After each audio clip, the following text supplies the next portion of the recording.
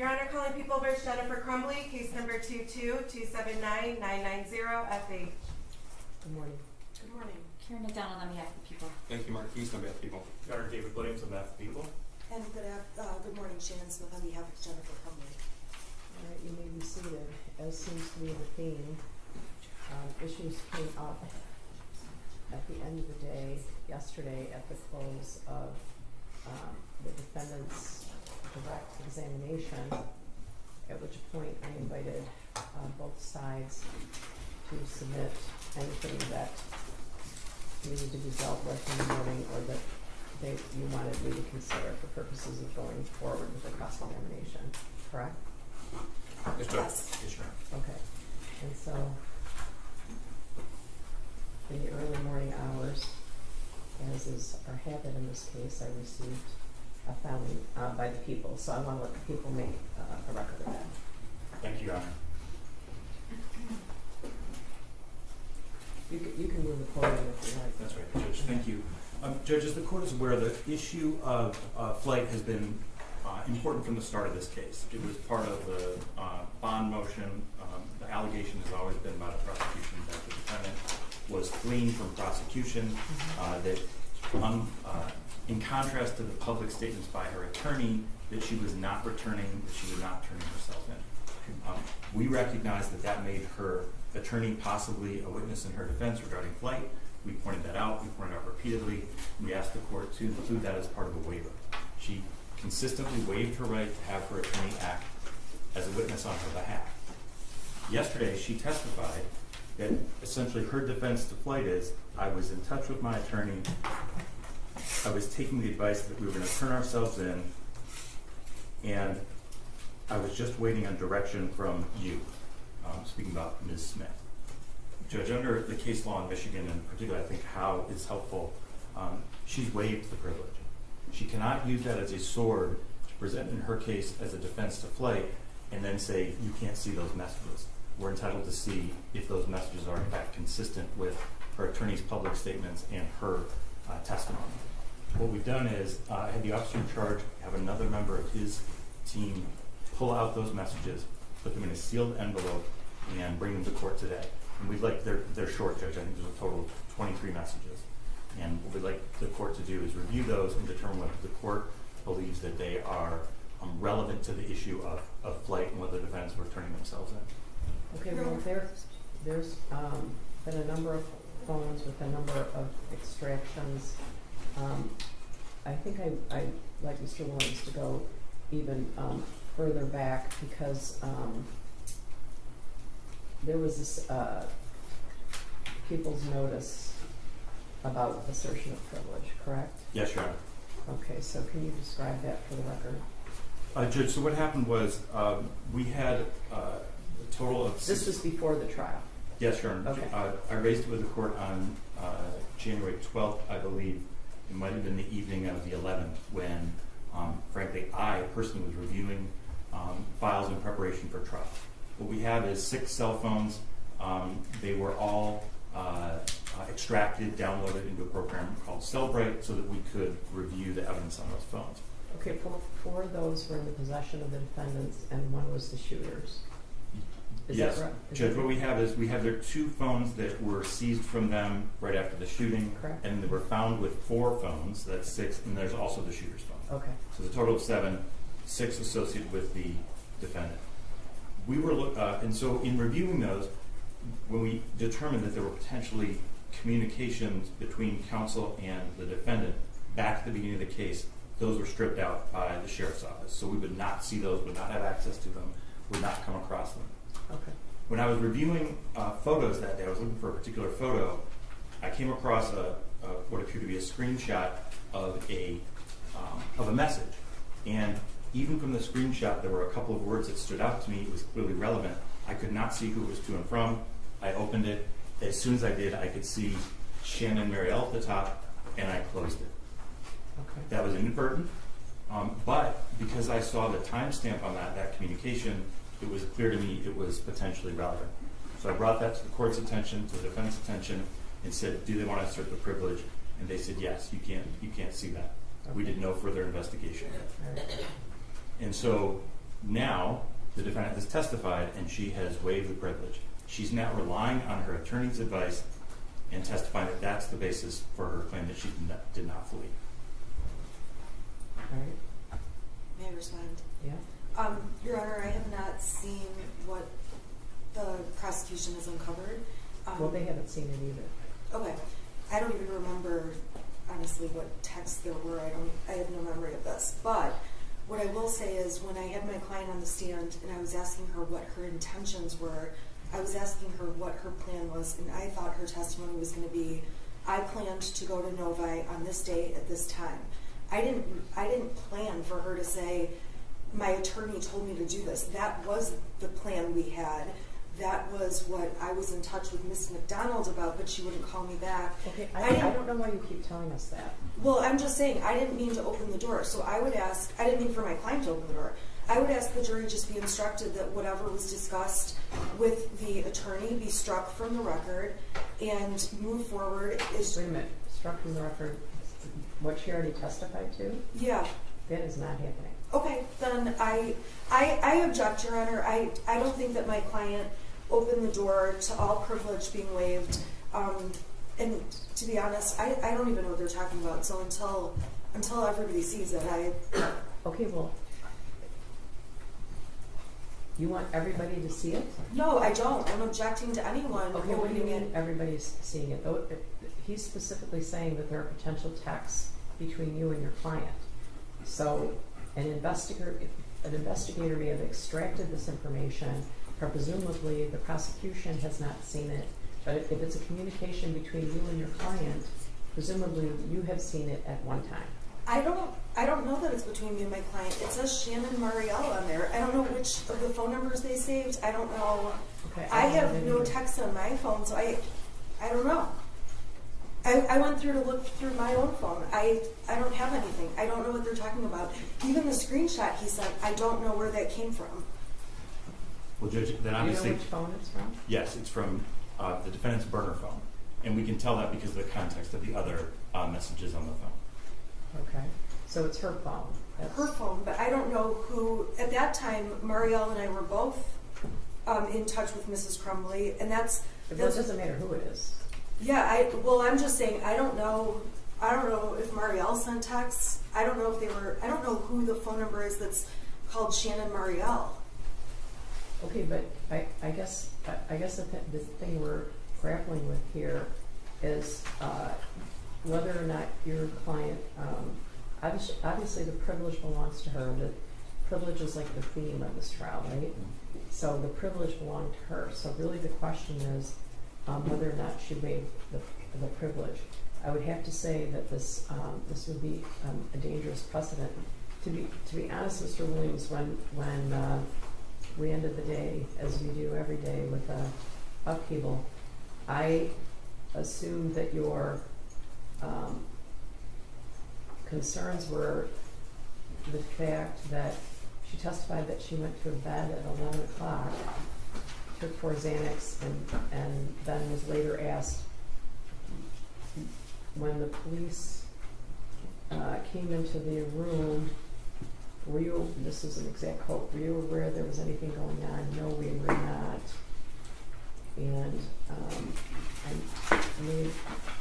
and that would have been at 1:30 in the morning per the body cam. So I thought that's what your concerns were directed at. So, Judge, I think the testimony was there were a swarm of officers on scene by 11:16 a.m. And then, in fact, if the Was there? Okay. PM, I'm sorry, PM. Okay, we were, I'm put in a difficult position because some of these transcripts are not immediately available. But I had my staff, who's probably on the verge of resigning, based on my requests of them, pull testimony of David Shaw. Didn't David Shaw say he was there before midnight, got the call at 11:30, was on call, was 20 to 25 minutes away, was at the building an hour and a half to 2 hours before entered where the defendant was at 1:33.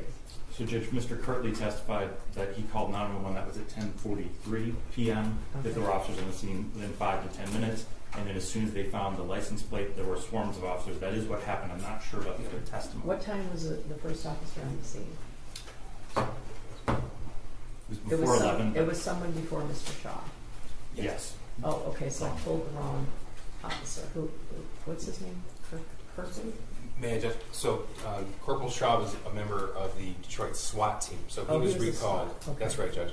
So he was recalled once officers were already on scene and set up a perimeter. Okay, The testimony that came in through Mr. Kirkley, the individual who called 911, was that he called 911 at 10:43. Then we watched the video where he walked into the building. At the end of the video, you see the two Detroit police officers pulling up on scene shortly before 11 o'clock. His testimony was that he met with them, and there were swarms and swarms of officers. okay.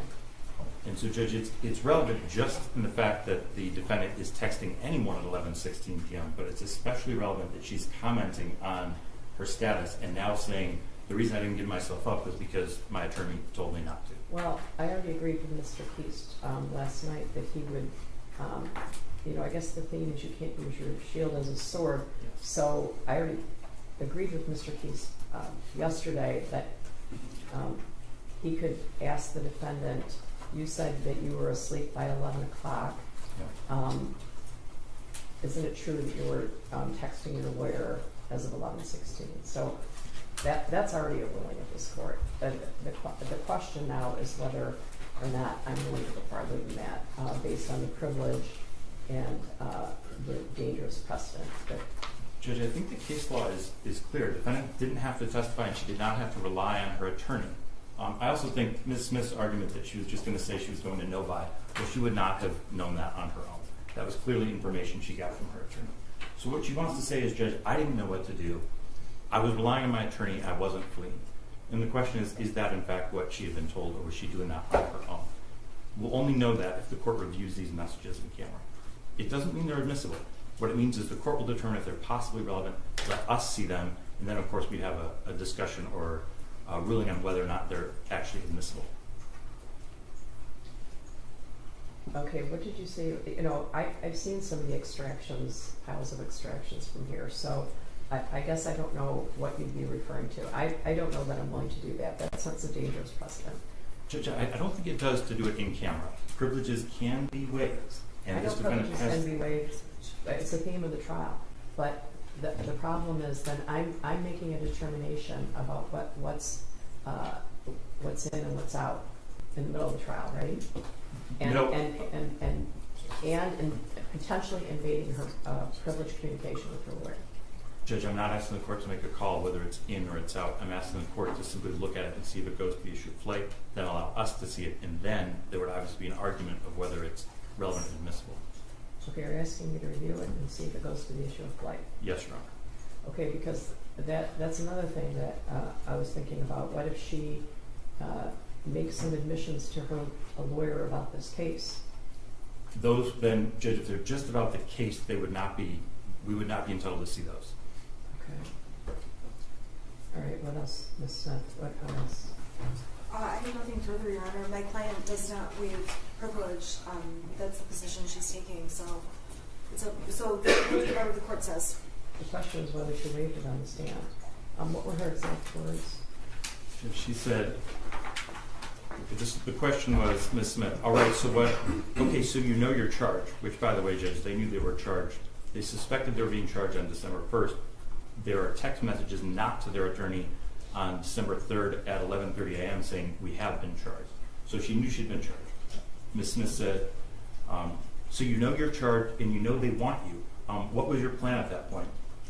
Well, I was in touch with my attorney, Ms. Smith, me, you, as the answer, Ms. Crumbley, you. And I was taking your advice that we're going to turn ourselves in. And then further on, Ms. Smith, okay, ultimately on the night of the 3rd, were you aware on Friday afternoon if you could go into court that afternoon? What was your awareness?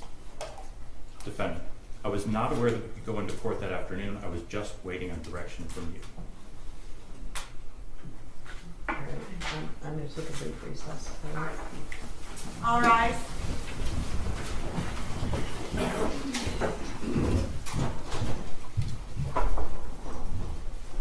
You may be seated.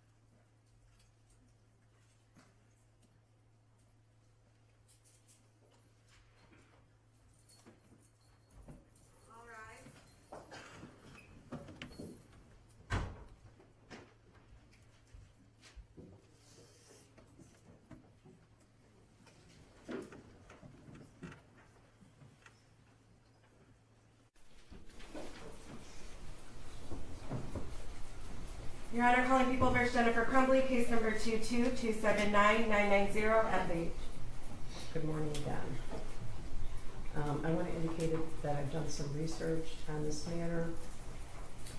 I think that the privilege that the defendant holds is her absolute privilege and protects the constitutional rights.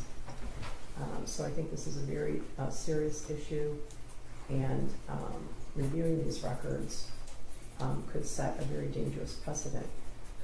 However, I also note that the prosecution is requesting that the review be for a limited purpose on the issue of flight and not on the issue of anything else. How indicates that, and this is How indicates that a waiver is to be predicated not only when the conduct indicates a plain intention to abandon the privilege, but also when the conduct, though not evincing that intention, places the claimant in such a position with reference to the evidence that would be unfair and inconsistent to permit the retention of the privilege. It's not to be both a sword and a shield. And that's really what I'm grappling with. The claimant here would be the prosecutor, and I think if I didn't review these texts, that it could be potentially unfair to the claimant, that being the prosecutor, on this limited issue. I can't tell you how reluctant and how much I do not want to do this, because I think that the privilege is so important. However, I've been told that this is going to be a limited review. The jury has been here since 8:30. And they've been here for 2 weeks, and I'm very conscious of that. So I am going to review the text for the purpose of determining whether or not there is reference in any way to flight. Your Honor, the text, as you said, my client has the privilege over. I am asking that my client and I be able to also review whatever's being submitted in camera. Okay, well, here's the difficulty I have. If you go through my phone right now, you can find texts back to when they were cooled.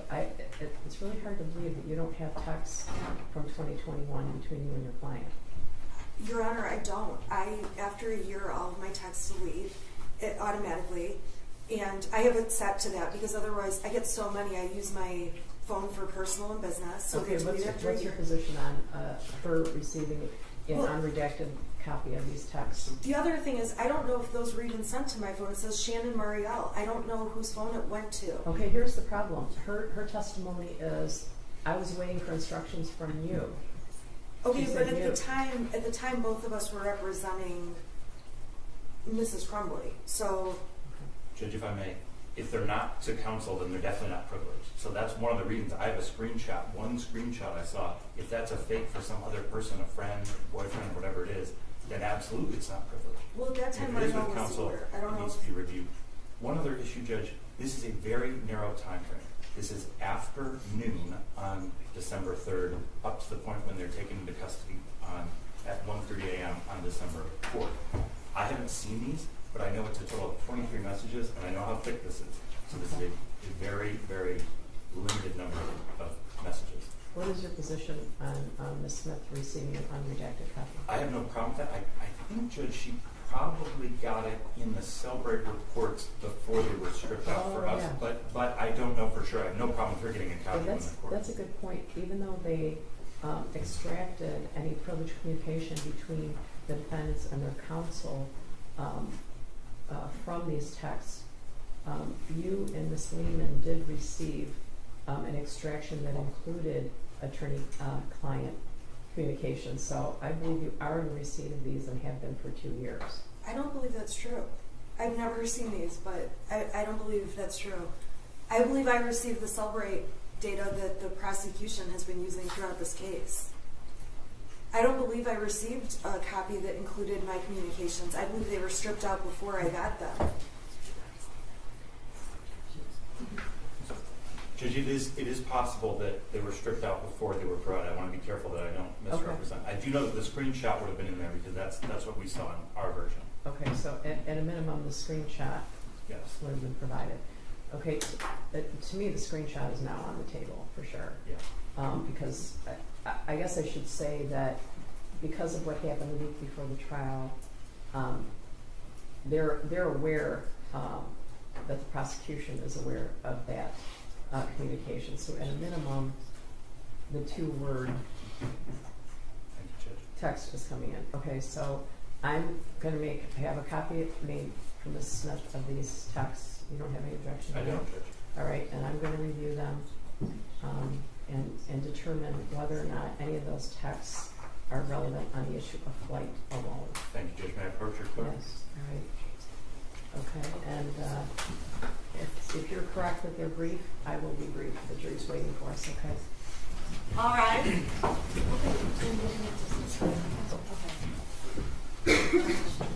Okay, that's fine, that's all right. Can she stay? Basically, she Your can't. captain's the one who told me to take her down. Okay. Thank you. You may be seated.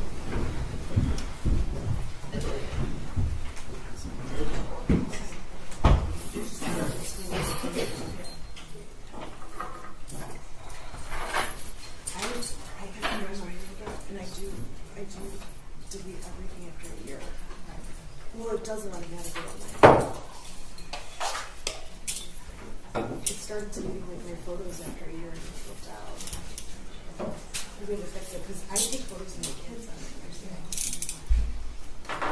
All right, I'll see you in a bit. Okay.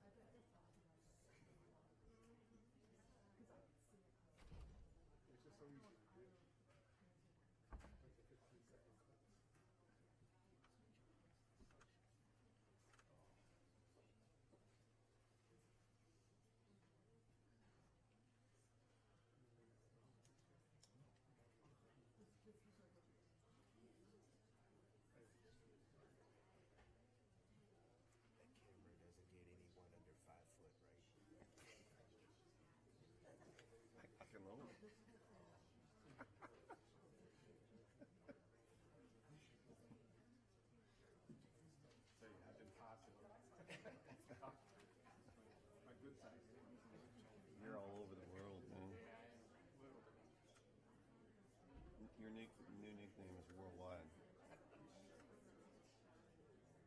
Been there before, not a good place to be.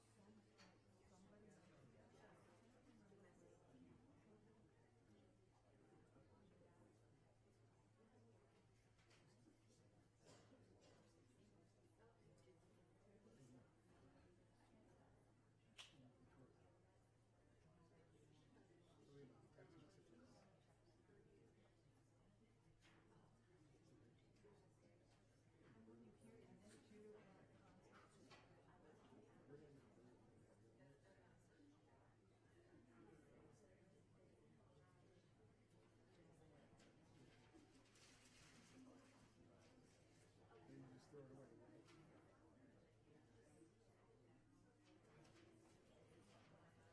Vertical is just the name attached to it.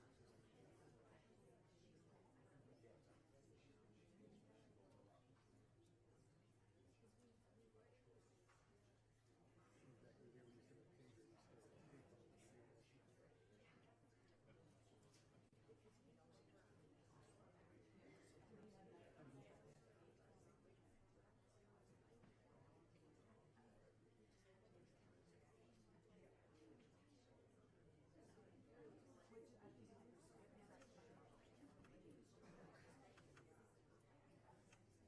When you knew that they said a foot, the 800, they call it a paper.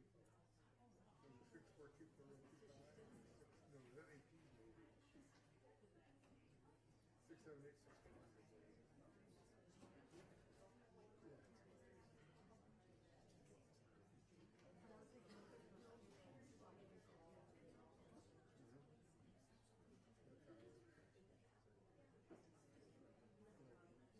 You got a red nail in your car.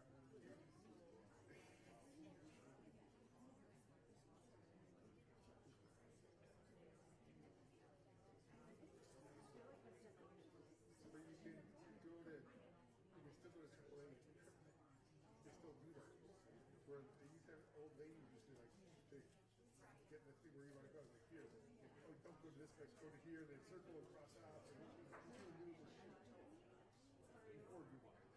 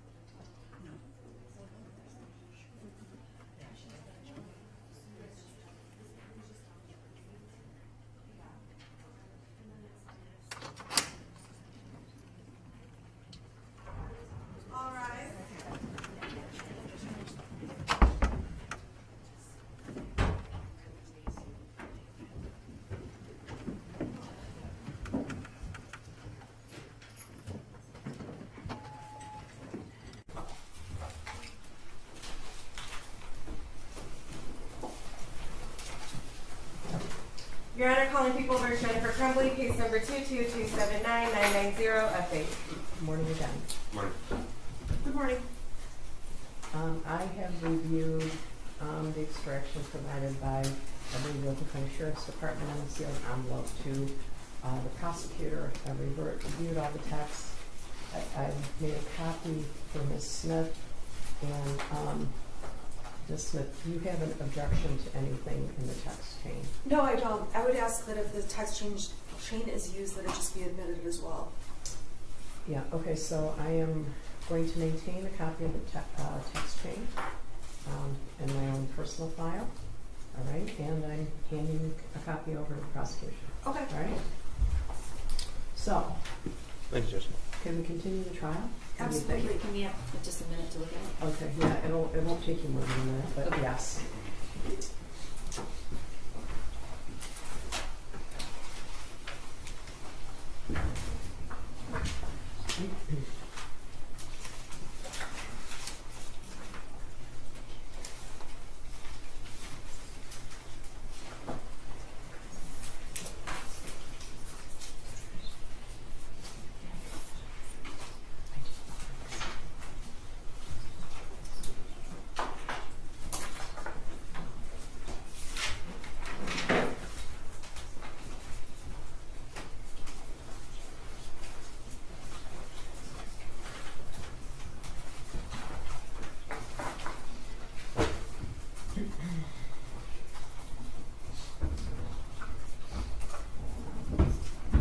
John, we're gonna step out in the hopper, please. Okay, so could I have Ms. Crumbley to take the stand? You just need a few minutes. We haven't seen the judge. It sounds like you're going to. Just give them a second. I gave them to us. We didn't object. Now they have. But they're pretty short, so. They're reviewing them, it should not take long.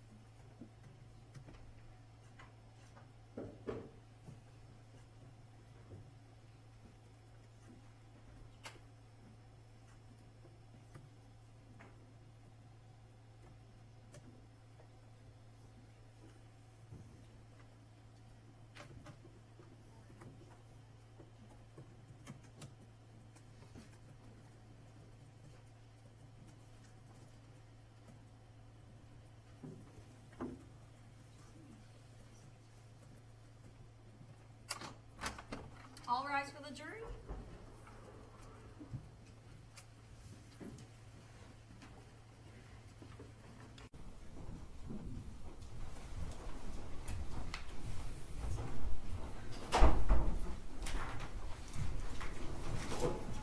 Good morning, you may be seated. All right, so I know you think that we all went out to breakfast this morning. We did not. As I described for you in the beginning of the trial, sometimes things come up. If you need to take care of legal issues, I usually try to do that when you're not waiting for us, but that's not always possible. So I appreciate your patience. And we are going to continue on cross-examination. All right, Ms. Crumbley, could you raise your hand? Do you swear or affirm the testimony you're about to give is the truth so help you God? I do. So you can put your hand down, and could you state your name again for the record and spell your first and last name? My name is Jennifer Crumbley, JENNIFER CRUMBLEY. Go ahead, prosecutor. Thank you. Mrs. Crumbley, I'd like to talk to you about your vigilance as a parent. But before I do, I want to make sure that you understood the oath that you just took. I do. Okay, you understand that you took the stand under oath and you have to tell the truth? I do. You understand that was the rules yesterday as well? Correct. All right, we're going to come back to that.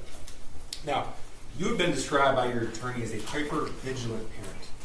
Correct. Okay, do you agree with that? I do. In fact, you called yourself a helicopter parent before. Yes, I was. So you told us that you spent a lot of family time together. We did. Now, I'd like to talk to you about what your digital footprint shows, Okay. what the evidence on your phone shows. Okay.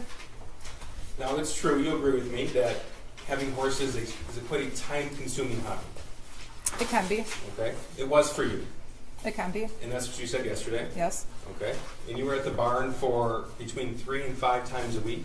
More like 3 times a week. 3 times a week Yeah. for a couple hours a trip? Correct. Okay. It's also an expensive hobby. It is. So your banking records show that in the year of 2021, you spent over $20,000 on the horses. Is that correct? Probably. Okay. And that's not including cash. That's just from Capital One and Flagstar Bank. Correct. In fact, you told a coworker that half of your salary basically goes to the horses. I might have, yes. Now, except on rare occasion, you didn't bring your son with you to the barn. He was not into horses. I would ask every time I went to the barn, but he didn't want to go. So the answer was no. No. Okay. And at least as far as your horses being boarded with Kira Pennock from June of 2021 to November of 2021, your son never went with you.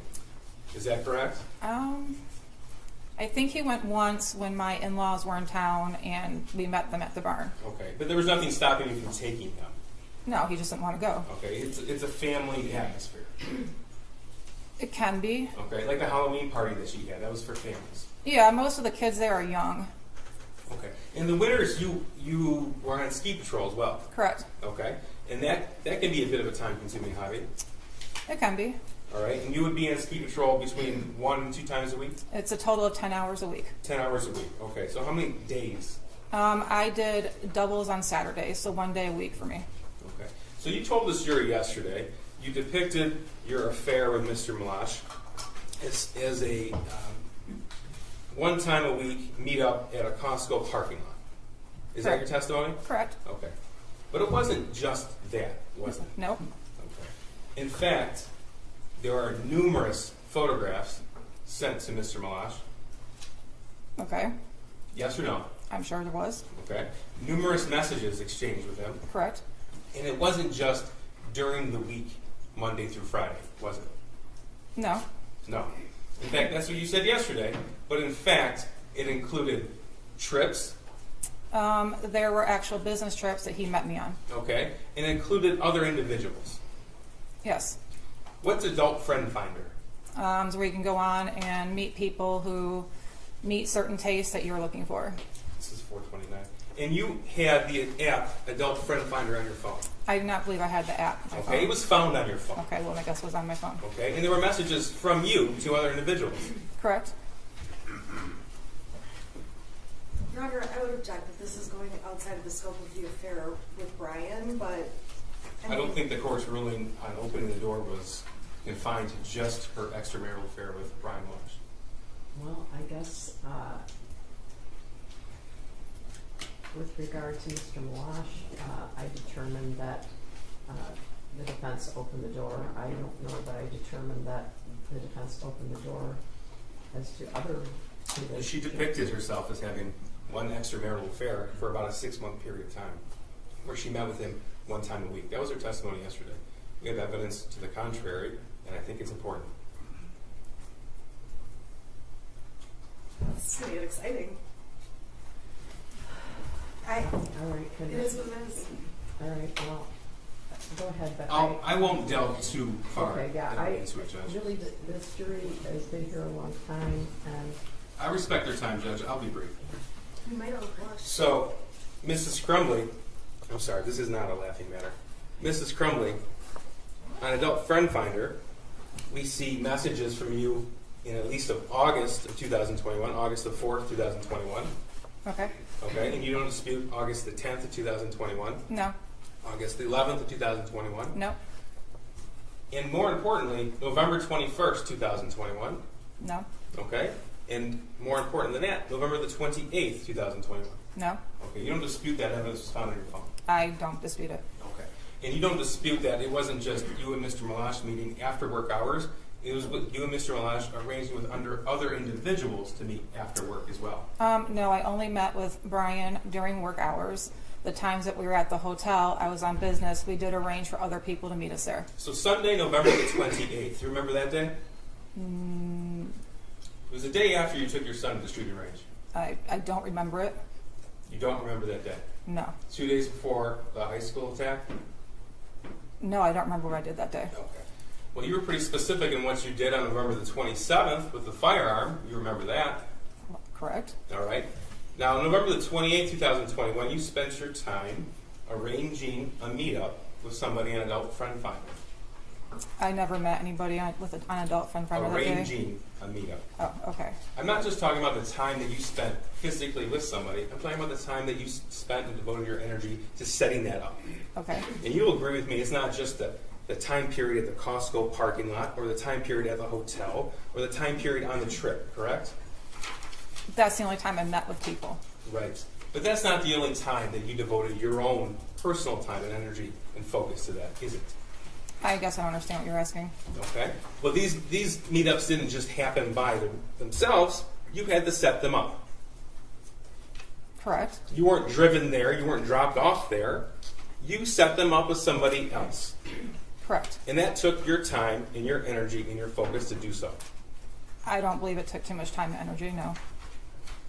Now, you told this jury that when your son texted you that he was seeing demons and bowls flying off the shelves, that was in the spring of 2021. You recall that evidence, right? Correct. You don't dispute that was on your phone. No. You don't dispute that at some point you read those messages. No. And you don't dispute that your son said at least one time, "Can you please text me back?" Correct. Okay. You don't dispute that when you're at the barn, your other messages show that you can take pictures, send pictures, and receive pictures. Usually I'm at the barn, if I take pictures and I try to send them, they don't go through right away, or I won't send them until I hit a spot where I actually have service. So in Exhibit 423, the Facebook message chat between you and James, the chat that you deleted, there are a number of pictures that James sent to you from the barn of a horse in a conversation about that particular horse. Do you Okay. dispute that? No. Okay. And in fact, dozens and dozens of pictures of the like. I'm sure, yes. You're sure, okay. And those pictures were sent to you with a timestamp on that Facebook message chat. Okay. Do you dispute that? No. No. Okay. And then you responded in that same time frame. Do you dispute that? No. No. So that conversation with that picture that was taken at the barn was occurring while one of you were at the barn. I'm sure it was. Okay. Now, you don't deny that your son wrote in his journal that he asked his parents for help. You don't deny that evidence that was admitted. No, I don't. Okay. And you don't deny that he wrote in his journal that he now had access to the 6-hour 9mm handgun. I do not deny that. And you don't deny that the 6-hour 9mm handgun was in fact a murder weapon. I don't deny that. And you also don't deny that that gun was gifted by you and your husband to your son on November the 26th. Describe gifted. How about when you posted on Instagram his new Christmas gift? Correct. And I explained yesterday that it was for him to use at the shooting range. We didn't just hand him a gun as a here you go, son. It was something he could use when we went to the range as a family together.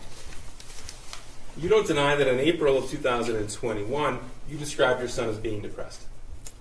I didn't describe him as being depressed. I noticed that he was acting depressed. You used the word depressed. Yes, he was acting sad. He was acting depressed. Okay. And you know what depressed means? It means a lot of different things. Well, to you, it meant depressed, and you wrote that. Right. You don't deny in April of 2021, the evidence shows, that your son told his only friend that he had asked you for help. No, I don't deny that. Okay. And you also don't deny that he told his only friend that you laughed at him. I do not deny that.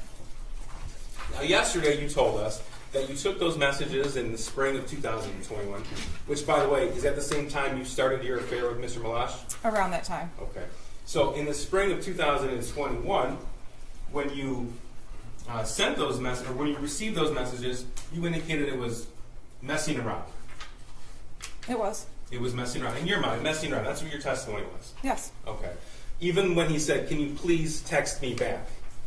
I didn't see his text message, so I didn't text him back. Even when your phone logs show missed calls. Can you ask it again? Even when your phone logs show missed calls from your son in that time period. No. Now, you said yesterday about these messing around texts. You agree with me that there's no indication in any text message, either between you and your son, or any Facebook message between you and your husband, in any of those exhibits, in fact, anywhere on your phone, that indicated that any of those messages were a joke? No, there weren't. There weren't. And we're talking about hundreds of messages between you and your son, and thousands of messages between you and your husband. Correct. And you don't deny that you never once took him to see a therapist or counselor.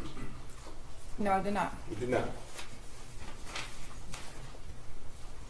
Now you testified that, actually Mr. Moss testified, that you would meet during work hours, and we've established that it wasn't just confined to work hours, but we're permitted to leave as you please. Correct. Okay. And your boss actually testified that no problem if we needed time off. Correct. If you had a family issue, no problem, you can go. Correct. If you were sick, no problem, stay home. Correct. Okay? In fact, you could work from home on an as-needed basis. Correct. In fact, on November the 30th, you didn't even ask your boss if you could leave. You just told him you were leaving. Correct. And you told him when you were coming back. Correct. And you told him when you were coming back after receiving a phone call from the school asking for an immediate meeting. Correct. Because that was at, what, 10:05 a.m.? Around that. Okay. Now, had you ever been called... You have the TV on, please, Mrs. Williams. Had you ever been called... It takes some time for all three of them. Sure, Judge. I have a few more questions I can ask before we get to these. Okay, go ahead. Have you ever been called to the school on an immediate basis before? No. Have you ever been told that your son had suicidal ideation before? I was never told he had suicidal ideation before. Okay, that's your testimony. But you had never been called to the school once for a meeting, I need to see you now. No. Correct? Okay. So even before you had made it to the school, you had told your boss when you were coming back. Correct. So you could already put a limit on that meeting. Not necessarily. Well, you said, I'll be back in about an hour. Okay. Right? That's your words. About an hour. Okay, those were your words. Correct.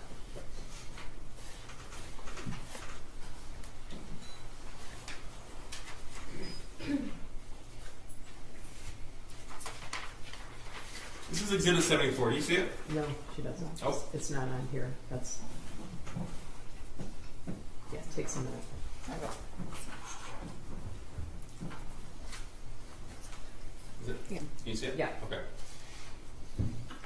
This was sent to you. So Sean Hopkins called you at 9:24 in the morning, correct? Correct. Okay. You called him back at 9:27. Correct. You had a 5-minute phone call. Correct. And then in that phone call, he texted you the picture with it was drawn out, and he emailed you this original picture. Yeah, he texted me the modified one, and then later emailed me this one. Later is at 9:32. Yeah, like after I asked him for it. You looked at it. I did. Okay. You told us yesterday you found it, I think your quote was, a little concerning. What struck you about this? Originally, when I saw the modified one, I was kind of angry at my son because we just talked about his missing assignments in geometry and his E the night before. Then when I got this one and opened it, it was concerning. I honestly thought the guy on there was a poor drawing of Batman, the way the thing in the cat. I thought it was a cape. I didn't know. You thought that was a cape? I did. I didn't look at What that did you closely. think of the gun? I thought it was a gun. Yeah. What about the fact that it is identical to the gun that you got him for Christmas a couple days before?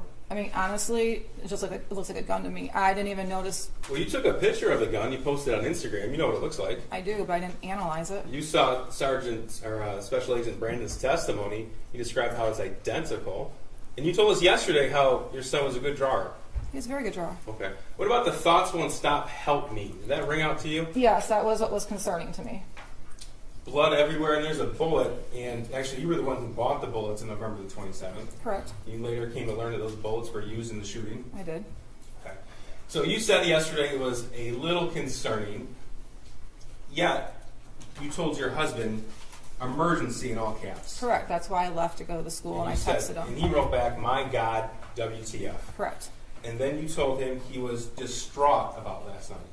Correct. Distraught's an intentional word you chose.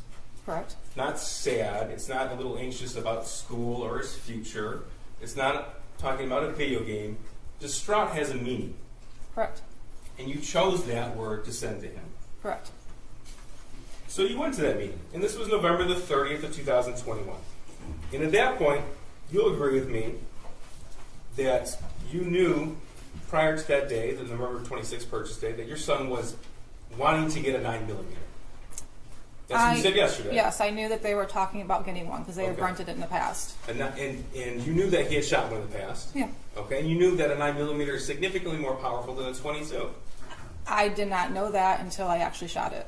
Okay, well, your dad took your son with James to the shooting range when they visited in July of 2021. Correct. And they talked about how powerful the 9mm was because they rented one then. Okay. I don't know. Yes if I or was, no? I don't know if I was part of that conversation, but if it was, it didn't register to me. Didn't register. Okay, you knew at the November 30, 2021 date that your son's friend had been taken without notice to your son. Correct. You said, I'm sorry, incorrect or correct? I said correct. Correct. And you knew that when your son's friend was taken, your son was extremely upset. He was upset, yes. He didn't go to school for a few days. I don't remember that. Okay. Well, if the school records show that he was absent for a few days after that, would you deny that? I wouldn't. Okay. And would you deny that he missed school because he was so upset? I don't know if he missed school because he was so upset or maybe he was sick. I don't know. Now, you told us yesterday and you acknowledged that that individual, that child, was like a second son to you. Correct. So he was the only one that your son hung out with? Outside of school, correct. Okay. Well, who did he hang out with inside of school? He named some names to me. I've never met them before, but he told me some group of kids that he sits and eats lunch with and he talks to in class. Did he ever visit their houses? No. Did they ever visit your house? No. The only other peer to visit your house was this student who left the state around Halloween 2021. At that time, correct. We're talking about that time in October, in September, in at least August, July, June, May, all of 2021, correct. 2021, thank you. Now, he left on Halloween, and you knew that your son was planning to hang out with him on Halloween. Yes. Okay? But his friend didn't show. I had texted his friend's mom the day before trying to confirm if he was still coming over, and that's when we found out that he was driven to Wisconsin and taken to that school. Okay, so you're telling us you found out the day before Halloween? Yeah. Okay. But that didn't stop you and James from going to a Halloween party at the barn. I don't believe it was on Halloween. Well, that's what Kira testified It was to. it was the Friday before Halloween. If there was a picture with a date stamp on it, would you deny it? No. Okay. And it didn't stop you from after you left that party without your son. You went to another Halloween party. We did. And your son was home alone at that point. Yes.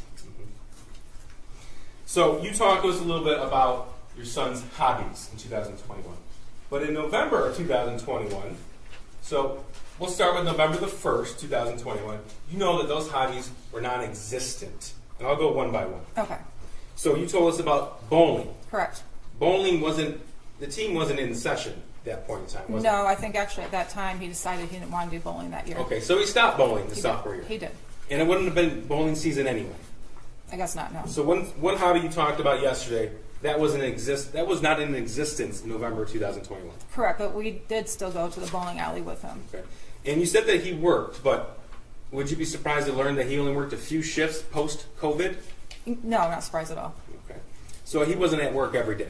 No, he worked Tuesdays and Thursdays and sometimes Saturday mornings. Okay. But not very often. No, not very often. A handful of shifts post-COVID, which of course, March 2020 is when things shut down. He was working on a weekly basis. And you knew that he didn't have any friends. That's not the right way to put it. I knew he had friends, but no, he did not have many friends. You had never met another peer his age who he refers to as a friend. He actually had friends that used to come over prior to 2021 that he was still in contact We with. went through defense exhibits yesterday from 2019 to 2020. I'm talking about 2021, at least from the time period where he sent you a message that he saw demons in the house. Right. In 2021, the only friend that came to our house was the one that was on the thing. So you knew to be true in November of 2021 that he had no peer support. I don't know what he had in school. He told me he had friends in school that he talks to. Okay. You never met him though? No. Okay. And he didn't have any clubs at school he was a part of? No, not that year. So you told us yesterday that your son wanted to design video games. Correct. Okay.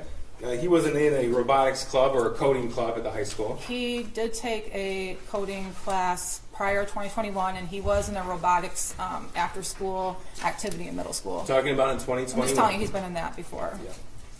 Now, despite what you have called yourself as a vigilant parent and a helicopter mom, you never decided in at least November of 2021 to look at his phone. No. No. Okay. That's despite what happened in the spring of 2021, right? What happened in the spring of 2021 did not concern me. Okay. Now, the one thing that seemed consistent with your son, to you at least, is his desire to obtain a weapon. Is that right? I wouldn't say that, no. He had a consistent desire to obtain a weapon. Not to me, he did not. Okay. You didn't know about the 9mm? Oh, I knew about it. Okay. You didn't know about the 22s? I knew about them. And in fact, you posted on Instagram that he got himself a 22 Correct. in June of 2021. Correct. And from that time up until the November 26, 21 purchase, he was wanting to get a 9mm. I know him and my husband had discussed getting a 9mm. I'm not part of those conversations. But you knew about it. I knew, but not that he was so, however you described it. I said he consistently had a desire to obtain a weapon. I know they consistently talked about it, correct. Okay. They didn't just talk about this is a gun, he talked about how he wanted the gun. You don't deny that. Oh, no. In November 26, you said you weren't there for the gun purchase. No, it's not. Okay. But are you telling us you didn't know it was going to happen? I did not know they were going to the gun store that day, no. Okay. But you knew that you were going to eventually get him a 9mm. No, I did not know that. Okay, so you're telling us that that was a surprise purchase to you? It was a surprise to me that they went to the gun store that day. Okay. It was not surprising to me that they purchased a gun that day. And it didn't upset you that they bought a gun? No, it did not. It upset you that they cut into your Christmas tree shopping time, but it didn't upset you that they bought a gun? Correct. Okay. And you told us that it was, in your words, James's responsibility to take care of that gun. Correct. Okay. Now, you don't deny that, at least according to the cell phone evidence, the photographic and video evidence, you're the last adult to have possession of that gun. Correct. Okay. You were with him at the range on November the 27th. Correct. You saw your son shoot the weapon. Correct. You saw him shoot the last practice round before the shooting on November 30th. At the range? Yeah. Yes, correct. You saw how he stood. Honestly, that didn't mean anything to me at that time until this whole case came about, and I've learned what a shooter's stance is. So, He knew how to use the gun. yes, he did. Okay. He's used one before. In fact, he showed you how to use the gun. Correct. Okay. And the stance he took, you saw from the Oxford High School video, was the same. You saw that, right? I don't know. I can't compare it. I don't know. But you entrusted this responsibility. Will you agree with me that owning a firearm involves a great deal of responsibility and trust? I do. Okay. And you entrusted this responsibility to your husband, James. I did. If you look at Exhibit 423, that's the Facebook chat thread between you and your husband. It's pretty clear you didn't trust James with much. Would you agree or disagree? Depends on what you're talking about. Okay. Well, you didn't trust him to get out of bed on time. Correct. You didn't trust him to cut the grass when it was time to cut the grass. He would cut the grass when it got to a length I didn't like. I didn't trust him. You didn't trust him to update you on his whereabouts. There's a reason behind that. You didn't trust him to not turn off or turn on the Ring camera in your home. Correct. You didn't trust him to keep track of your son. Oh, I trusted him to check my son. And those messages that we'll see in Exhibit 423, asking him, where is your son, over and over and over again, does that signify trust or distrust to you? That was when my son was walking home from school. Not that I did not trust my husband with my son. Okay. And you didn't really trust your husband to hold down a job. It's not that I didn't trust him to hold down the job. He had a hard time holding down one after COVID. Okay. And in those messages, you are constantly asking him about work, how much money he's making, and what he's doing to obtain employment. Correct. Okay. But this is the person you entrusted with a deadly weapon. I did. Why did you buy the Patriot defense rounds? What are the? Oh, those are that's the ammo. That was the ones my son told me to purchase. I didn't know anything about it. I'd asked him, and he told me to purchase them. So you told the jury yesterday, I think you repeated it again today, that the gift was for target shooting only. Correct. Okay. Yeah, you bought 100 rounds of ammunition, Correct. and you only shot 50 while you were there. Correct. And those 50, at least according to some statements you made throughout the investigation, you put somewhere. The box of them, yes, I did. I hid them. Now, on November the 27th, when you came home, you posted pictures of the gun and targets to your Instagram account. Correct. And then, according to the location data, your location data, you left. I think that's when we went. Well, I don't know. I must have. Yeah. Okay, well, you don't deny that. I don't deny Okay. it. And your husband James was gone all day, according to his location data. I think so. Yeah. Okay. And you saw in the evidence that in the picture you posted, there's an ATF pamphlet on handgun safety for children. Correct. Did you read that? I looked it over. Correct.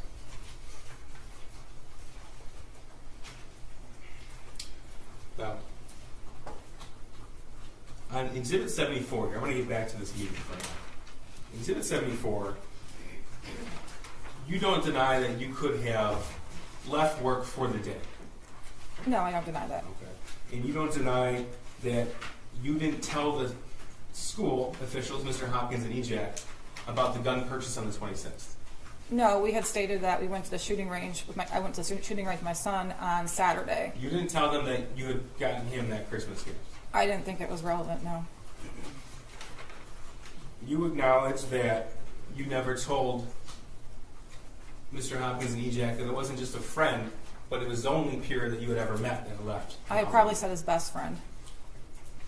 You acknowledge that you didn't go home to look for that firearm after the meeting at the school. We wouldn't have a reason to. So that the answer is that you acknowledge that? No, I acknowledge that. Okay. And you acknowledge that you had already made plans for the night to go to the barn? Yes, I do. Okay. And you acknowledge that you had the time to stop at your house before you went back to work? I would have, but I didn't have a reason to. Now, you had told us that you had never taken your son to any sort of mental health professional. No. Okay. But you know how to obtain that help. Correct. In fact, you have prescriptions related to that. I do. So it's not that you didn't know who to call or how to call. You didn't. Correct. Correct. Okay. Yesterday you talked a little bit about how you express emotion. Correct. And in fact, and the counsel asked you about your nerves when you testified. But you're capable of emotion. Yes, I am. Right? Okay. And in fact, you had some explosive emotional fights with your husband. What we did. And that was in the home that you shared. Correct. Okay. And with your son. Correct. We saw pictures of that home. Correct. And you told us that your son was at an age where he wouldn't text you back, I love you. It wasn't a text me back, I love you. It's like in passing, like, hey, Ethan, good night, I love you. Well, yesterday you told us that your son was at the age where he wouldn't text you back, I love you. Those were your words yesterday. Yeah, but more or Okay. less like just saying it in passing. He wouldn't say it back. I'd say good night, Ethan, love you, and he'd be good night. Okay. For him to text me that he loved me was abnormal. Abnormal. Correct. Okay. But you didn't respond to that text until 44 minutes later? No, I was in a meeting at work. Okay. And if you go through your entire text message thread between you two, the word love pops up how many times do you think? Between me and my son? Yeah. I have no idea. Okay. 3. Okay. The first is in reference to the game chess about a year before. Okay. And the other 2 times are right before your son committed this act and after the shooting when you responded. Does that surprise you? No. Your Honor, I would just ask if there could be a foundation for the dates of those texts, because I feel like we got just a few texts. Okay, well, I think he did you specify the date? I did, Judge. Two of the times were before and after the shooting, and the other time was when? about a year prior.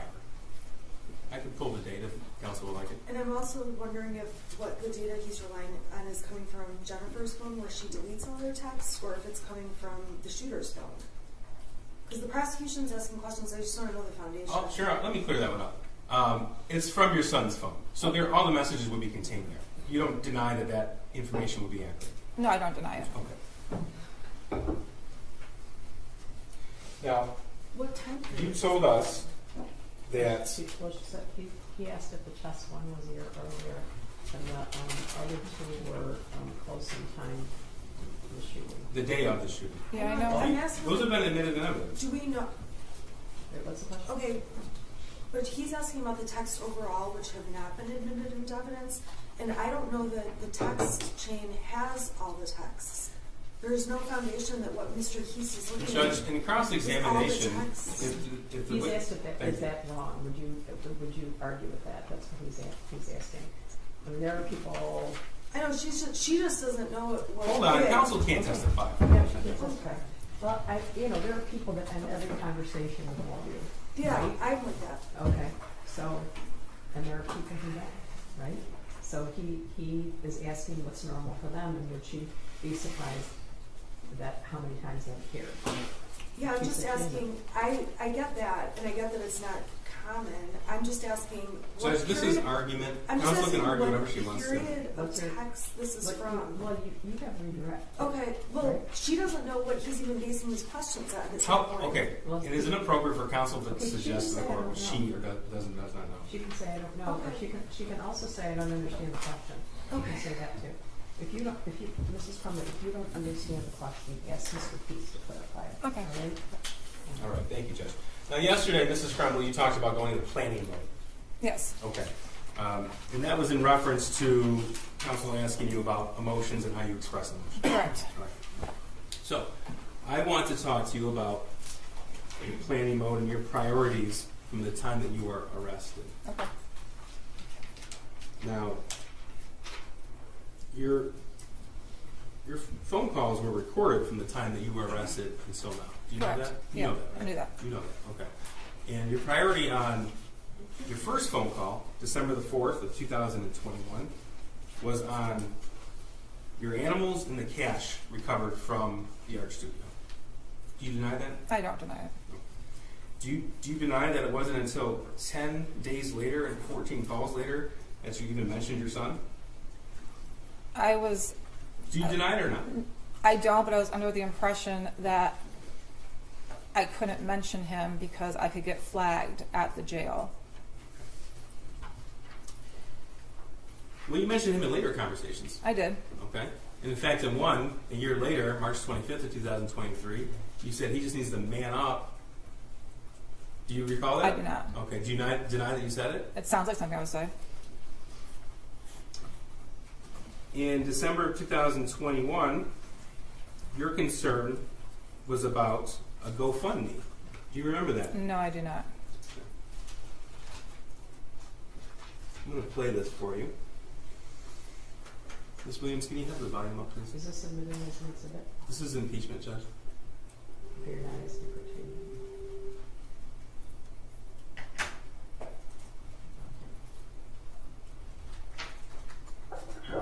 Hey, can we get some of the GoFundMe to help, like, pay for support?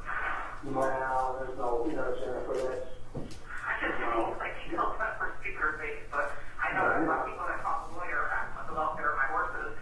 So, I mean, I'm throwing shit against the wall to see what's fixed. what's that? I'm just throwing shit against the wall to see what's Oh, fixed. I know. Okay, that was between you and your dad. Correct. Okay. And you asked him to set up a GoFundMe to pay for the board of your horses. I did, yes. You were concerned about other things related to yourself around that time, weren't you? Is Yes, this still planning mode? I believe so. Okay. And you were arrested December the 4th. This is going to be December the 22nd. Okay. Oh, I got project for Mom. Yeah, okay. Can you have her Google how many calories are in a bologna sandwich with white bread? How many calories in a bologna sandwich with white bread? Yeah, that's very Okay,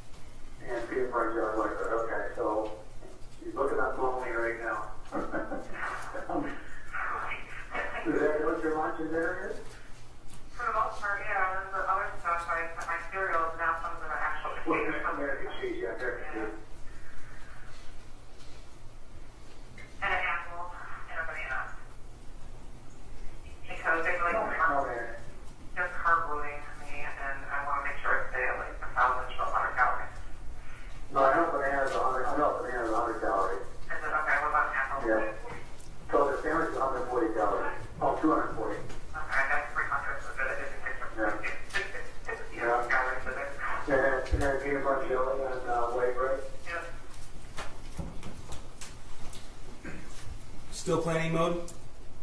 Well, I wasn't planning there, no. Okay. Now we're talking about how you describe planning mode. You describe that in context to statements you made to the police on November the 30th, 2021. Right? That's the context you use the words planning mode in relation to. Correct. Okay. So you told us that the last phone call on December 31st, that was still you in planning mode. I want to make sure we have an accurate depiction of what that is. Now here's one from January 15th, 2022. No, it's not an issue of that, it's an issue of, that bank seems to be always, they've had issues with their online stuff, and they had issues with, just all kinds of stuff. I don't see how can they bank on these people, it's like, so, but. Is this that child deposit thing? The what? Am I still going to get a deposit of $300? That child thing the government does? I just got, because I lost access. For some reason, I'm not supposed to I had access. Well, I had access basically to view only, and it was hard to see everything on there, but then also I lost access, and then it took me, I lost access like a couple days before Christmas. Yeah. Okay.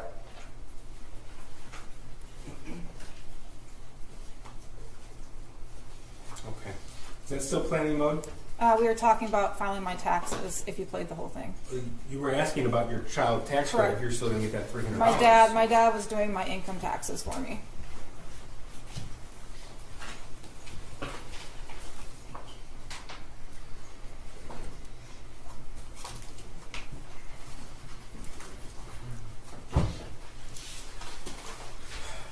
Now, when we started, we confirmed that you understood the oath that you just took. Correct. And the same oath you took yesterday. Correct. Okay. And you don't deny that you had $6,000 in cash in your purse the night you were arrested? No. You don't deny that your purse with the cash and 4 cell phones were in a plastic tote? Correct. You don't deny that that plastic tote was contained in a different plastic tote? Correct. You don't deny that your backpack with clothing items was found in a different plastic tote in a different area of that studio? Correct. Okay. And you don't deny that you knew you had been charged with involuntary manslaughter? Correct. In fact, as early as December the 1st, 2021 at 6:10 p.m., you were talking about how you were being charged with involuntary manslaughter. That was what I was being told by a family that was texting me. That's what the charges might be announced as, correct. Okay, and one is to Mr. Malash. There's a text to your cousin about you are being charged with involuntary manslaughter. You don't deny receiving that? No, I don't. That's Wednesday, December the 1st. Correct. Right? And you sent your neighbor a message on Wednesday the 1st of 2021, 6:55 p.m., that you were reading, "They may charge us." Correct. Okay? And December the 2nd, 2021, you wrote, "They're saying involuntary manslaughter."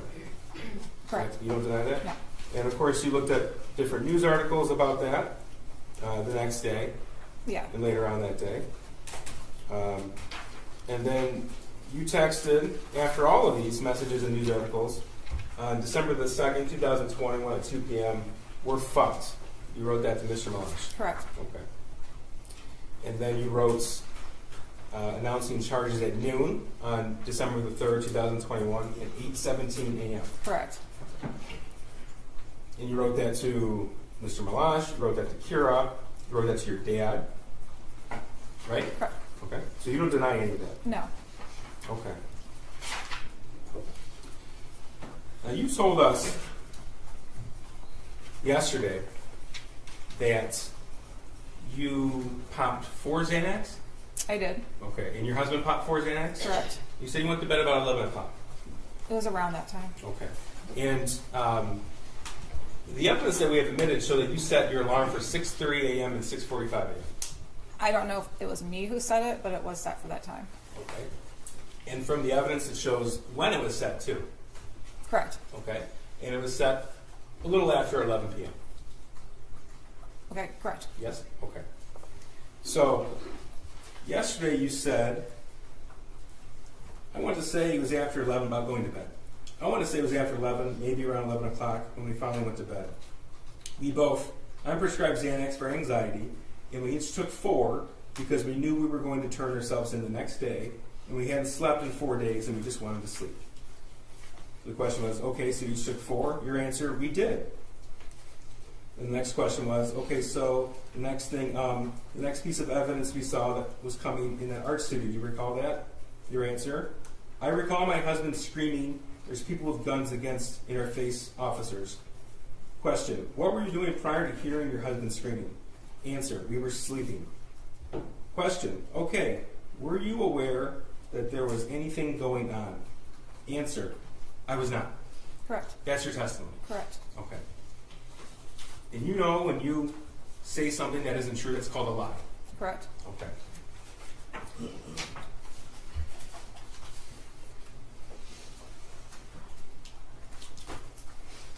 This is going to be Exhibit 430.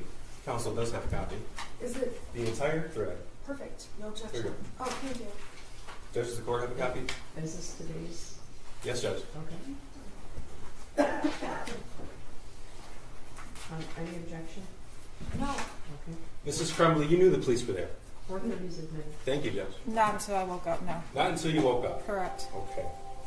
Now, we heard testimony yesterday, or throughout the trial, that 911 was called at 10:43 p.m. You recall that? Yeah, I saw in the video, correct. Okay, and on the video, the first officers arrived before 11 p.m. Correct. Okay. And either you or your husband, we couldn't tell from the video, but you tell me, was it you or your husband out there smoking? That was my husband. Okay. So your husband walks in shortly after the 911 caller walks in the building to call 911. Correct. That was on the video. Correct. Okay. And officers arrived. And then we've heard testimony from Mr. Kirtley, who had a studio there. We heard testimony from Sergeant Hendrick, who was in the fugitive apprehension team, as well as Corporal Shaw with the Detroit Police SWAT team, about the amount of officers there. Correct. You recall that? I do. And you recall hearing the testimony that Corporal Shaw's team, their SWAT team, they actually used a 35-pound steel ram to bash in a door at the studio next to where you were at. You recall that testimony? I do. Okay. And your testimony was that you were asleep when the officers arrived. Yes, I was. Okay. But you had an alarm set for 6:30 in the morning on your phone, and that phone was found powered off, hidden in a tote, contained in a different tote, in a place away from the bed. Correct. You don't deny that? No. All right. And there are certain messages in 430. I'm going to go through them with you. This is actually to your attorneys. At the time, you had 2 attorneys. Marielle, this is Jennifer's phone. James and Jennifer are using Jennifer's phone now. That's it. December the 3rd, 2021, 6:04 p.m. Did you recall that? I don't, but I don't deny it. Okay, you don't deny No. it. Okay. Your next message, the other phone broke. That's December the 3rd, 2021 at 6:04 p.m. The response was, when you can, we would like for you to call us. That was from either Ms. Smith or, at the time, co-counsel Marielle Lane. Correct. Your response, I'm sorry, this is from Marielle. Thank you. Shannon is calling you both shortly.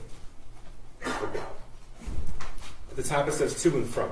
I'll make sure I identify for the record. From Shannon, Marielle and I are going to come get you guys in the morning. We do not think it will help to make a statement that you're coming back now or that it will be tomorrow a.m. We can say that we told everyone you were coming back, and as of tomorrow a.m., you were back. That's Friday, December 3rd, 2021, 7:02 p.m. Correct. Right? Okay. So that's after James had already moved the car around and backed into the parking spot. I believe so. All right. From Shannon, we can show them that everything we said was going to happen did happen. That's Friday, December 3rd, 2021 at 7:02 p.m. Right? Right. Your response, okay, that's at 7:03 p.m. From Shannon, I'm going to drive home from my office right now and call you guys in about 40 to 45 minutes so I can get all the bond factor information written down for Marielle and me. That's Friday, December 3rd at 7:36 p.m. Correct. Okay? Your response, okay, we'll be waiting, 7:37 p.m. Shannon, I'm going to call in 1 minute. That's at 8:54 p.m. that Friday night. Your response was okay. Do you recall? I don't, but I don't deny it. But you don't dispute the records? Correct. The next message you sent was, think we might have found, don't know, just heads up, please check. December the 3rd, 2021, 11:14 p.m. That was written, but I do not believe it was written by me. Okay, you don't remember. Well, you told us you don't remember any of these text messages. You just Right. specifically I don't read remember this one? read through it, but You don't deny that this was on your phone, what we refer to as the burner or trap phone. correct. We You were don't both deny that. we were both using that phone at the time because my husband's broke. Okay. And then you wrote in quick succession, don't know, 11:16 p.m. We might have been found, 11:16 p.m. Laying low, 11:16 p.m. You don't deny that these are the records? No, I don't. Okay. Response from Shannon, oh shit. Friday, December 3rd, 2021, 11:16 p.m. Now we know from all of the objective evidence, the testimony, the video, everything that the officers testified to, they were on scene before 11 p.m. You don't deny that? No, I don't. You don't deny that there were hundreds of officers on scene? I don't know how many were on scene. Okay. How many did you see when you got pulled out of the art studio? Honestly, I don't know. It all happened so fast. I knew there was more. There was a few. There was more than a few, but not You saw the body hundreds. camera footage? Right. Okay.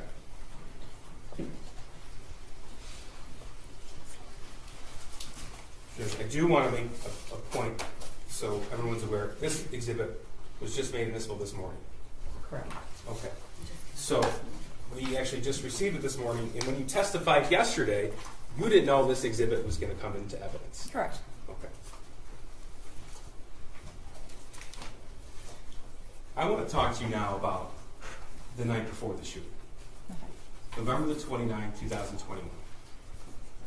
You had testified that you got into a fight about grades with your son.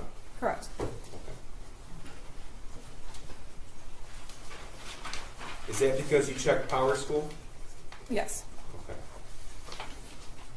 During that fight, did you lock your son out of the house? We did not. You don't deny that he was outside of the house? He did. He did walk out of the house. He was upset. Okay. You told us that you took his phone. We did. That's not true, is it? That is true. On We took November the 29th, 2021, your son filmed a 19-minute video while he was outside describing what he was going to do the next day. What time was that taken? 10 o'clock. I don't know if he got it back. I know we took the shooting range away and we took his gun away, so I don't know if he got it back. Okay. Now, all of the times that you were at the barn, there was nothing stopping you other than you told us he didn't want to go. Right? Correct. There's nothing stopping you on November the 30th, 2021 from taking him home. Correct. Nothing stopping you. You know, actually, I want to go back to what you just said. You took his gun away. We took the shooting range away. You said you took his gun away. No, I said we took the shooting range away.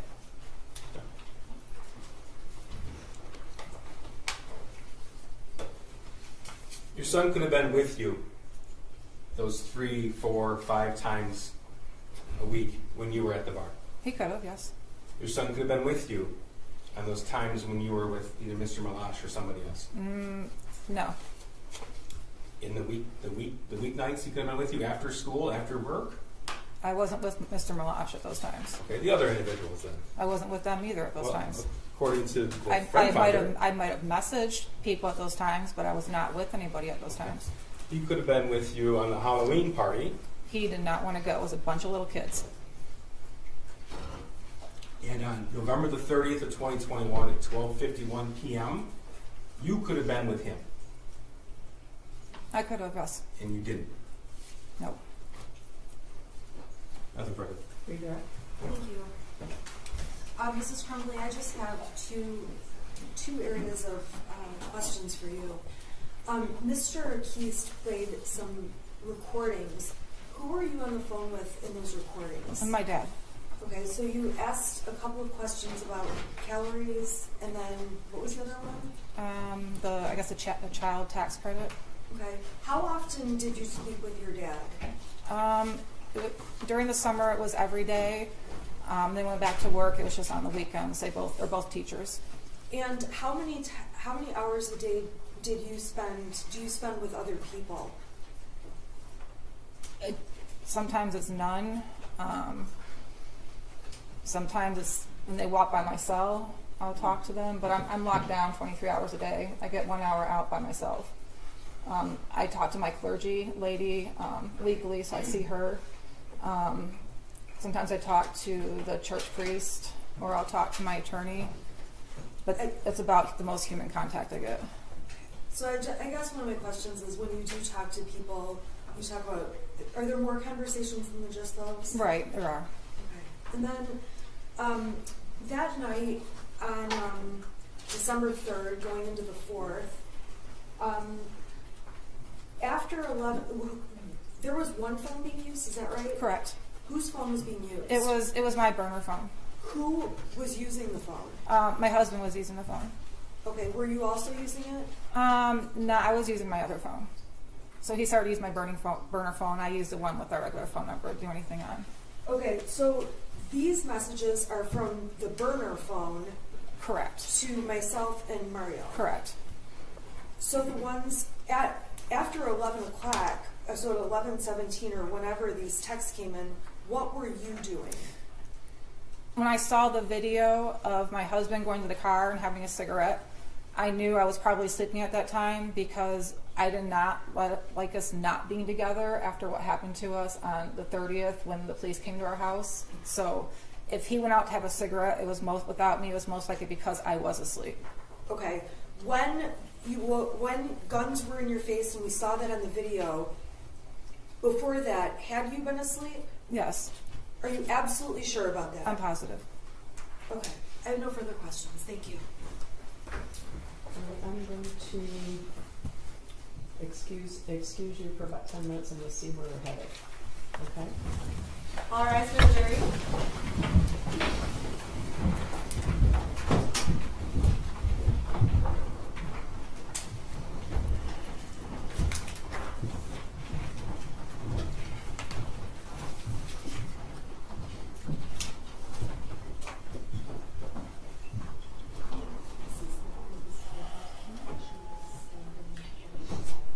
All right, you may be seated. You can rejoin your attorney. Okay, so tell me what's happening now. Can I have just a moment with my client? Sure.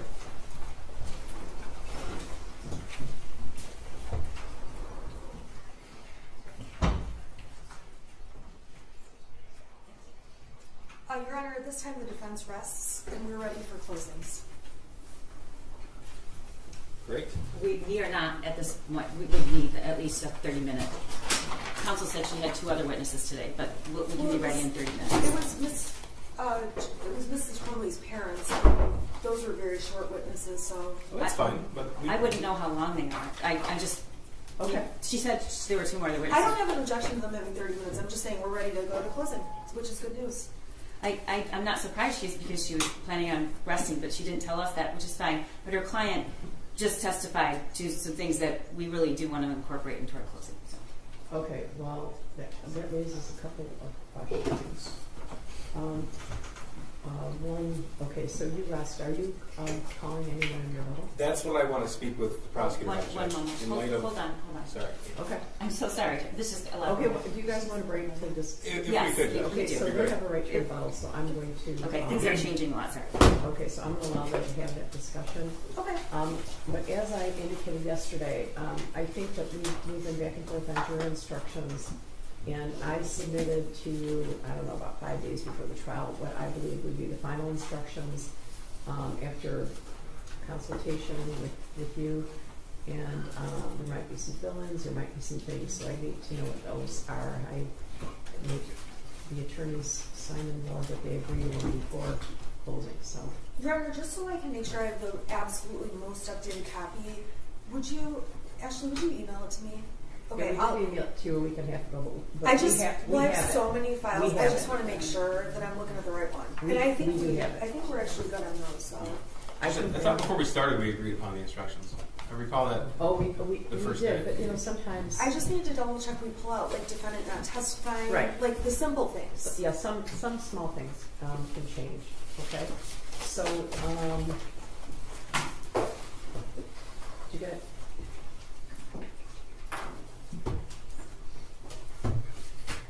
Do you want to get back to me shortly and let me know if you're going to have rebuttal?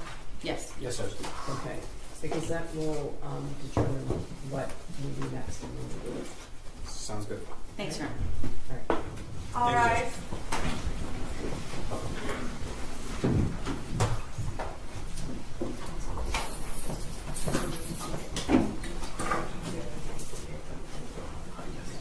Can you please be seated?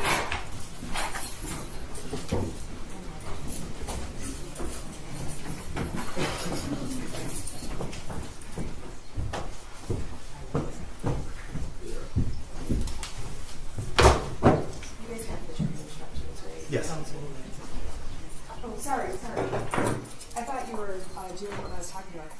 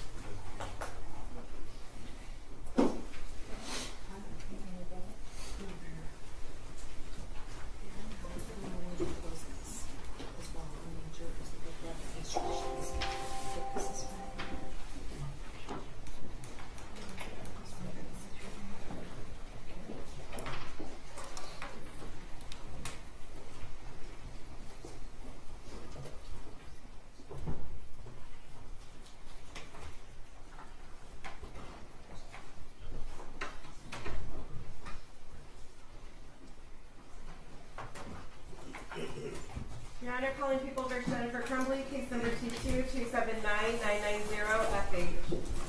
Karen McDonald on the other people. Thank you, Marquise. We got the people. Thank you. I'm Shannon Smith on behalf of Jennifer Crumbley. All right. We previously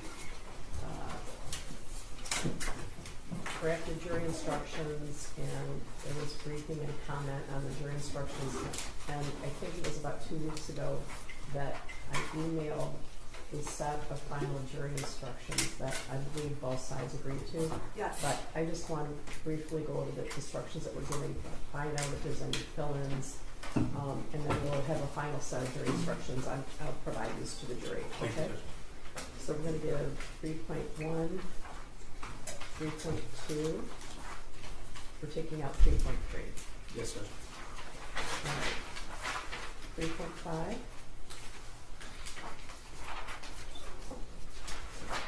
3.6. 3.7.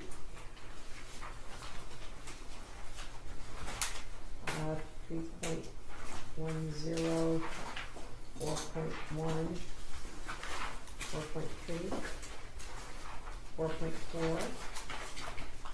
4.5.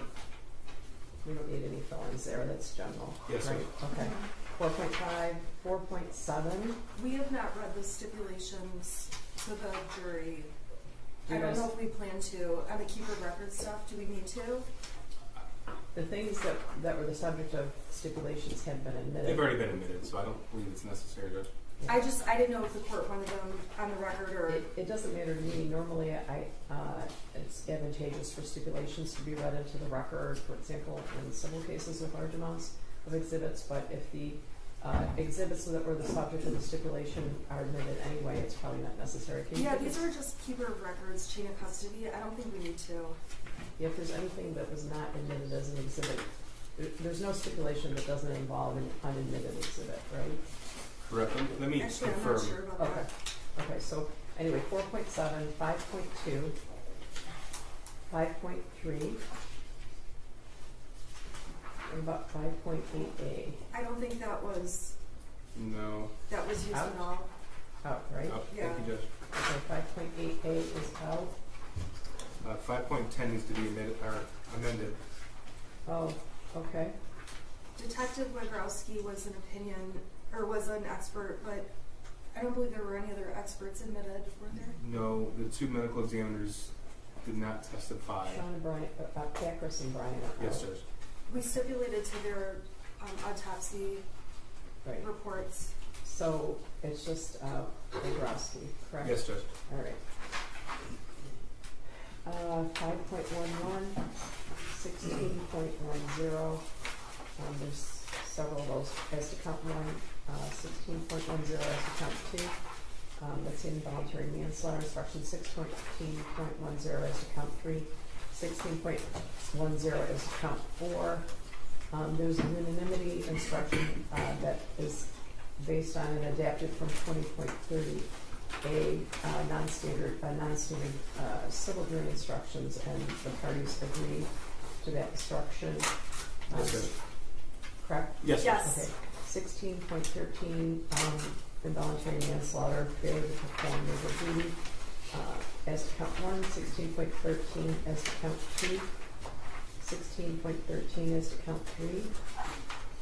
16.13 as to count four. 16.15 as to count 16.15. Just one instruction for 1615. Say it again. Just one instruction for Yeah. 1615. I was trying to see. I think there were some things added. There was a foreseeability excerpt. Yes, that was Judge. agreed upon. Yes, Judge. Yes. Okay. Yep, yeah. That's non-standard, but agreed to by both sides. 16.18 gross negligence. There's an instruction about not using the shooter's names. Maybe I should get rid of that one. 3.11 deliberations and verdict. Yes. 3.13, which is possible penalty. 3.14 communication with the court. 3.15 exhibits. 3.16 written or electronically recorded instructions in the jury room. 3.20 single defendant multiple counts, more than one wrongful act.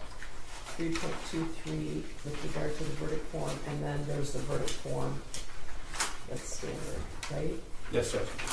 We have obtained a computer that would accommodate the thumb drives that's going to be in the jury room. Anything else you can think of? I don't think so. Your Honor, I don't have a thumb drive with mine. I just have mine. I just have a Okay. hard copy. Oh, that's good. We'll send it all in. Okay. Thank you. Anything else? We're going to make those minor amendments. Anything else at this time? No, Judge. I don't think so, Judge. Okay, so we'll be back in about. Well, we're going to take her back down, aren't they? Okay. I'm going to take her back down, and I'm going to ask him to bring her right back up, right? It won't take long to do. Okay, yeah, the jury instructions are ready. I think I'm going to give you each copy of the jury instructions just to be sure that we've done it accurately, all right? And these will be the instructions that go in with the jury as well. Thank you, Judge. Okay. At the moment, after closings, I'm going to eventually instruct them, I am going to have all 7 to come back Monday, right? Does that make sense to you? I think we'll get through closings and they could start deliberating. I'm concerned about that. Are you not concerned about that? No, Judge. You want to approach?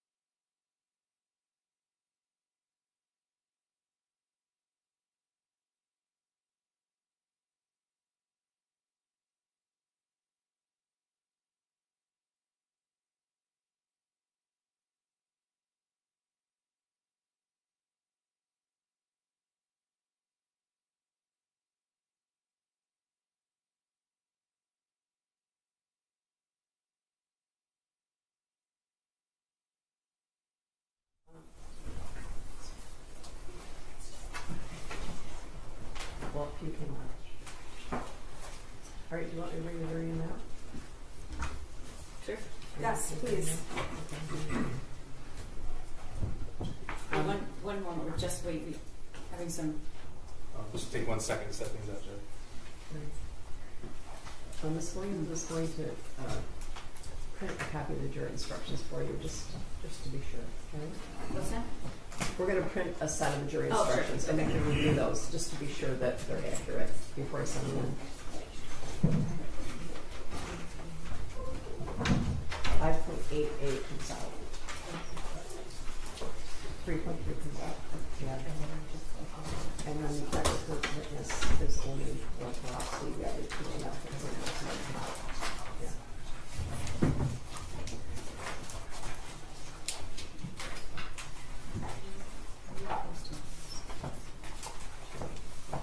Okay.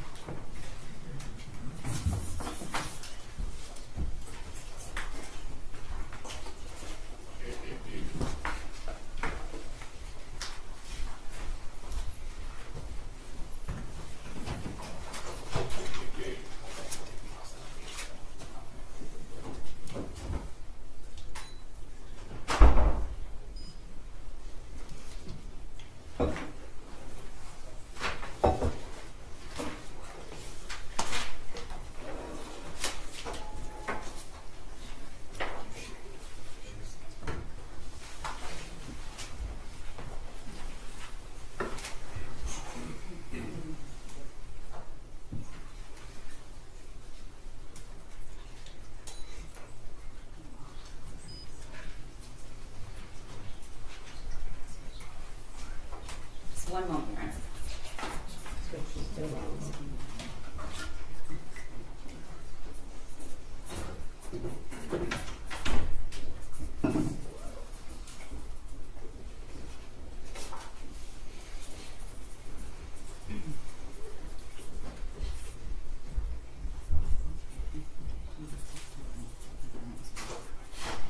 All rise for the jury.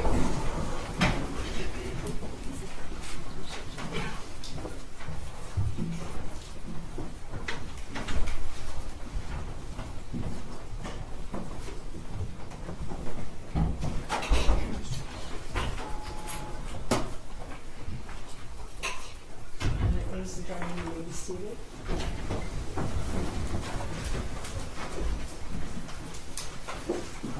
Ms. Smith, am I correct that you rest? Yes, thank you. Prosecutor, any rebuttal? No rebuttal.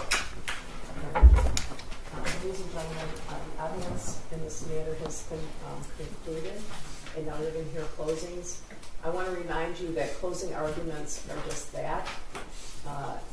They each side sees the evidence in the case. The closings themselves are not evidence.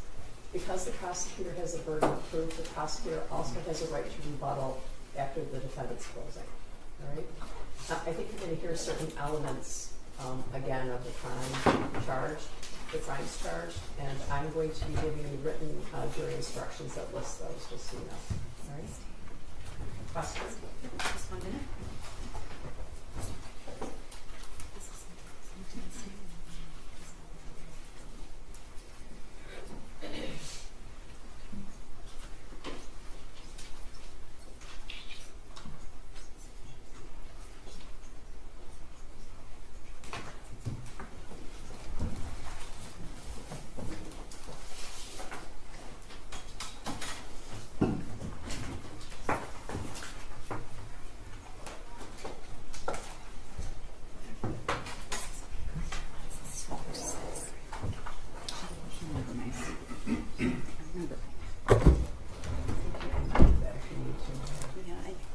Seems like a good idea, but I just don't.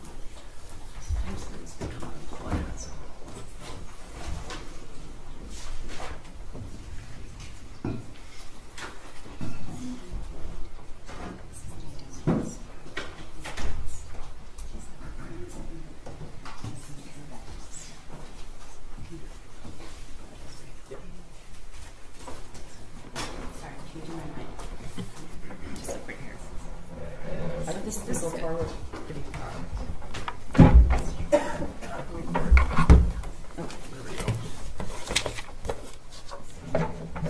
Can you hold this in? Where would you like it? Just that way.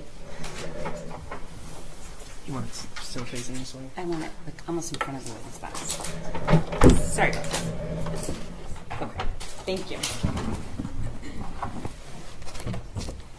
Good afternoon. We told you in jury selection it was going to be 3 weeks, and it's now been 2 weeks, so we're a little bit ahead of schedule. This is our time for our closing argument, and I'm going to spend some time going through the evidence, and I'm going to spend some time going through the elements of the crime.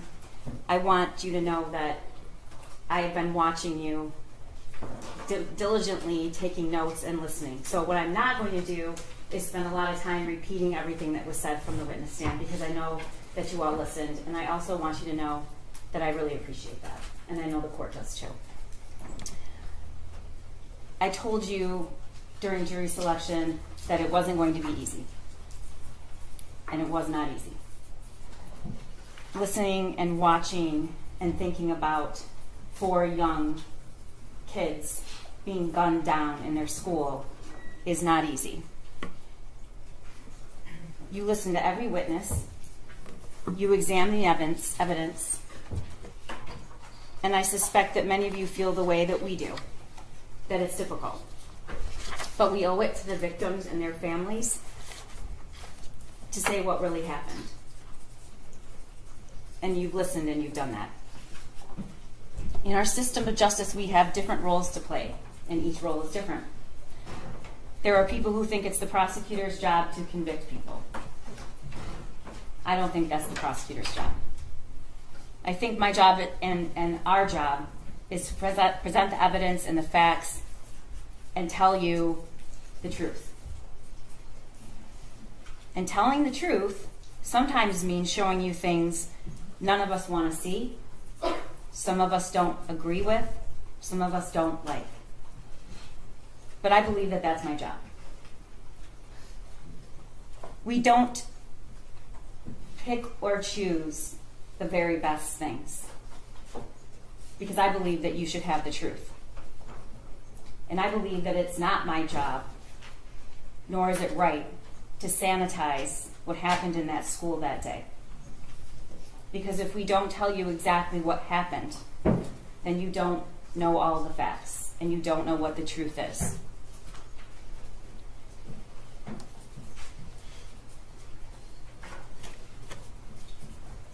My job here, our job, that I believe we have done, is to meet our burden to prove that Jennifer Crumbley is guilty of 4 counts of involuntary manslaughter.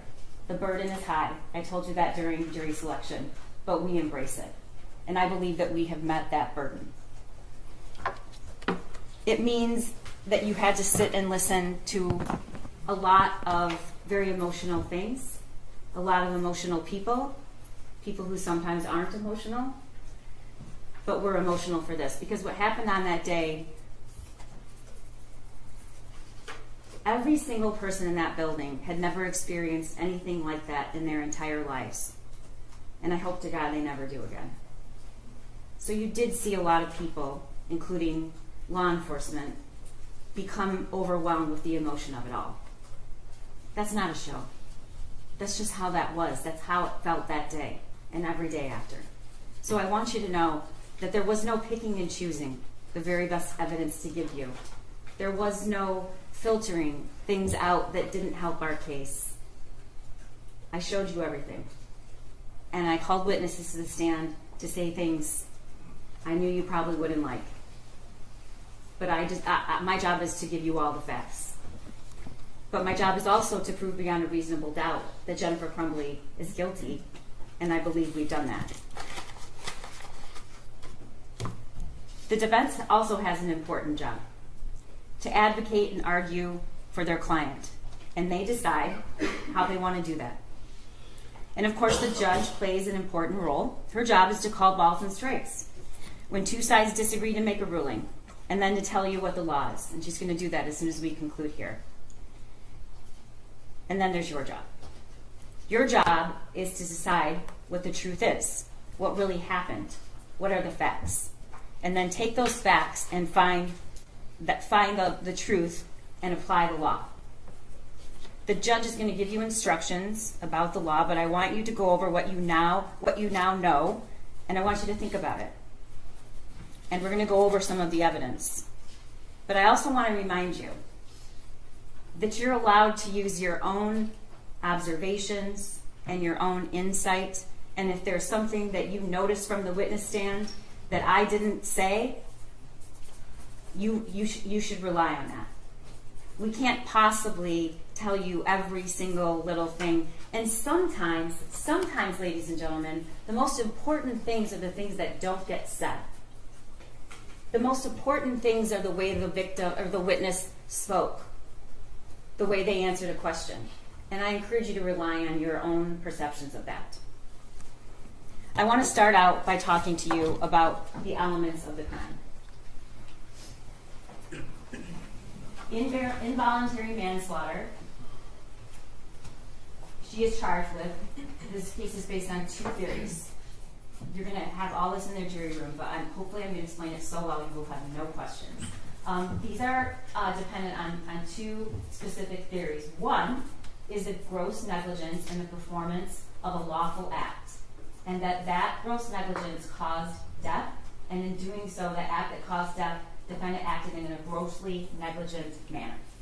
The second is the gross negligence in failing to perform a legal duty. One, I have to prove that she had a legal duty to the victims. Two, she knew of the facts that gave rise to the duty. Three, she willfully neglected or refused to perform that duty, and her failure to perform it was grossly negligent to human life.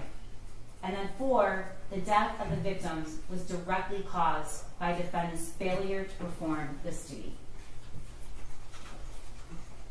Causation. The judge is going to instruct you, maybe more than once, and I'm going to say it, that there may be more than one cause of death. And it's not enough that the defendant's acts made it possible for the death to occur. In order to find the deaths of Madison Baldwin, Tate Muir, Hannah St. Juliana, and Justin Schilling were caused by the defendant, you must find beyond a reasonable doubt that the deaths were the natural or necessary result of the defendant's actions. You heard the evidence that the defendant's son shot Madison Baldwin, Tate Muir, Hannah, and Justin. And as previously noted, there may be more than one cause of death. And defendant's acts or inactions need not be the sole cause of the harm. In order to find that the death of Madison, Tate, Hannah, and Justin was caused by the defendant, you must also find beyond a reasonable doubt that her son's act of shooting these four individuals was reasonably foreseeable. Now you look at that, all of that I have to prove. And it seems a lot. It seems like it's going to take a pretty strong case to prove that.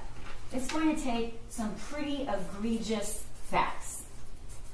Some unique, egregious, incomprehensible facts. And that's what we have here. Gross negligence means more than just careless. It means willful disregard of results to others that might follow from an act or failure to act. In order to find that the defendant was grossly negligent, you have to find the following three things. One, that she knew of the danger to another. She knew there was a situation that required her to take ordinary care to avoid injuring others. And second, that she could have avoided injuring another by using ordinary care. Third, that she failed to use ordinary care to prevent injury, and to a reasonable person, it would have been apparent that the result was likely to be serious injury. I told you I have two theories. We're prosecuting and charging based on two theories. They're both based on a legal duty. What's a legal duty? In Michigan, a parent has a legal duty to exercise reasonable care to control their minor child, to prevent that child from intentionally harming others, or prevent that child from conducting themselves in a way that creates an unreasonable risk of bodily harm to others. We talked about there's two alternate theories. Both of those theories, if proven, are sufficient to establish the crime of involuntary manslaughter. It's not necessary that you all agree on which theory has been proven, and as long as you all agree that we've proved at least one of those theories beyond a reasonable doubt, you can find her guilty. I want to take you through the testimony. I'm not going to get into every single detail of each of these witnesses' testimony, because I know that you were listening and you were writing. You heard from Molly Darnell. Molly was a teacher in the school that day. She was in room 224. And she saw the firearm when it was raised, shoulder height, pointed directly at her. And what she noticed was there was no orange tip. You also heard her say that she locked eyes with Jennifer Crumbley's son as he was taking that stance. You heard her testify that she jumped to the right, thank God, just in time, because the shot in her shoulder that she sustained was only inches from her heart. The next witness you heard from was Christy Gibson Marshall, who's an assistant principal at Oxford High School. I don't think there's one of us that would disagree that Christy Gibson Marshall did the most dangerous thing she could do. And she did not follow the protocol. It's probably one of the most courageous things I've ever seen. She walked to the shooter. She saw a student on the floor. And then, when she finally came face to face with the person who had shot this student, she didn't move. She just stared at him. And he didn't shoot her. She testified that she knew him. She was his principal in middle school. And she just couldn't believe that he would do something like that, because she knew him when he was in middle school. You saw the video of that day and what happened. And he just kept going. And even after he left and she had no idea where he was going, she didn't go hide anywhere. She didn't keep herself safe. She bent down to render aid and assistance to that student. And when she rolled him over, she realized it was Taymir. We all know that she didn't and wasn't able to save Taymir. We heard from Cammie Batt, who sold the Caltech and the Derringer to James in June of 2021. She also sold the 9mm Sig Sauer to James with the shooter present on November 26th, the day after Thanksgiving. She testified that James came in and pointed right at the Sig and said he's had his eye on it. She walked us through the process of purchasing a firearm. She talked about the trigger lock statement provided to James upon purchase and the cable lock provided with November 2021 on that gun purchase. Next, we heard from Special Agent Brett Brandon, who's sitting right here. You heard that when he was informed about the Oxford shooting, he left so quickly that when his partner came back, his chair was still spinning. And he raced and drove up there as fast as he possibly could because it was very much his own community. You heard he went right in and he found Lieutenant Willis, and he said, do you know where the gun is, and do you know where it came from, and do you need help? And so he was responsible for finding out where that gun came from, which he did. He was also responsible, because he chose to be, and watched the surveillance of the video and helped to prepare search warrants. And you heard him testify that as soon as he saw that surveillance video, the one thing that stuck with him is this is not an inexperienced shooter. This is a shooter that knows that is proficient with a firearm, knows what he's doing. Taking shots, a lot of people wouldn't. And what he did was start going to gun ranges and ask people to say, because what he was thinking was, who taught that kid to shoot? He must have been to a range, and he was right. And that's how the investigation led to where Jennifer Crumbley's son learned how to handle a firearm that eventually resulted in killing 4 students in Oxford High School. Can you go back to that? Special Agent Brandon also testified that and showed the purchase, and we showed you each one of those guns. He testified that there is a distinction between a Derringer, a Caltech, and then the 9mm. And what we really heard from him was that 9mm is a much more dangerous gun. It causes more damage to whatever it hits. The bullets are a larger caliber, and it's a very dangerous weapon. He showed you what comes with every gun purchase, which is the ATF pamphlet. He read to you about the warnings. There's a reason they put it in every single gun purchase. And its sole purpose is to protect kids from gun violence deaths. He talked to you about what a trigger lock is and the trigger lock statement. He showed you the Instagram post that's unforgettable. We don't have to really argue about whose gun that was. Jennifer Crumbley told us whose gun that was.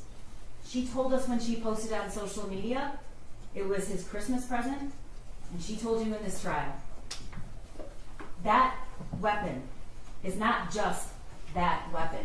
It is the defendant's son's gun. It was gifted to him. And not only was it gifted to him, she bragged about it on social media before the shooting. Special Agent Brandon also introduced all of the surveillance and the videos of the shooting range. And you got to see with your very own eyes the training and the preparation that the shooter ultimately used to kill 4 of his classmates. We all saw that. We actually saw the last day he was practicing to kill 4 of his classmates. And there was only one person with him, ladies and gentlemen, and her name is Jennifer Crumbley. And I want you to remember that video. And I want you to remember the look on his face when that target comes back in and he looks at it and he's smiling. Special Agent Brandon also introduced the worksheet. You've seen the worksheet a lot. I bet you that worksheet's burned in your memory, and I wouldn't even have to show it to you. But what Special Agent Brandon testified to and showed you is that wasn't just a picture of any gun. It was a picture of his gun, which was the murder weapon. And he showed you the details, and we're going to talk about that later. And next we heard from Ed Rogrowski. We now just call him Ed because he works for the Secret Service. And he testified for an entire day, and he had a lot of information. But he also really couldn't help himself from becoming emotional. And I know that you're going to remember this, but what an extraordinary thing that's just not seen very often. He sat right there, and he took you through every single action of the shooter and every single death from his memory. And he told you that he could do that because it's burned in his brain. These are seasoned law enforcement. This isn't an act. They hate showing emotion. He probably will never forgive me. Lieutenant Willis tells me all the time how much he really hates me Your for Honor, that. I would object. It's my opening. It's my closing. To what a witness tells her all the time. That's not evidence. Okay. I'll move on. Nobody likes doing that. Nobody likes doing that. But it tells you something about what it was like that day. And despite what anybody will tell you, it is about the shooting. There are 4 counts of involuntary manslaughter. It's very much about the shooting. Because the shooter learned how to shoot and was given the murder weapon by his parents. And this parent is sitting here today on trial. Okay. You'll be able to review the evidence. It was a lot. But he talked to you about what cell phone extractions are. And because of the cell phone extractions, we have a mountain of evidence that you saw. And yes, it's a lot of data. But you know what else it is? It's telling you exactly where the defendant was, who she was talking to, what she did, what she didn't do. And you can't hide from that. She tried. There's a lot of deleted messages, which are not coincidental. I don't think any of you believe that, but I'm going to tell you why they're not coincidental. He also talked to us about and showed you the messages between Jennifer Crumbley and her son. The messages between her son and his only friend. He introduced the voicemail that Jennifer Crumbley received the night before the shooting about looking up bullets. True. Pam Fine didn't tell her to call back. That's true. And she didn't call back because she didn't ask for a call back. We all know what she did do with that information. What she did do with that information is she texted her son, searching bullets. And we all know the phrases that we'll never forget. Did you show him your gun? This is the day before the shooting. Did you show him your gun? And the shooter responds, no, my God. LOL, I'm not mad. You just have to learn not to get caught.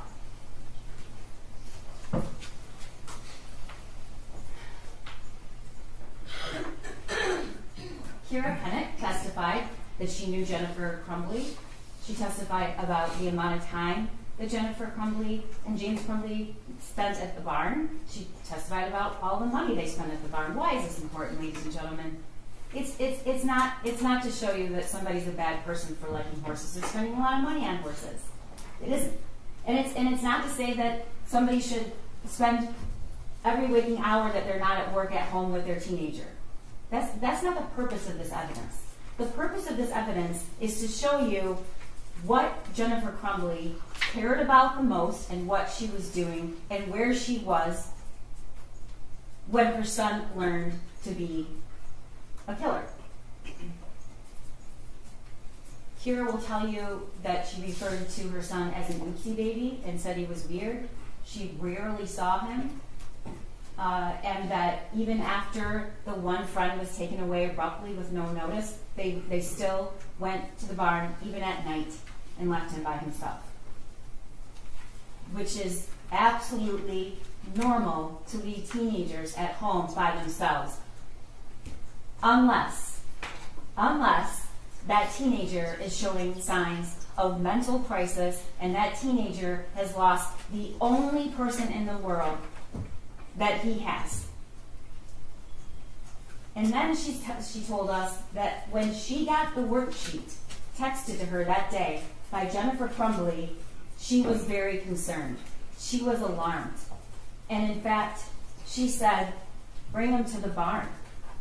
And you also saw from the text messages that Jennifer Crumbley said he can't be alone. We know now that decision, that statement, she knew he couldn't be alone. She didn't decide to stay home with her son. That wasn't an option. She'd have to take him to the barn, where she herself testified he didn't want to go.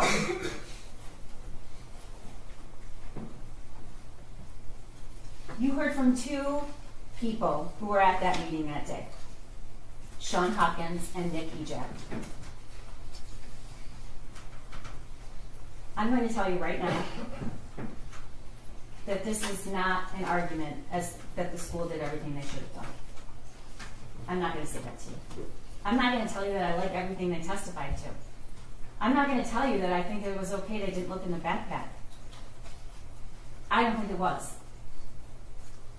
But this is about Jennifer Crumbley's actions. And any attempt to make it about what these two individuals did or didn't do, like it or not, who did not have any of the information that was so jarring, it's about what she knew and what she didn't say. Sean Hopkins testified that he was concerned enough that he called Jennifer Crumbley. And her first response is, can you call his dad? Eventually, he emails her both copies of the worksheet, the original worksheet and the worksheet that was scribbled on. And she eventually comes to the school. But before she comes to the school, she texts her husband, emergency. Emergency. Along with, I'm very concerned. And James texts back, WTF. They're concerned. For the first time she testified ever, they're called to the school in the middle of the day, and they have that worksheet. Sean Hopkins is going to tell you that calling parents in the middle of the day and asking them to get a kid help is a pretty drastic action. And that he did in fact do that, and he gave them the list of places to call. He testified that when they entered the room, Jennifer Crumbley didn't greet her son. Jennifer Crumbley didn't hug her son. Jennifer Crumbley didn't engage with her son at all. In the entire 11 minutes she was there. And we know she wasn't going to be in that school very long because she'd already told her boss she'll be back by 12 or 12:30. Doesn't leave a lot of time for the meeting at the school. It's a 20-minute drive. Sean Hopkins will tell you that what he felt mostly in that room for the shooter was compassion. He didn't want him to be alone, and he felt really bad. And he also knew Mom and Dad decided, no, we can't take it. We have to go to work. They said that in front of their kid. He knows very well what they do. He knows his dad is irritated by it. In fact, when she walks into the room, she doesn't sit next to her son. She goes back here and stands. And that meeting ended with her saying, "Are we done here?" They're consistent about that. Nick Ejak testified he didn't think there was any risk. I don't like what he said, and I knew he was going to say it. But it's not my job to put witnesses up here and only say things that I want them to say that helps my case. It's my job to present evidence that's the truth, because you have to know the truth.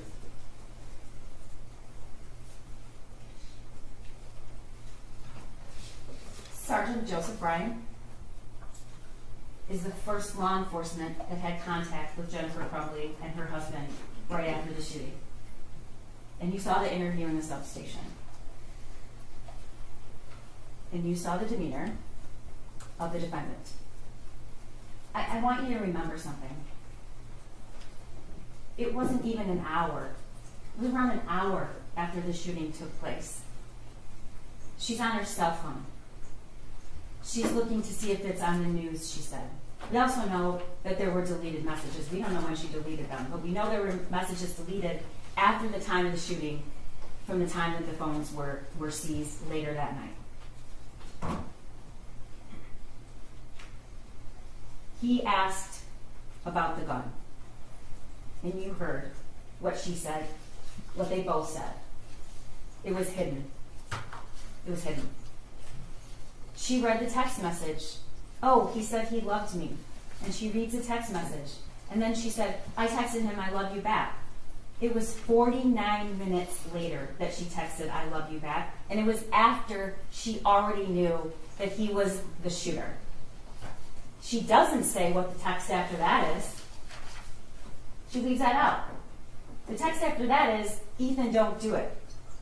She doesn't say, "Well, we were at the school, but he was also caught searching bullets that night, the night before." She doesn't say that, "And I told him, don't worry about it, just don't get caught." She doesn't say that they had just purchased the weapon and it's not secured. What do they say? The very first time they are asked about what Jennifer Crumbley's asked, where was this gun? The very first time, what does she say? It was hidden. She does not say there was any locking mechanism at all, and neither does James. It was hidden. You're at the police station. Your son's in the next room. You know the murder weapon was the weapon you just purchased for him, and when you're asked where it was, you say it was hidden.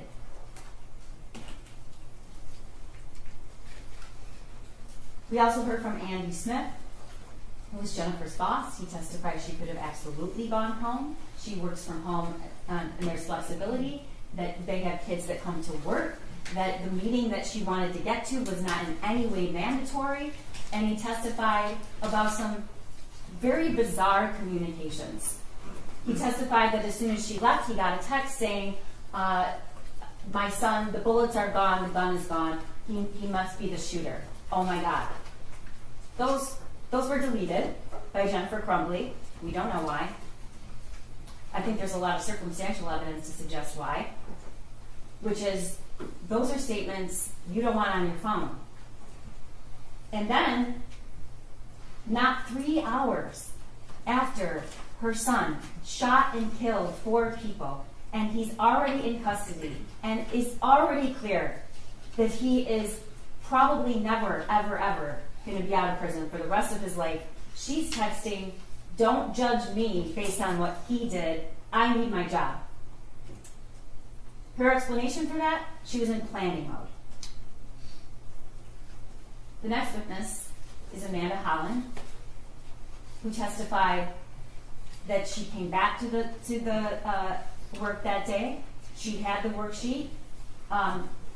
Andy Smith also said she before the shooting occurred, she was down, she was sad. "I feel like a failure as a parent. I feel like a failure as a parent." This is before the shooting. And she also tells Amanda about this, and she tells Amanda he can't be alone. So I'm just going to take him to the barn tonight. We can get to it a little bit later. I guess what's really hard to comprehend is how before the shooting, just based on the meeting and what she knows, and the drawing, she thinks she's a failure of a parent. But she sat right here and said, after all, she doesn't really think she was a failure as a parent. And that's after she knows everything that happened.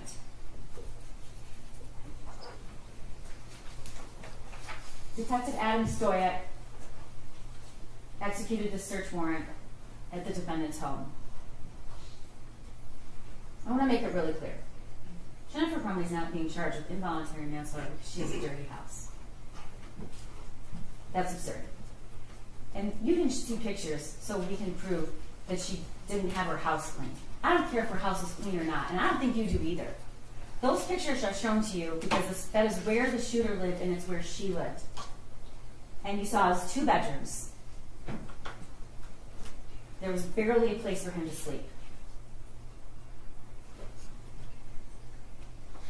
The testimony shows he had no person in his life after that friend left. He was not in a club. He was not in sports. He wasn't working. When I see those photos, what I think is, 2 rooms that were completely filthy, dusty, covered with clothes everywhere. But then, I think, what? That is where he spent 99% of his time. It's where he ate Thanksgiving dinner, just days before the shooting. The search warrant photos were also shown to you so you could understand where these guns were stored. We have a pretty good idea that the Kel-Tec and the Derringer were in what's called the gun safe. The lock was 000, but we know that they were kept there. What do we know about the SIG, the Jennifer Crumbley's son's gun? We know that there was a box on the bed and the ammunition next to it. This is the box. This is the box. I'm sorry, this is the thing. Can you get the other copy? He's going to show you in a minute. This is the box of the Kel-Tec, which was found with this cable lock inside of it. Where she kept the other guns? No. I'm sorry, is that the box or the case? Is that the box or the safe? This is the box. That's the box. It was in the kitchen, in a cupboard, down I'm sorry, in the but cupboard. the empty box was in the kitchen, right? I don't, what exhibit Your number Honor, is that? this is my closing argument, and I would just like to finish, please. Sure, can you tell us what exhibit number it is? Yes, it is 35. Go ahead. This was found in the kitchen. Inside is the cable lock. This was found on the end of the defendant's bed. Special Agent Brandon showed you what it's like to open this up and close it. Can you do that, Cap? It's not an easy thing.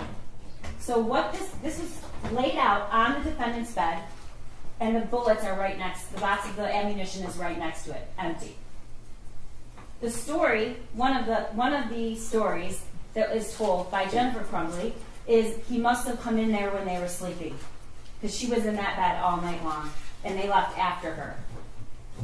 Except that the ammunition was in the box. Taking it out and leaving the box while your parents are sleeping doesn't make a lot of sense.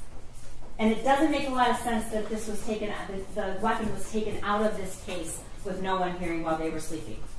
And you are allowed to use your own common sense. He also testified about the search warrant. He testified where this cable lock was found, and he testified where the case and the box was found. And he testified where the gun safe was found.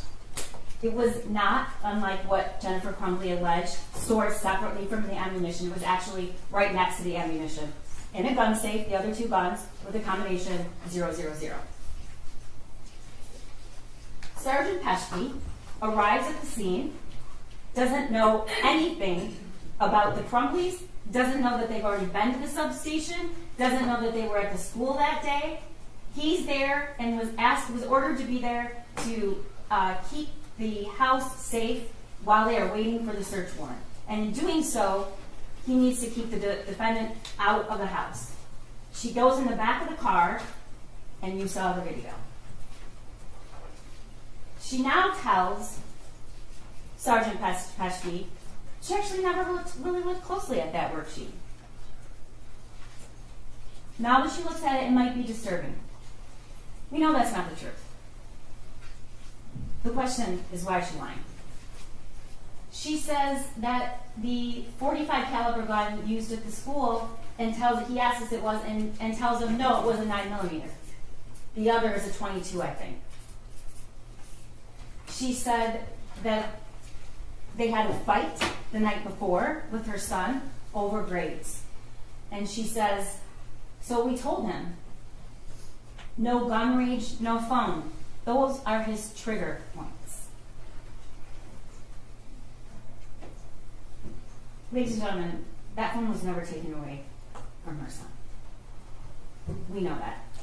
We know that because he had it the night before and he had it at the school. We know that because when Jennifer Crumbley was asked about it and asked, when did you take this phone away?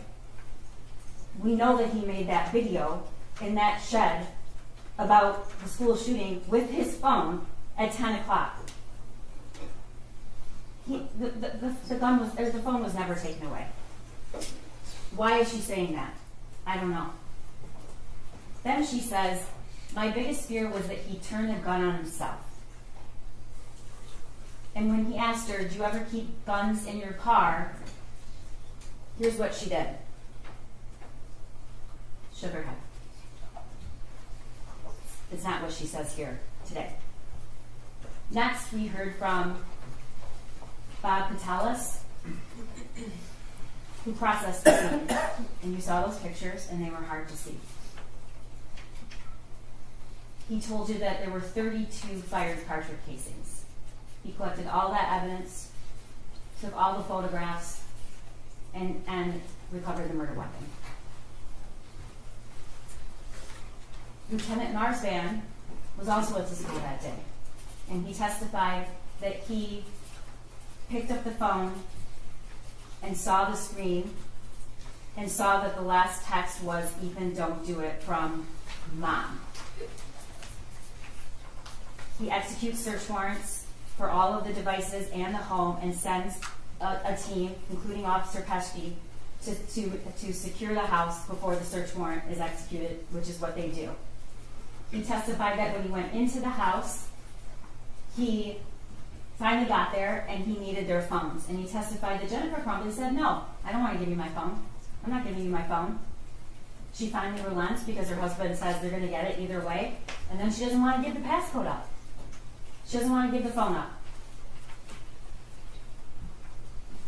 But the most important thing that Lieutenant Marsman said is when he described how he had to identify the body of Hannah in Madison that day.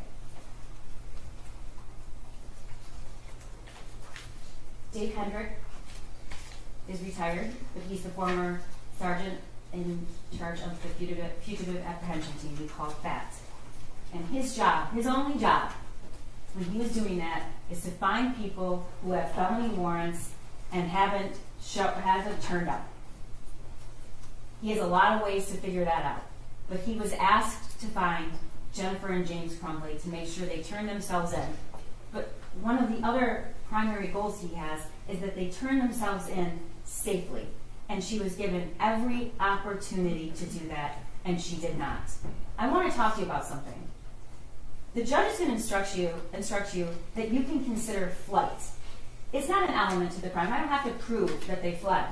The reason we introduce this evidence is she's going to instruct you that you can use that as a sign of consciousness of guilt. What do you do if you know you've done something wrong?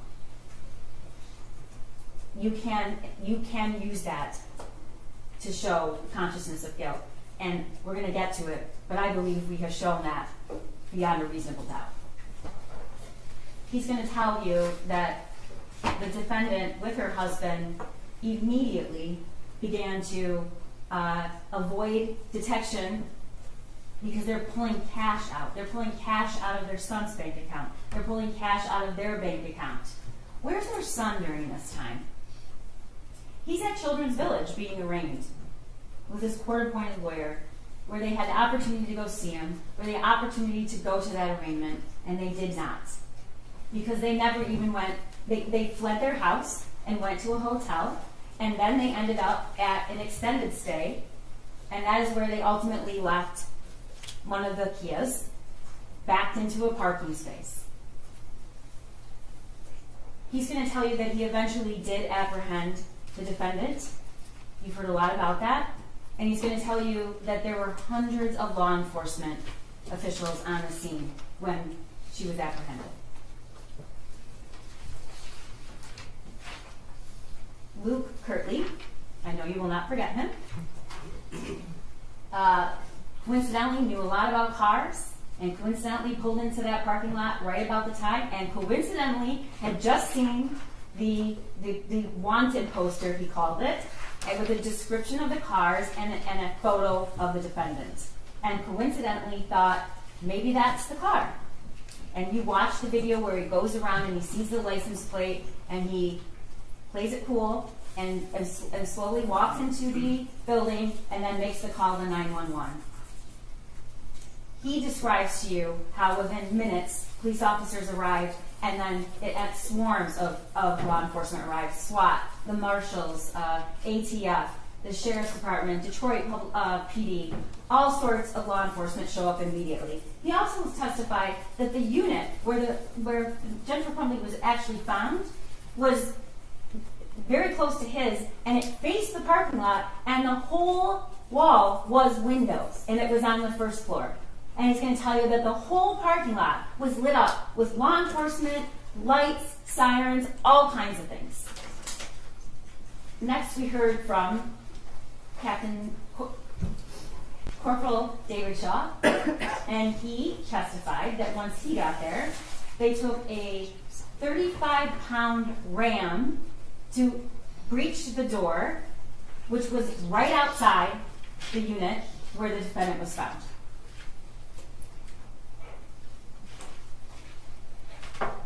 We heard from Brian Deloche. Also, didn't love a lot of things he has to say, but you deserve to know the truth. And the truth is, like it or not, this is who Jennifer Crumbley spent her time with, and she told him that morning, the gun's in my car, and I'm afraid my son's going to do something stupid. Before the shooting, the same day. You also learned that although their Facebook thread in general was always deleted, after the shooting, it remained, except she deleted, not unsent. Rely on your own memory about what that testimony was. Those were not unsent messages, they were deleted, and you heard Ed Rogowski tell you that. But these were the two that were deleted. On the run again, and we're fucked. William Freer testified what was found in the building and the art studio where Jennifer Crumbley was found. You saw the photographs. You learned that there was a little over $6,000 in cash. You learned where the phones were found, and the cash, and the purse, in the plastic tub, in another plastic tub with the lid on it, feet away from where the mattress was, and there are other things where you learned all those phones were off. He also testified what else was found. Booze, orange juice, ice, and avocado, bananas, socks, blankets, and that is the room where Jennifer Crumbley was ultimately apprehended. You heard from Lieutenant Willis, who was the officer in charge. He told you what it was like in the school that day. He described the autopsy protocols that were done and how each of those kids died and where they were shot. He told you that both Justin Schilling and Madison Baldwin were shot at and a contact wound, which means the gun was either very close or actually touching their head. He showed you the video of the shooting. And again, this is not to incite emotion. The video of the shooting shows Jennifer Crumbley's son taking a stance he clearly knew how to take and was trained to take. And you watched his demeanor and the calculated, cold way he proceeded through those hallways looking for people to shoot. You saw the surveillance of how he ultimately surrendered. Walked out after executing Justin Schilling, laid the gun on a wastepaper basket, made it safe, took the magazine out, and surrendered. He showed you and introduced the bank records that show you what they were doing after charges were either very soon coming and after they were announced. And he showed you an in-car video of Jennifer Crumbley and her husband, who just a few hours after the shooting embraced, kissed, whatever happens, I love you, don't say anything to the police.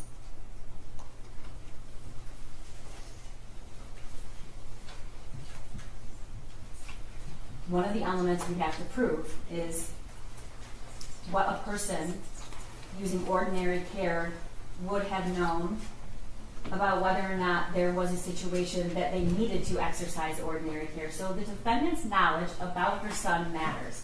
But it's two different stories. It's what she knew before the shooting, and it's what she said she knew after. Before the shooting, she tells Kira, my son's weird. She always refers to him as an oopsie baby. She tells Amanda Holland he's lonely. He's hearing things around the house sometimes. She says, I'm a failure as a parent. The message to her son's friend's mother, he's kind of depressed in April. She texts that. And then the messages from her son. The messages in March about he's seeing things. Things are flying off the table. Now she wants to tell you that was just a joke, but I think you really need to consider whether a 15-year-old boy is going to text, could you at least answer me or reply to my text as a joke? And we know there were no replies. There were missed calls. He called her. There were no replies. And she told us why. He was just messing around. But after the shooting, in the in-car, we hear her say, he's never been in trouble. He's never done anything. He's never done anything wrong. He's a good kid. Also in the in-car, I never even thought like he would have any mental issues. Like he never exerted any type of anger. He's never exerted anything. He's just like one of those mellow, laid-back kids. In the substation, he's never done anything. He's never done anything bad. After the shooting to Brian Malone, she's never done anything wrong.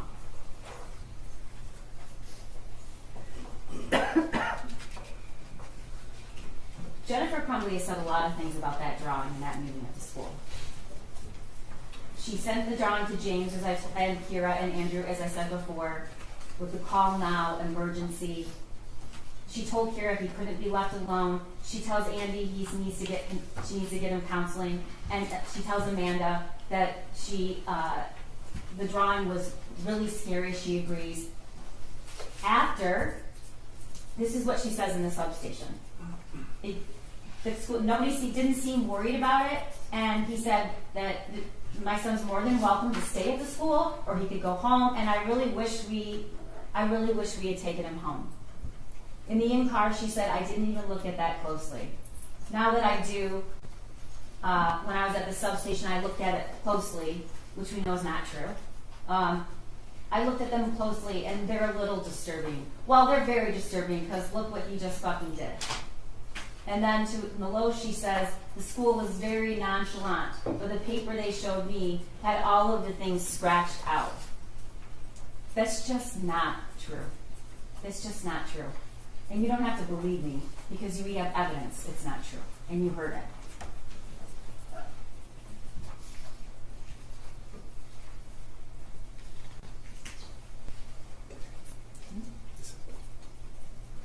The statements about the gun are also numerous. She said, we've heard her testify the gun was in her car. We know that she's acknowledged that she drove to the gun range. There was no lock on the gun when she drove there. She returned with the gun. There was no lock on it, but she said James locked the gun when he got home. She didn't see him do it. She testifies at trial. James is responsible for the gun. In the substation, though, when asked where the gun was hidden, in the in-car interview, James flew home and he's like, I had the gun hidden and I told him where I hid the bullets. He asked whether she kept the gun in her car. She shakes her head no. And she tells Milosh, after, the next day, we had the string lock on it it came with in the case. Everything was secured, not loaded, bullets stored separately. Oh my God, oh my God, oh my God. That is not what she says in the substation. Jennifer Crumbley begins distancing herself from her own responsibility about the gun. You heard her testify that they wanted to get the gun. It was my son and my husband. My son did a lot of research on the gun. I guess when I was shopping. She doesn't say she didn't know. She doesn't say that she didn't approve. She says it really interfered with going to get Christmas trees. That was what she was upset about. And she said it's James's responsibility. However, as I've shown over and over, at the substation and in the car, it's we. It's we take him to the range. It's our hobby. We go to the gun range. That's what we do. We just got him this gun. Sitting here today, it's all James' fault. It's not us. And then, of course, the statement that we don't really have to question whose weapon it was. Jennifer Crumbley posts, Ethan and James Crumbley both got handguns this week, testing them out at the range. That's in June. The evidence really shows that the shooter owned 2 guns. But for sure, she acknowledges Mom and Sunday testing out his new Christmas present.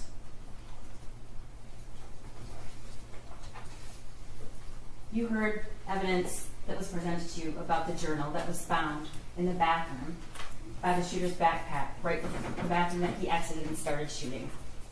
I have zero help from my mental problems, and it's causing me to shoot up the fucking school. Next slide. First off, I got my gun. It's an SP 2022 Sig Sauer 9mm. The shooting is tomorrow. I have access to the gun and the ammo. I am fully committed to this, so yeah, I'm going to prison for the rest of my life, and many people have about 1 day to live.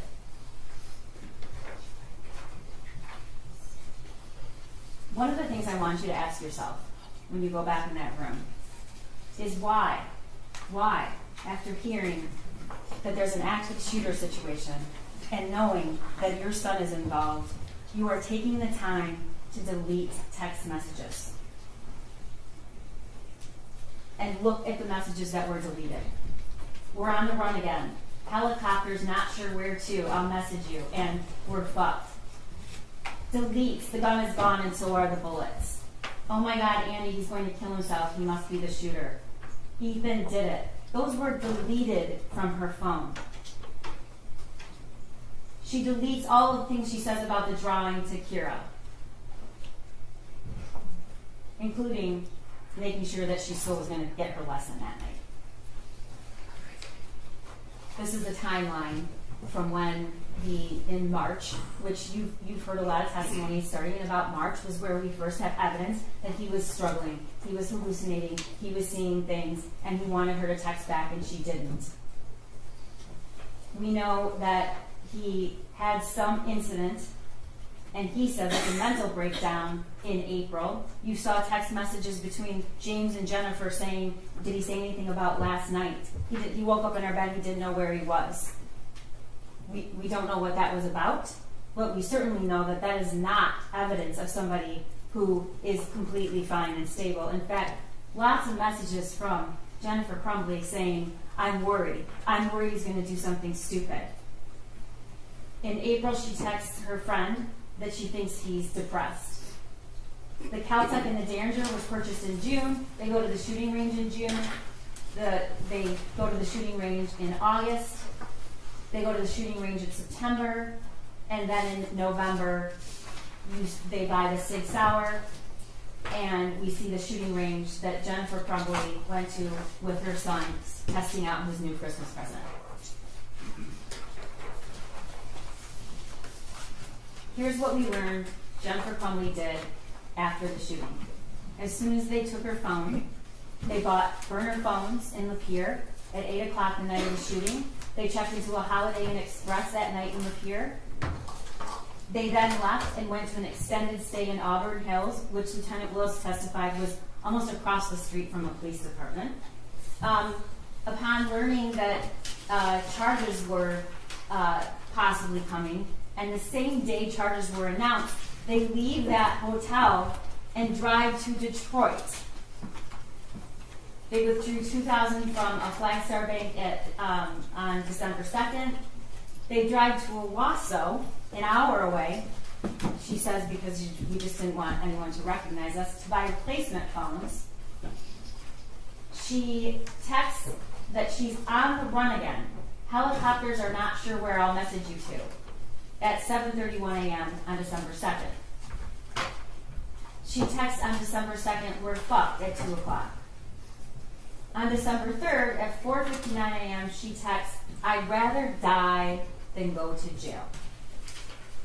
Then she withdraws $4,000 from another Flagstar on December 3rd. She checks out of the extended stay on the 3rd and drives down and arrives at Bellevue at 10:58 on December 3rd. You heard what happened. You heard her testimony. The facts do not support the story that Jennifer Crumbley told you. They just don't. There is no possible way, and Luke told you that, and so did Corporal Shaw, that you could be in that building with that many law enforcement and not know that somebody was there. And we don't even have to use that phrase testimony, ladies and gentlemen, because she texted herself, I think we're caught, we're laying low. She texts that, we find out, and this is evidence we got this morning. She texts that after she's already said she took 4 Xanax and went to sleep. Now you saw that video. You saw that video. All those people, for over 2 hours, they're sleeping, and even when they come into the room, they still don't even act like they get up. It's just not true. And we know it's not true because they'd already taken steps. She had hidden the phones, powered them down, separate from all the other things they had, with the cash.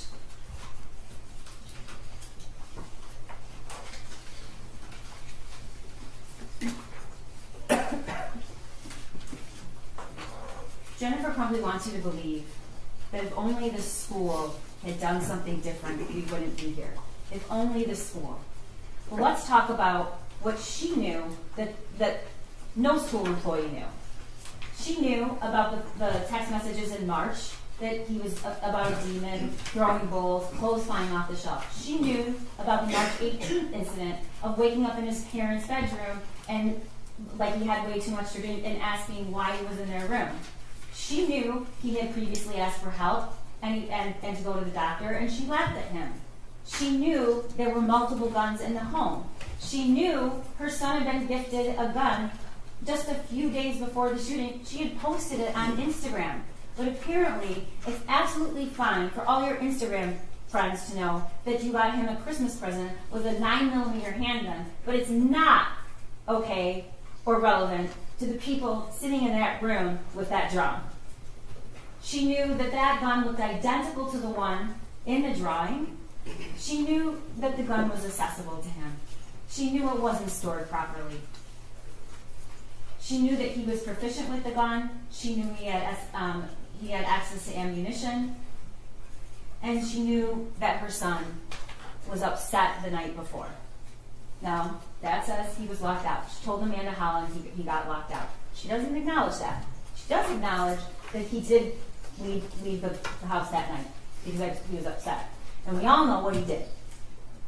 We all know what he did. He went to that shed and recorded that video. I object. That video did not come into evidence. Okay, it isn't in evidence. It's Okay. not. You're right. That's true. Let's go back to the elements. Ordinary care. What ordinary care, the smallest, tragically smallest thing she could have done to prevent this? She could have stopped at home on the way back from the meeting. She goes right by her home to see where the gun was. She could have stopped on the way back to work. She could have searched the backpack. She could have asked her son where the gun was. She could have blocked the ammunition. She could have blocked the gun. She could have taken him home. She could have taken him to work. He could have gone with Dad. He was door dashing. She could have told the school that they just gifted him a gun. She could have embraced her son. She could have said, can we talk to him for a minute alone? She could have looked at him and said, I care about you, I love you. She could have at least acknowledged he was in the room. She could have told the school about her son being in crisis previously and asking for help.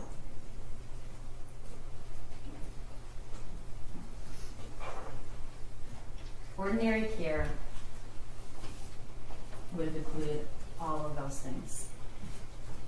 And the tragic part about it is none of it was hard. None of it. The smallest thing, just the smallest thing, could have saved Hannah and Tate and Justin and Madison. The smallest of things. I have to prove that there's reasonable foreseeability. And that worksheet right there that Jennifer Crumbley saw just hours before the shooting is reasonable foreseeability. And we're going to show you in the next slide. That's the picture of the gun. It's not just any gun, ladies and gentlemen. It's the gun that they just gave him. Blood everywhere. That's what he wrote with ammunition. I didn't show you the picture with the blood because I don't think you need to see it again. But we know what happened in that school and in that hallway. Here's a picture with 2 bullet holes and blood coming out of the figure's head. And look at that.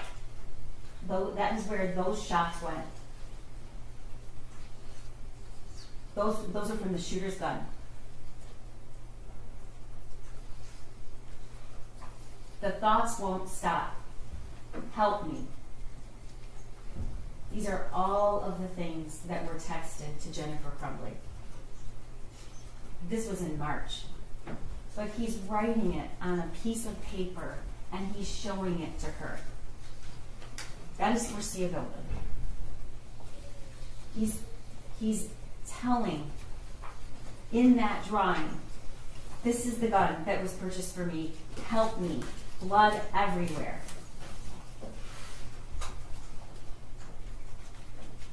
The world is dead.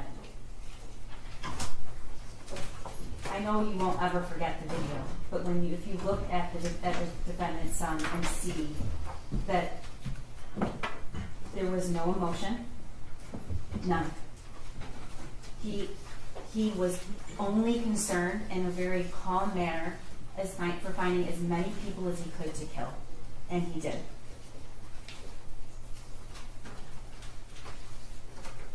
My life is useless. These statements from the defendant's son are just heartbreaking.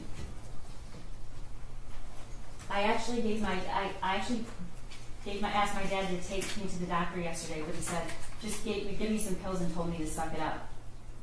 Like, it's at the point that I'm asking to go to the doctor. My mom laughed when I told her, but I am having bad insomnia right now.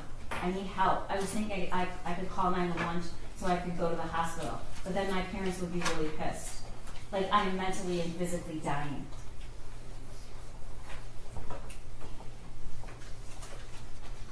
Let's talk about the cable lock. Jennifer Crumbley says that the weapon was used, but it was locked in a cable lock that came with the case. This cable lock that came is the cable lock that came in that case with the SIG. It's never been opened and it's never been used.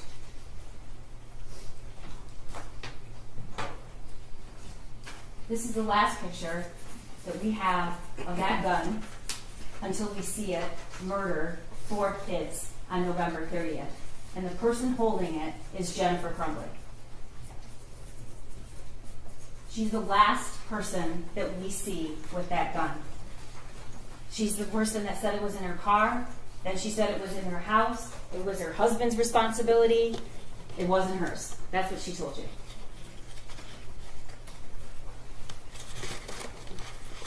She knew he was distraught the night before. He texted her, "I love you." She told you that's never happened before. She did think it was abnormal or odd. She knew he was looking up bullets in the school. She knew he was watching violent videos. She knew he was proficient with guns. She knew he was previously in crisis. She knew his only friend that he talked to was just gone. She knew all those things.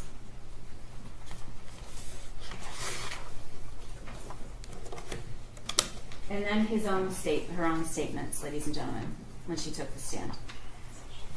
She testified that when she's looking back, she still wouldn't do one thing different. Not one. Not any of those tragically small things. Even now, she told you she wouldn't do anything different. And then she also told you that we took his gun away. You heard her say it.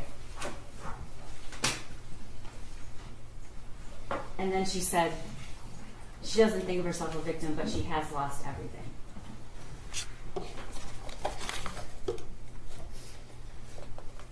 You're going to hear the instructions from the judge, and you're going to take the facts and the witnesses and the evidence and use what you promised to use, which is impartial, honest assessment, and find what you believe the facts are in this case.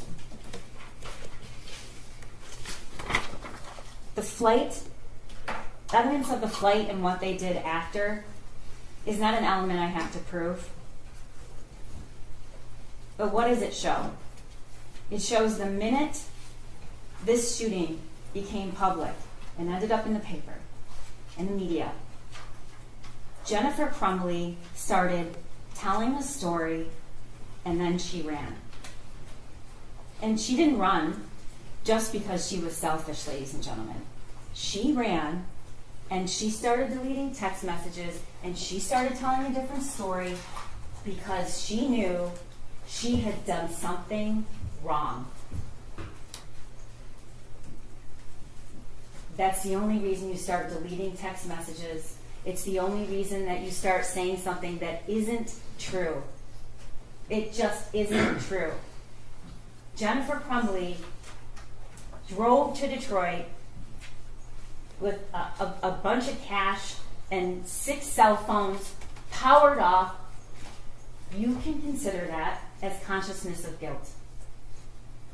Everything she did from the time she found out that there was an active shooter and had the 10-minute call with her husband They both say they went right. He called 911 right away. He did not.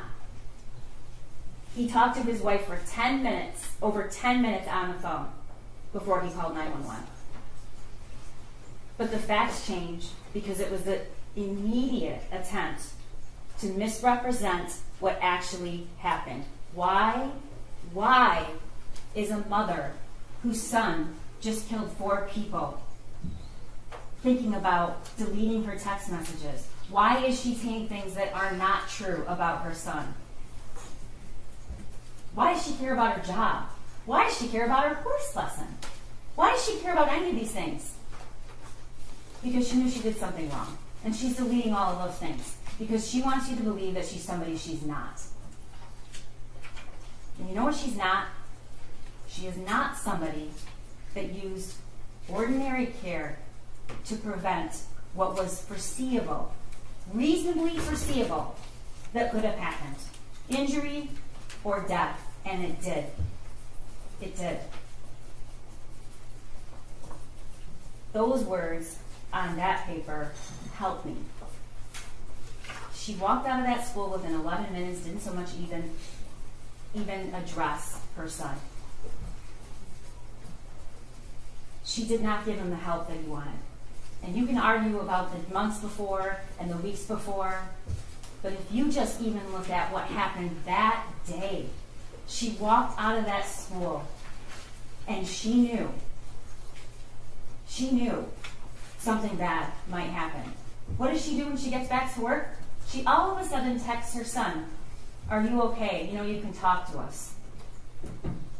These are the actions of somebody who was worried. She was worried and she was concerned and she was panicked until after. And then it's a different story. Why? Because she knew she had done something wrong. She walked out of that school when just the smallest of things could have saved, could have helped Hannah and Tate and Madison and Justin. Just the smallest of things. And not only did she not do it, she doesn't even regret it. We have proven beyond a reasonable doubt that she is guilty of 4 counts of involuntary manslaughter. It's a rare case. It takes some really egregious facts. It takes the unthinkable. And she has done the unthinkable. And because of that, 4 kids have died. So I'm asking you to go back, when you hear the law, review the evidence, and find her guilty, because we have proven her hurt. Thank you. Thank you. Your Honor, I'm ready to go, and I will, but I'm going to need to use the bathroom halfway through if I start now. Can I have like a 3-minute bathroom break, literally? Do you guys want to break? Okay. So we're going to take about a 5-minute break, and then we'll do the defense counsel closing. Okay. All rise for the jury.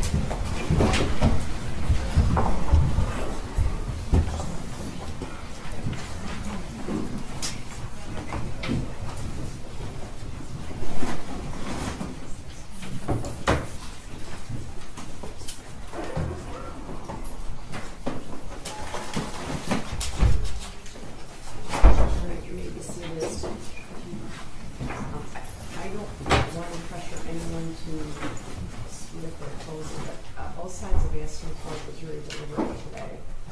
I'm going to talk to the deputies. I'm not positive that's possible. I'm not positive it's possible. Okay, I'm going to the bathroom. Thank you.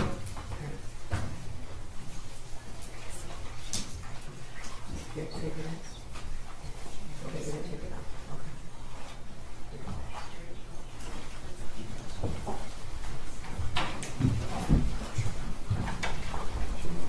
You can remain seated. Everyone can remain seated.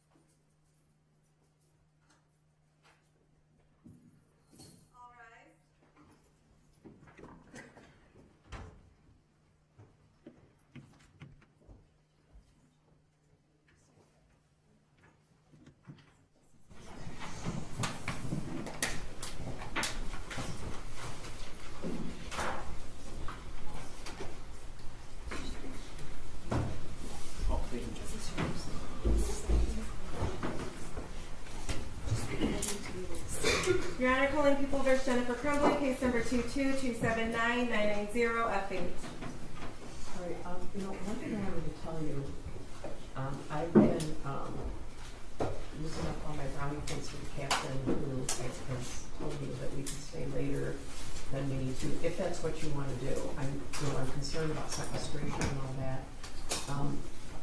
When we pick 5 alternates, I'm going to put 5 alternates in another jury room, and they're going to remain sequestered in the same way that the 12 are. So 5 are going to sit in another jury room. If we come back Monday, I'm still bringing the 5 sequestered jurors back here. All right? I think that's smart. Yeah, well, okay. I know it's awful for them, but if one of them goes down. Okay, yeah, no, I'm concerned about that, so that's what we're gonna do, right? So I just wanna let you know, because when they go out to the jury room before I pick the 5, I'm gonna have them bring their personal things up here, because then they'll be separated, right? Okay. All right, so I'm gonna bring that. All right. Thank you, guys.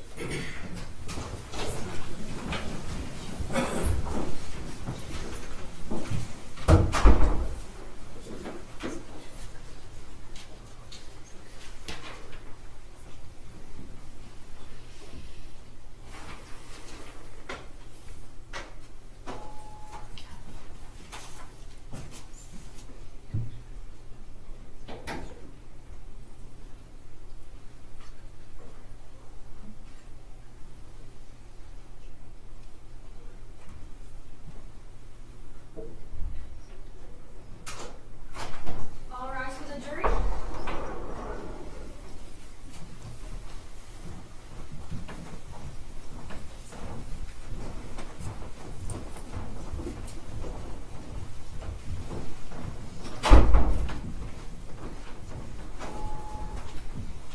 right, you may be seated. You're not going to take your the defendant's closing? Ms. Smith? Yes, thank you. As the prosecutor finished, she said, "This is shocking, unthinkable." I believe there were other words used throughout trial. Unbelievable. Obviously, unbelievable, unthinkable, unfathomable.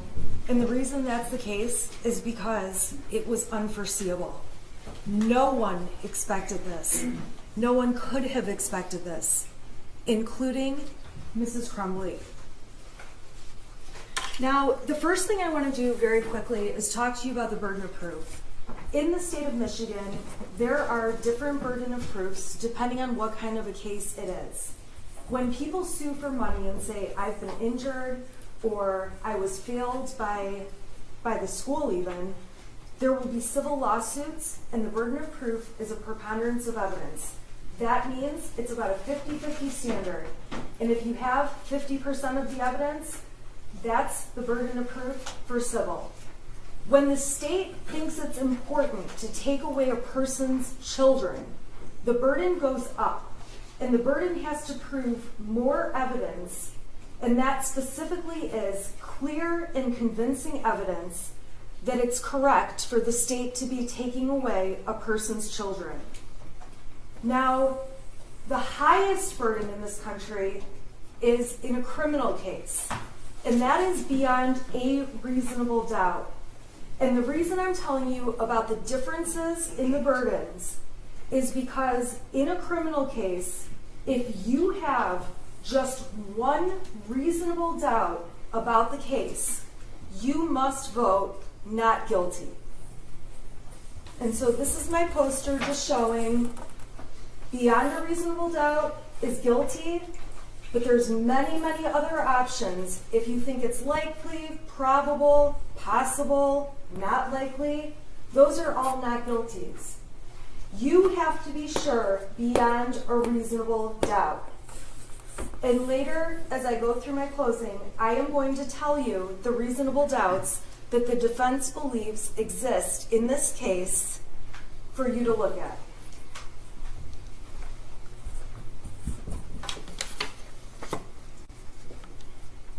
The other thing I have to ask you to keep in mind is that in the jury instructions, and I think you've been told this throughout trial, the defense does not have to prove or do anything.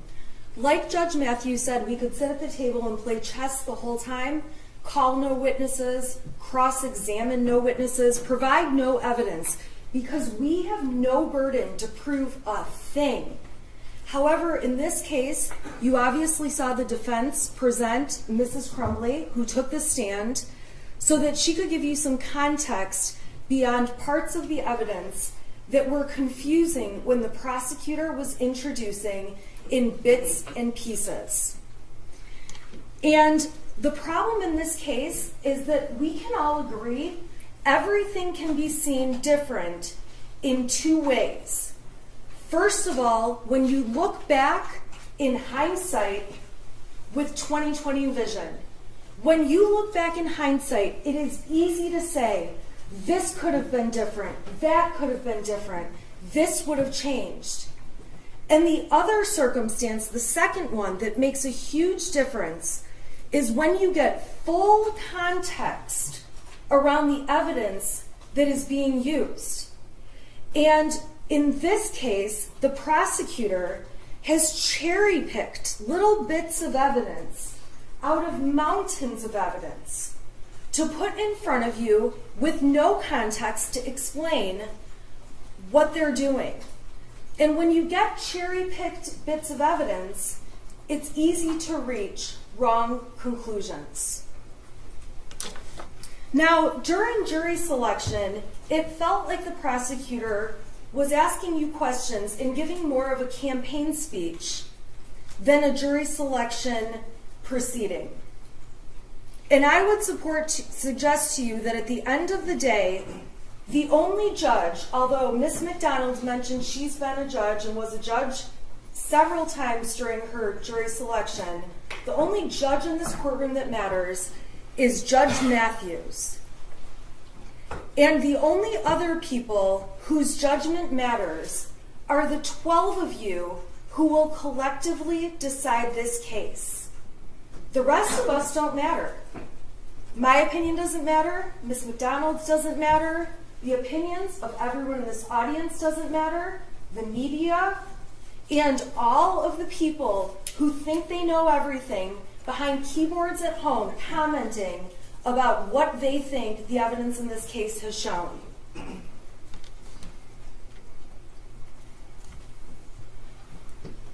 So during this case, it's obvious real life is messy and complicated.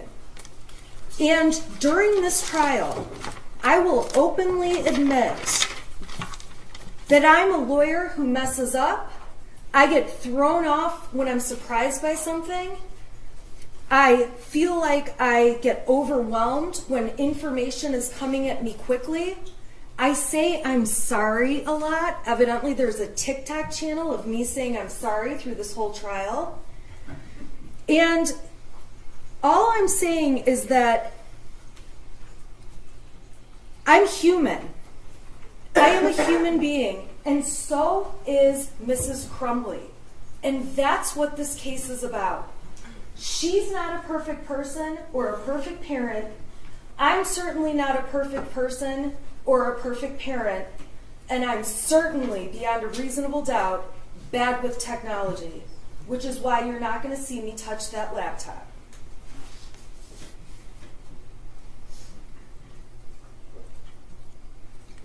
So during this trial, I have stood before you and shown you all my flaws, and I embrace them, and they are a part of what makes me human. And so has Jennifer Crumbley. She got on the stand and talked about every nook and cranny of her life, things no one else in the world knew, in her family, among her friends. And she wanted you to see the whole truth, the entire truth, and nothing but the truth on everything, where she had to show you that she has made immoral decisions to have an affair, that she has made decisions you might not make to have another person involved in the affair. Now, we didn't get too far into the details, but it was enough for you to know that Mrs. Crumbley got up there and literally stripped off her armor, let the prosecution cross-examine her, and show you what happened in her messy life. And I say that with all kindness because I'm a mess too. I saw a meme about a week ago that said, I'm trying to be a mom, trying to get exercised, stay hydrated, get enough sleep, text everyone back, and not lose my shit. And I've got to be honest, as a mom, a working mom, on most days, I'm lucky if I'm fit for human contact. I'm lucky if I've taken a true shower and didn't just grab a handful of wipes and scrub off the best I can on my way running out the door, putting on my makeup as I drive to court in my car. Because my life is not perfect and no one's is.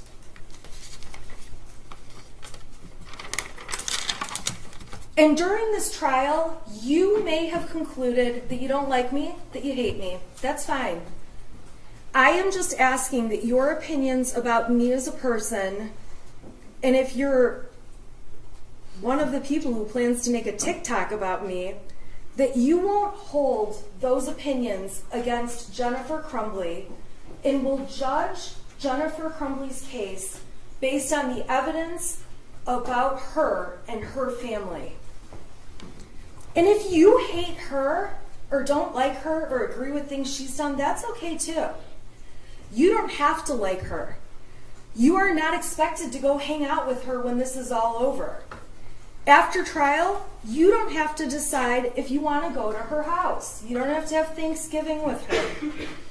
But when you're looking at the evidence in this case, it's important to set aside your opinions of her or take your opinions of me and supplant them on Mrs. Crumbley. Now, when I took on this case pretty early on, I realized I am Jennifer Crumbley, and I could be here accused and sitting in her spot very easily. Now, in my house, we don't have guns. I don't have guns, but I do have children. And actually, I have an oopsie baby, my fourth one. I did not want 4 in 4 years, but that's what I was blessed with. I say I'm abundantly blessed. And I have kids that seem to have no issues. And at the end of the day, they're good kids. They go to school. We have no discipline problems. We have arguments here and there, just like every family does. I have a son that wants to hang out with me very rarely, but I have no belief that any of my 4 children would ever harm anyone else. And while I don't have a gun, I have a large butcher block on my counter with big knives that I use when I cook, and I enjoy cooking. And at the end of the day, my kids could just as easily grab a knife without me knowing it, and without me having it on my radar, and walk out the door of my house and go play with their kids, the other kids on my block. Granted, they live farther down my block because I'm in the middle of nowhere. And my son could kill somebody with my butcher block knife that I would have never expected to happen. And if you saw the text messages that my husband and I exchanged on a daily basis throughout this past year and even years before, it would be so easy for me to be in her seat. With my kids, I don't monitor assignments. I don't look at their phones. I have no reason to. My son plays a lot of video games. My son's online talking to a bunch of people as he's playing a lot of video games. Even though he has a cell phone, I don't go through it and look at his messages every day. And as he gets older, I do know he's interested in girls. If he starts receiving nude pictures of a girl on the cell phone I own but let him use and gave him for his birthday when he turned 11, should I be held accountable for receiving child pornography if a girl sexts him over some inappropriate pictures? If my son decides he's going to send some pictures back and takes a nude picture of his bits and pieces, that's a 20-year felony. Am I then responsible because he sent a picture of his penis over to some girl? So not only taking the picture, a 20-year felony, but then we've got a 7-year felony for sending it over. Can every parent really be responsible for everything their children do? Especially when it's not foreseeable. And this clearly was not foreseeable to Mrs. Crumbley. Because there's no one in the world, including Mrs. Crumbley, who would have let a school shooting happen and let what happened on November 30th take place. Not only ruining the lives of so many families and victims and taking the lives of 4 young people, but also ruining her own son's life and ripping his life right from her as well. She would be the first person on the planet who would have never let that happen in a million years.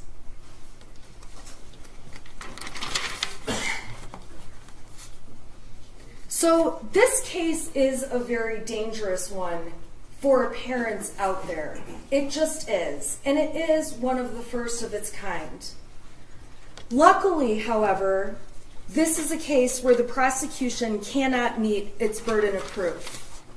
And thankfully, it's a case where truly Mrs. Crumbley does have a defense. And this isn't just one of those stretched cases where a parent is liable for what their child has done. Now, the judge is going to tell you that you have to, if you find reasonable doubt in this case, you must find the defendant not guilty. And the law says you must have a reasonable doubt, not 3 reasonable doubts, not 5 reasonable doubts, not 10. If you have a single reasonable doubt, you must vote not guilty for Mrs. Crumbley. And when it comes to reasonable doubt, each of you can have a separate reason to have doubt in this case. You don't have to agree on what the doubt is. And for that reason, what I am going to do is show you all of the doubts that the defense believes exist in this matter. Some of them may speak to one juror, some of them may speak to another, but at the end of the day, if you have just one, your vote in this case must be not guilty. So the first place the defense finds reasonable doubt is in the fact that the prosecution is so desperate to prosecute this case that they admitted a mountain of evidence that, quite frankly, was unnecessary. Now, they say to you they needed to show you, they needed to prove the manner of death. We stipulated that 4 people died. We stipulated that it was the most horrific set of facts you could ever imagine. We stipulated that what happened to Molly Darnell and Christy Gibson Marshall was horrible. But this prosecution, putting that evidence on, was designed to inflame you and make you emotional, strike your sympathy, and get you to hate Mrs. Crumbley, which, by the way, has been very effective for most of the media, most of the public, and for anyone who has seen information put out by this prosecutor in this case. A second reasonable doubt comes from the fact that we know, and the evidence in this case showed, context is key. And that was clear when Detective Wagrowski took the stand and said, you get better decisions when you have more evidence, and testified that in a former hearing, he messed up because he didn't have the video from before the one he saw, so he believed the parents arrived at the school together, and subsequently, when given more context, showing more video from further beforehand, he could see they actually arrived in different cars, met, and walked in the building together. And at the end of the day, the more context you have, the more accurate you can be. When Brian Maloche testified, another example came about where the prosecution had him testify that Mrs. Crumbley said to delete his messages, clear your cache. And I'm so thankful that the rest of the world sent me emails that I don't know how to pronounce cache, because now I do.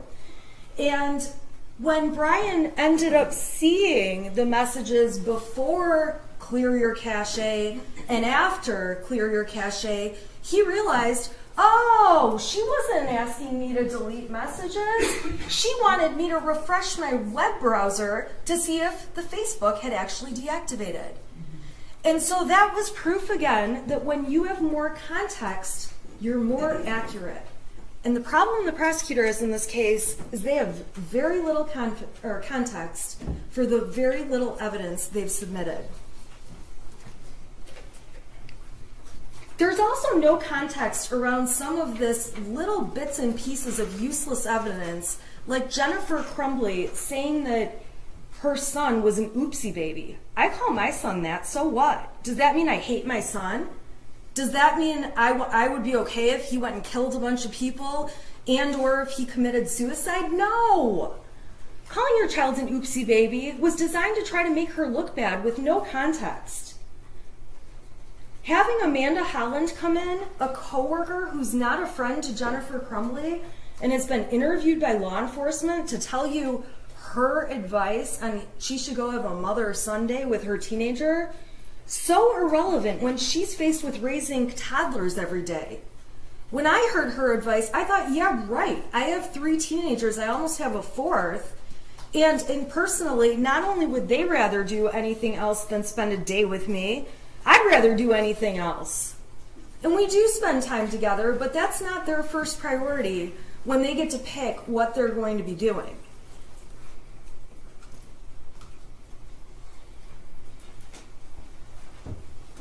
It does not mean she loved her son any less if she ever told a witness, my son is weird. And part of what made me realize I could be in Mrs. Crumbley's shoes is I have sent texts to my husband saying, our daughter is a psycho today. On the way to school last week, she's crying she doesn't have people to sit with at lunch. I texted him, she's a nutcase. I don't know what to do. I don't know how to handle this. I don't have time for this. My other daughter is complaining about her lights flickering in her room. I texted my husband, this sounds like a case. The start of a case. My husband works for my office. He's actually my office manager, so he knows about the case. He went in her room and figured out in 5 minutes it's because when she flips her blow dryer on, one of our plugs makes the lights flicker. So this ghost that you would read about in my text messages, which by the way I did not respond to despite the fact that it's on our 6-person group chat, would be taken out of context and make me look like I don't really care that my daughter is crazy. I also got text one day, we have no food in our house, I am absolutely starving, you are the worst mother ever. And you know what I did? I ignored it. She was mad we didn't have the right kind of chicken ramen when we have 85, I like the number 85, when we have 4 other flavors of ramen, and there's about 100 other things she can eat, and I knew she's not going to starve to death, but taken out of context, it makes me look like a neglectful mother. But if you know all the circumstances, and you know the relationship I have with my daughter, I knew it was an overdramatic, stupid point. So when you see messages from Mrs. Crumbley's son saying, will you at least call back? Those are so out of context.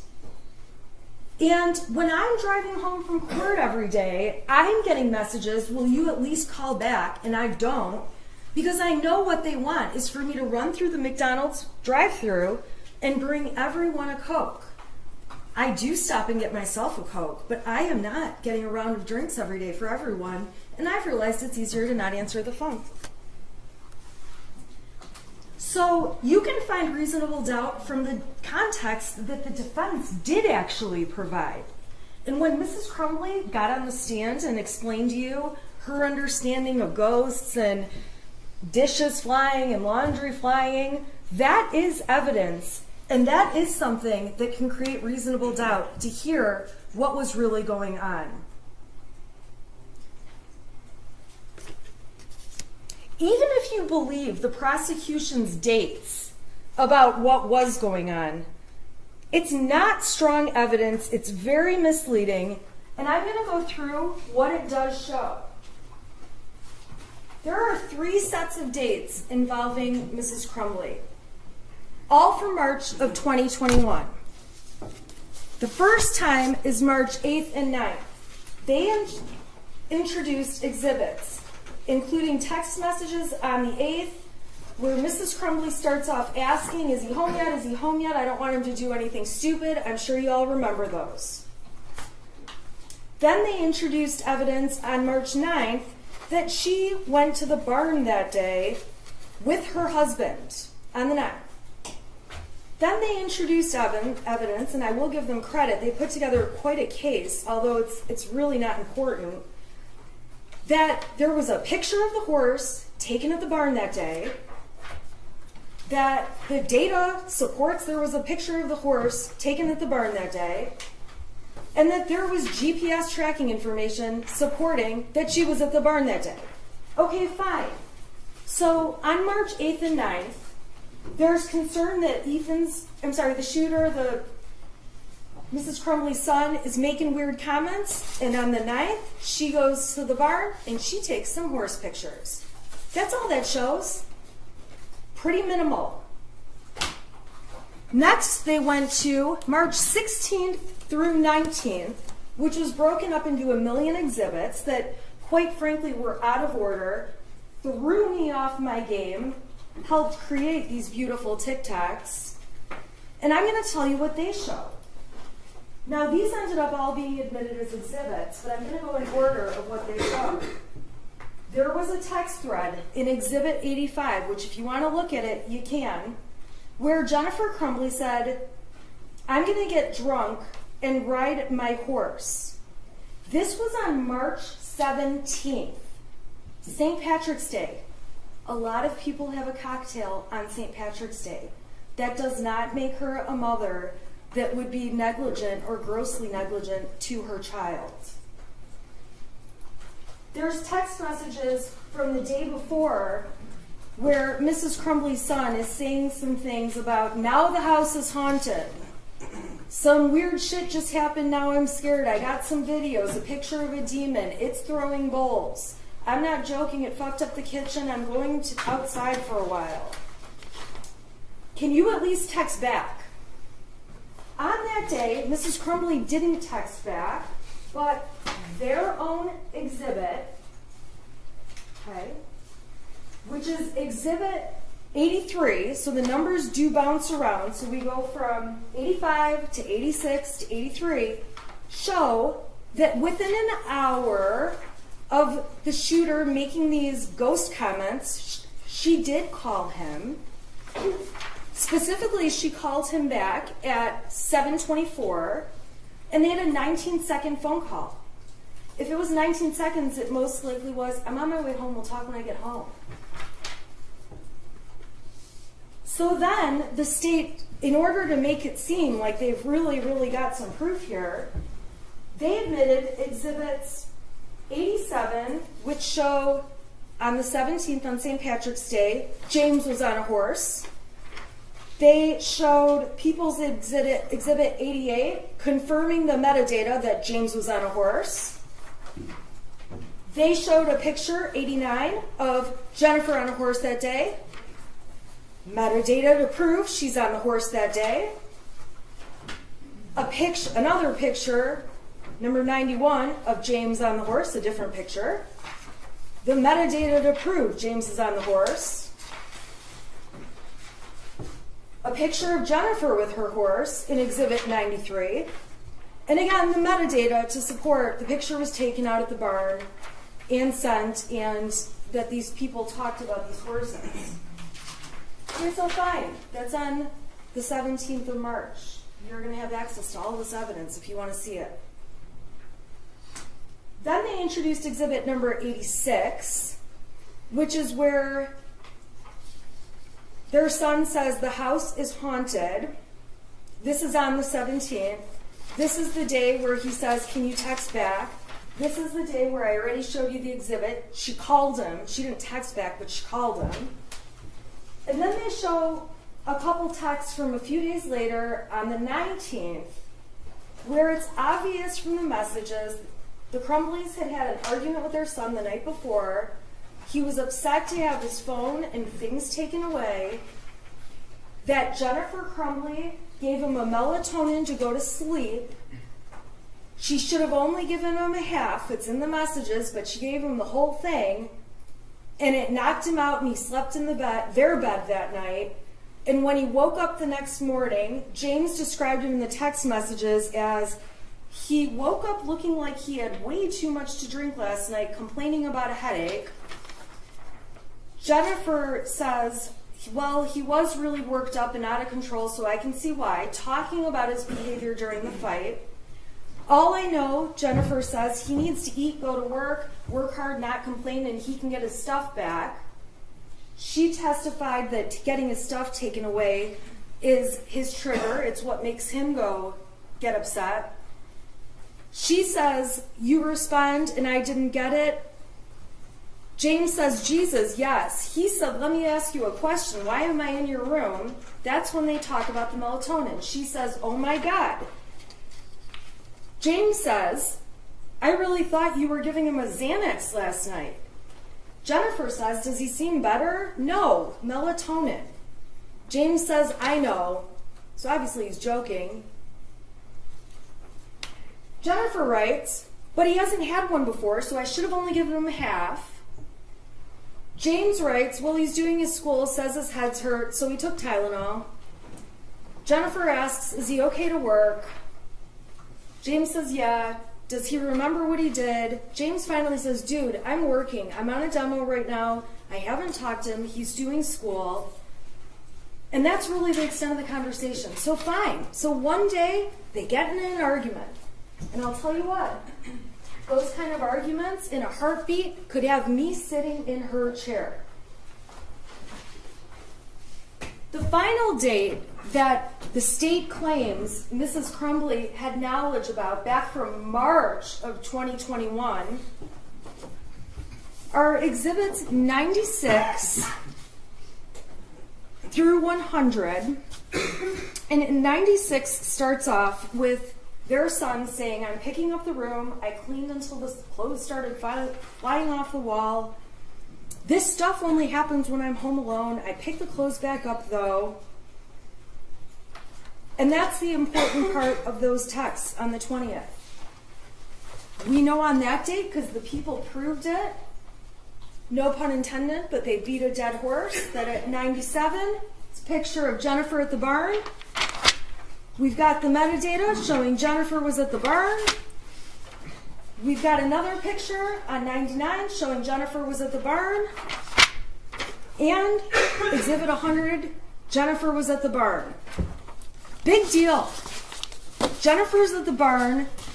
Their son is saying goofy stuff. Jennifer gave you the context. They had an Ouija board for a couple months after Christmas of 2020. He and his friend are playing with the Ouija board.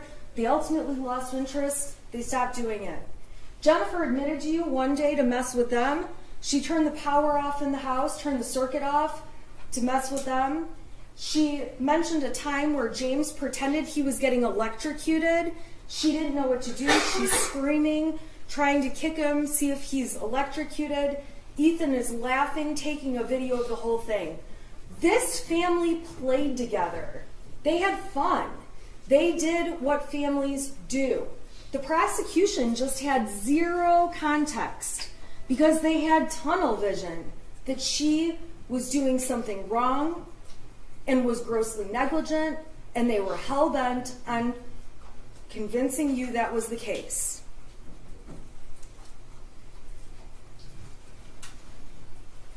So the other thing that you can find as a reasonable doubt in the case is the lack of evidence in the case as a whole. The prosecution has made very serious claims. And when you really look at it, they have very little evidence. So what they've shown to you, and I have it in these folders, are these dates in March 2021, which, by the way, are 10 months before the shooting even took place. They're before it would have... it's unreasonable to expect that things that happened in March of 2021 are an indicator that 10 months later their son's going to do something. It would be very different if every week there's something going on up until the shooting, but there's not. Because if there was, the prosecution would have brought that in and showed you every horrible thing that was happening to show you their son was being ignored, and they don't have the evidence. So what they did provide and what was admitted, this is exhibit, I believe, 423. These are all the Facebook messages between James and Jennifer. So when you look at those Facebook messages and consider, and this includes the photographs and the GPS stuff, that they're using this much compared to this much over the period between January 2021 and the shooting. This is a very little bits in time compared to the grand scheme of things. And while the officer testified and played games with me that he's not sure this is the best evidence against Mother, you better believe if they had better evidence, they'd be up here showing stronger and better evidence. This is it, ladies and gentlemen.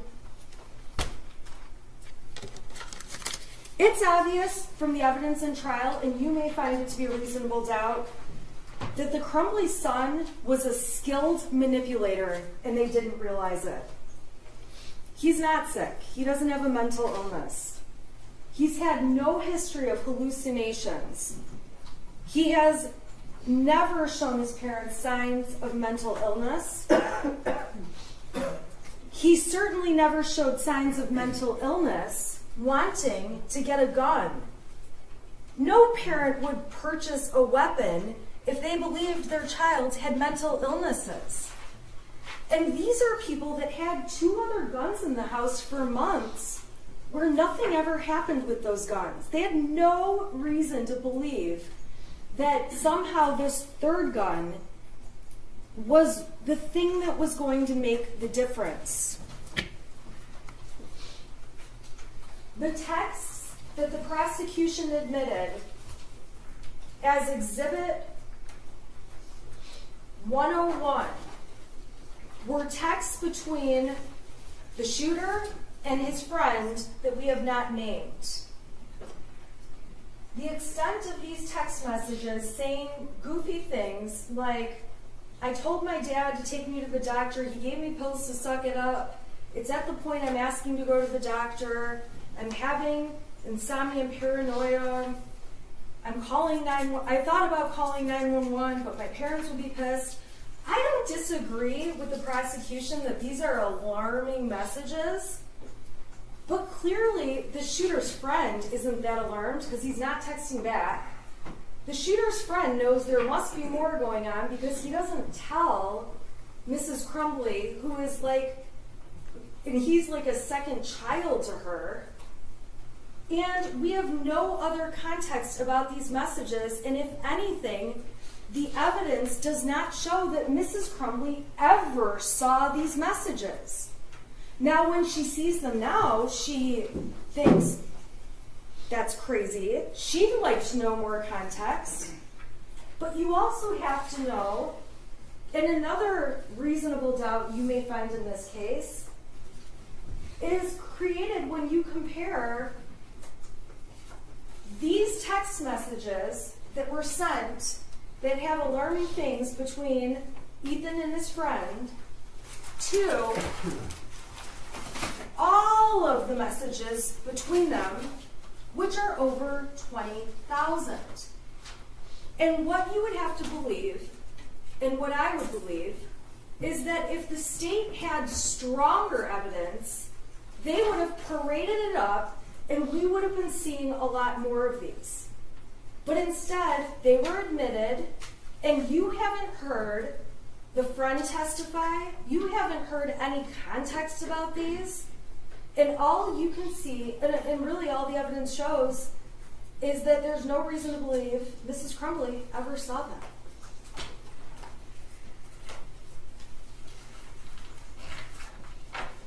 I don't want to have another Leaning Tower of Pisa situation. So move this down. I'm watching. I've taken your advice. Now, the other evidence the state has shown are little bits and pieces from the shooter's journal that are quite alarming and disturbing. But again, Mrs. Crumbley says the information in there about my parents won't listen to me for help is not true. And there is no evidence to show she ever saw that 22-page handwritten document. She never saw the little bits of evidence that the prosecution admitted. To evaluate this case, you have to look at it from the perspective of what she knew. So the journal information and the small amount of text compared to all the text with his friend are things she didn't know about. There's also 2 times where the state says that they have proof that Mrs. Crumbley's son was showing signs of depression or being sad or lonely. All right, those come from April 29th, 2001. This is when Jennifer Crumbley emails the friend, his mother, and all she says is that her son has been acting kind of depressed. She doesn't know what's going on. She's trying to find out what's going on, but he won't really tell her much. She's trying to find out if there's an issue between the 2 boys she should be aware of. She's trying to get down to the bottom of it. If anything, she's doing what a good mom does to try to figure it out. But the worst of what she says is that he's stressed by school. I don't want to get this wrong. He's been acting kind of depressed. And she's happy to hear it's not an issue between them. Then they go on to make plans for their son. This was admitted as Exhibit 104. If you put my texts up there and showed every time I told my mom that one of my kids was acting depressed or weird, I guess my favorite word is moody these days, it would look like my kids were complete lunatics. I'm actually shocked Jennifer Crumbley doesn't have more texts about her son acting like a typical teenager.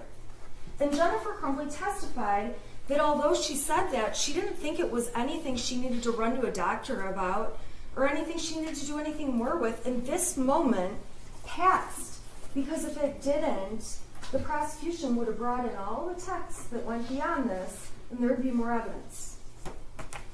They also brought in texts with the same parent of the friend from Exhibit 105, the friend's mother, when Jennifer Crumbley reaches out to her saying she had no clue what they were going through with their son, and she felt really bad about it, and asked how they're all doing and that they're thinking about them, that family, a lot. And ultimately, the worst that Jennifer Crumbley says about her son is, I know my son misses him, and if you need anything at all, don't hesitate to ask. That's it. It doesn't go on with wild depressions or hallucinations or mental health issues. That's it. That's it. I'm actually shocked there's not more instances of depression or moodiness or my kid is acting weird. The fact that there's this little evidence is shocking to me. However, it's a lack of evidence on the state's part.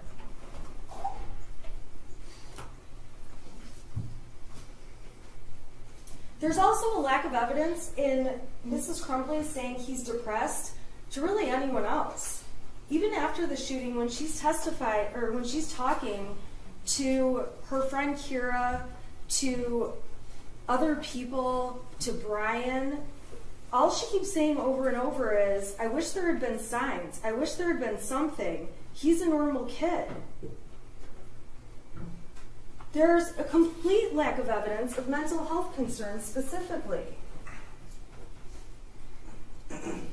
if you want to really spend some time digging into this, you can read all the messages between James and Jennifer Crumbley, all of them, and you will find that there are not texts that go on and on that their son was exhibiting anything close to a mental health concern. And again, my text would read worse because I say things like, I think my daughter's psychotic.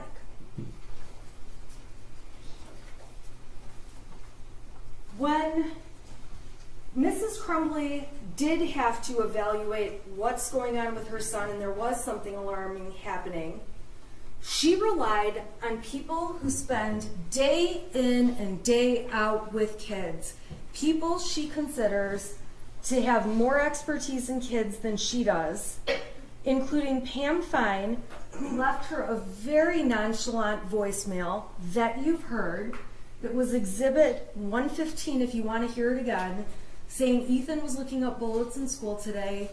It's not illegal, it's not wrong, he's not in any trouble. It's just like how teachers can't look up hops for beer. You don't need to call me back. She was relying on the representations by the school counselor, Sean Hopkins, who took the stand and has had a lot of training, hundreds of hours of training, and made it very clear this was just an issue where he needed some kind of therapy and didn't think it was necessary to suggest to the Crumbleys, go to Common Ground today, or serious enough that he called 911. And she relied on the assistant dean, who also has an abundance of experience Mrs. Crumbley doesn't have. And quite frankly, my kids didn't come with a handbook, and my guess is her son didn't either. And the assistant dean said the same thing in the meeting with Mr. Hopkins, that Ethan Crumbley that the son could remain in school that day, that he would probably be better off, according to Mr. Hopkins, around peers versus being alone, and that as long as they got him an appointment within 48 hours for some kind of counseling or therapist, that was sufficient. So it's absolutely not credible when a witness from the school, like Mr. Hopkins or Mr. Ejak, gets up on the stand and says, even if a kid is very sick, we cannot force them to go home. That is not true. And as parents with common sense, you should know that's not true. Because when my kids are puking, my kid's school will not let them be there. And when they have a temperature, not only can they not be there, but my children's school is always nice enough to remind me they can't be there for the next 24 hours, which means they can't be there the next day either. So reasonable doubt can be found in the fact that trained professionals told Mrs. Crumbley her son was not a risk, and Mrs. Crumbley relied upon it. This school also failed to even really look at the situation and tell her about things from the year before. They made it very clear that he was not in any kind of discipline issue, which is shocking to me and was shocking to Mrs. Crumbley, considering he's off topic looking at bullets in school. He's looking at a video in school of some kind of violent pictures, and then he draws a gun on his math paper instead of doing the math paper. So when school officials say, okay, this is really not a big deal, all we want is a counselor within 48 hours, Mrs. Crumbley took that as a very strong sign that things were fine. And reasonable doubt can come from the fact that those 3 people at the school, Fine, Ejak, and Hopkins, are mandatory reporters by CPS who would have reported if they thought Mrs. Crumbley or Mr. Crumbley were neglecting their son. Mrs. Crumbley even commented to others about the nonchalance that was at that meeting, that it was only 12 minutes long, which surprised her, that she was disappointed they didn't take it more seriously. that she was surprised there was no disciplinary action, and she left the school actually feeling better that maybe she had overreacted when she flew over to the school. Now, the people who are trained in these areas, they didn't just say, we're not trained in these areas. They gave specific examples. They said that kids who are really a threat, they would show nervous behavior. They would show anxiety about somebody else handling their belongings. In this case, the shooter was cool as a cucumber as Mr. Ejak went down, got his backpack with the gun in it, and brought it to him. And Mr. Hopkins and Ejak said they hoped they could get him into counseling today, but ultimately said he can stay at school and we'll give you 48 hours to get it situated. All right, so the prosecution keeps harping on the fact that Mrs. Crumbley knew they had bought a gun and that the people at the school didn't. This is Oxford Community Schools. These professionals testified about how common guns are at the school, so common, and this kind of blew me away, although I live out there, that students are known to go to the gun ranges often, that girls on homecoming wearing their short little party dresses they wear to the dance take photos before the dance holding their guns, that kids go hunting on Late Start Wednesday before they go to school, and the school has to give reminders to parents for people to leave their guns at home. So this school that obviously has a strong gun culture going on, that sees a student looking at bullets, looking at a video game type thing with violence, and seeing a gun drawn on a paper, that these school officials, knowing that community, that they didn't ask if he had a gun when they carried the backpack down and did make a comment about how heavy it was, although the comment evidently was made to a different teacher, and I misunderstood and thought it had been made to the shooter. So yeah, Mr. and Mrs. Crumbley, they didn't mention the gun, but they did mention that they had been at the shooting range with their son. And this is a community that is so into guns.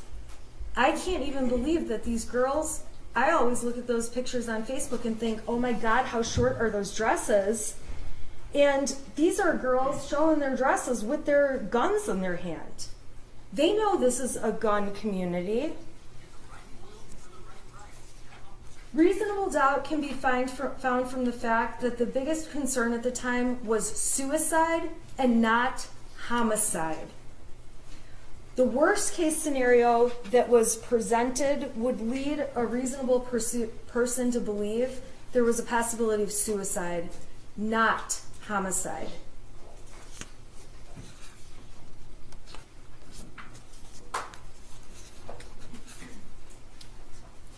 The prosecution seemed to also carry on about the amount of money and time that Mrs. Crumbley spent on horses.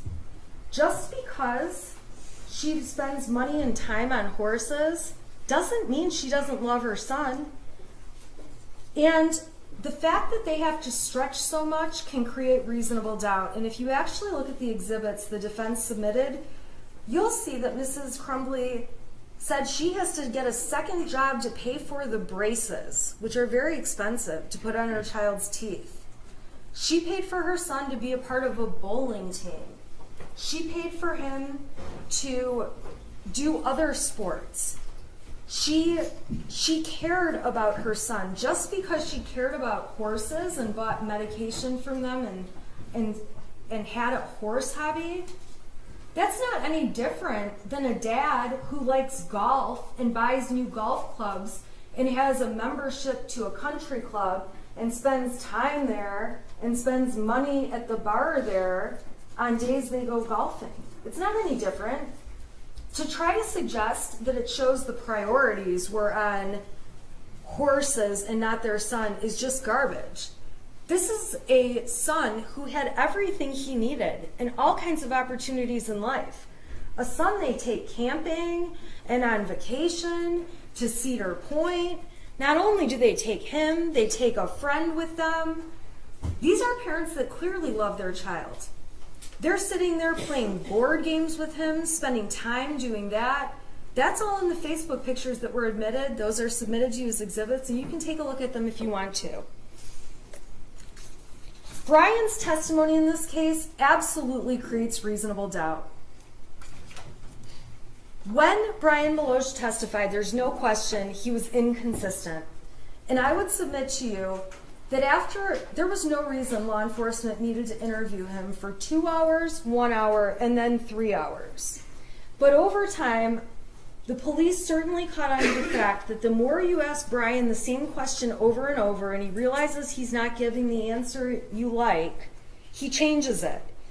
And while the prosecution tries to make it sound like, well, he didn't want his affair outed, from the very beginning, he told them he was having the affair with Mrs. Crumbley. That was not something that ever changed. It wasn't until the third interview when they started talking about his pension, talking about his job, that he felt pressure. He agreed with the word pressure, and he agreed with the word veiled threats, although he did take it back later, that the police wanted him to say something bad about Mrs. Crumbley. And I would submit to you that they probably did that to all of the witnesses in the case. But Brian Meloche was the one who admitted to it. And when Mr. Keast got back up there and asked him more questions and asked him more questions, Brian got right back in line like he was supposed to and told them exactly what he knew they wanted to hear. Brian is a terrible witness. He said he had memory problems. And quite frankly, when he's testifying that he knows that the gun was in the car that day of the shooting, we all know no one thinks that's true. Mrs. Crumbley testified and explained the day the gun was in the car. Brian's just wrong. And when Brian testified that Brady was gone and he believed Brady died or committed suicide, I would submit to the jury that Brian is just an idiot and has no clue. And that the truth is, he didn't know the details about where the shooter's friend went. He just knew he went away. Wherever he got that suicide idea from, who knows? The prosecution didn't show any texts or anything to support that. But it's clear that Brian Meloche has been put on a mission, which is, you're coming into court, you've got some things hanging over your head, and we want you to take a position against Mrs. Crumbley. And I would submit to you that if you read the 77-page exhibit that I got yesterday and went through in painstaking detail with you, you can see that Brian Meloche did not think of Mrs. Crumbley that way when he knew her and when he dealt with her. And he testified the only places he got new information about her that made him think differently about his answers were from law enforcement and were from the media. The media that we have talked about in this case repeatedly as being inaccurate. Brian admitted that when the prosecution asked him, and we've already talked about this, to delete his messages, when I went through the part about clear the cache, Jennifer telling him clear the cache, showed him the stuff before and after, he realized it was just to refresh the page to see if Facebook had deactivated. So giving him little bits of information is particularly dangerous because he's not the sharpest. And that's what the prosecution did. They used him to their advantage to try to make it sound like they have this case and all these horrible statements against Mrs. Crumbley. And by the way, when they presented evidence that Mrs. Crumbley is deleting texts and keep making it sound like she selects different texts here and there, it actually sounds like Mrs. Crumbley deletes all her texts, as she testified, that when people start flooding her with text, she deletes entire threads at a time. Who knows what she's deleting? We saw her on her phone flipping through them super fast. And the texts ultimately that she deleted, the prosecution did point out 2 of them in their closing. They pointed out the texts about "we're fucked" and "we're on the run again," but they didn't mention that she deleted 2 texts that are actually very exculpatory and helpful to her. Why would she delete some of the most helpful and exculpatory things she said? Those 2 texts are on page 42 and 44 if you want to see them in the 77-page exhibit. And those 2 texts confirm, she calls it the string lock was on the gun. She means the cable lock, but she doesn't know enough about guns to say cable lock. The string lock was on the gun. And the other deleted text that the prosecution didn't mention was when she said that the weapon had been locked, the ammunition had been stored separately, and that everything was not loaded. There's no reason she would delete 2 messages that are that helpful to her. She's just a person who deletes all of her messages, as she testified to. You can find reasonable doubt that Mrs. Crumbley's state of mind is very obvious in statements she made after the shooting. Right away, she's talking about how she had no signs to believe anything would happen. At the substation interview, it's on recording, we watched it. She tells the interviewer, "I had no signs, there were no signs." Then, when they have her in the car, the squad car, and she's in the back, she says to them again, "I had no signs." In her text message with Kira, which was admitted, she says there were no signs. Kira says there probably were, you just missed them. With Brian Maloche, Mrs. Crumbley says again, there were no signs. I would submit to you, this is not some master plan where Mrs. Crumbley decides she's going to suddenly say there's no signs. First of all, there's no evidence of signs Mrs. Crumbley knew about. And second, all of her immediate fast statements in a time of stress, right after she's had guns held to her face, walking out the front door of her house, she's saying there were no signs. You might find, and I know the prosecution takes issue with this one, that Mrs. Crumbley was actually, in fact, a hypervigilant mother. She's the kind of mother who is going to the friend's mom to chase down why he's having a moody and kind of depressed day. She's on Power Schools on the app multiple times a day checking for missing assignments. She's emailing teachers about grades. Christy Gibson Marshall, the assistant principal, who did do one of the bravest things I've ever seen, she testified she saw the shooter's face and couldn't believe it was him. And the reason she couldn't believe it was him is because it was so unforeseeable. Mrs. Crumbley's hypervigilance also comes when you look at how she takes him for medical appointments. They're at the urgent care because some little mole on his back changed colors when she's applying sunscreen. I think of myself as a hypervigilant mother, and I've never noticed any moles on my kid's back, and I must need to go home and look. Because when I look at the actions of Mrs. Crumbley, she actually pays far more attention to that kind of thing and other things than I do. I could easily be sitting in her chair. When her son's experiencing headaches and medical issues, she's at the doctor or doing virtual visits. There's no reason to believe that's not true. With the headaches, they go through a whole process. She gets a whole x-ray done of his head. She takes him to the eye doctor to see if that's causing the issue. Ultimately, she pays and puts braces on his teeth.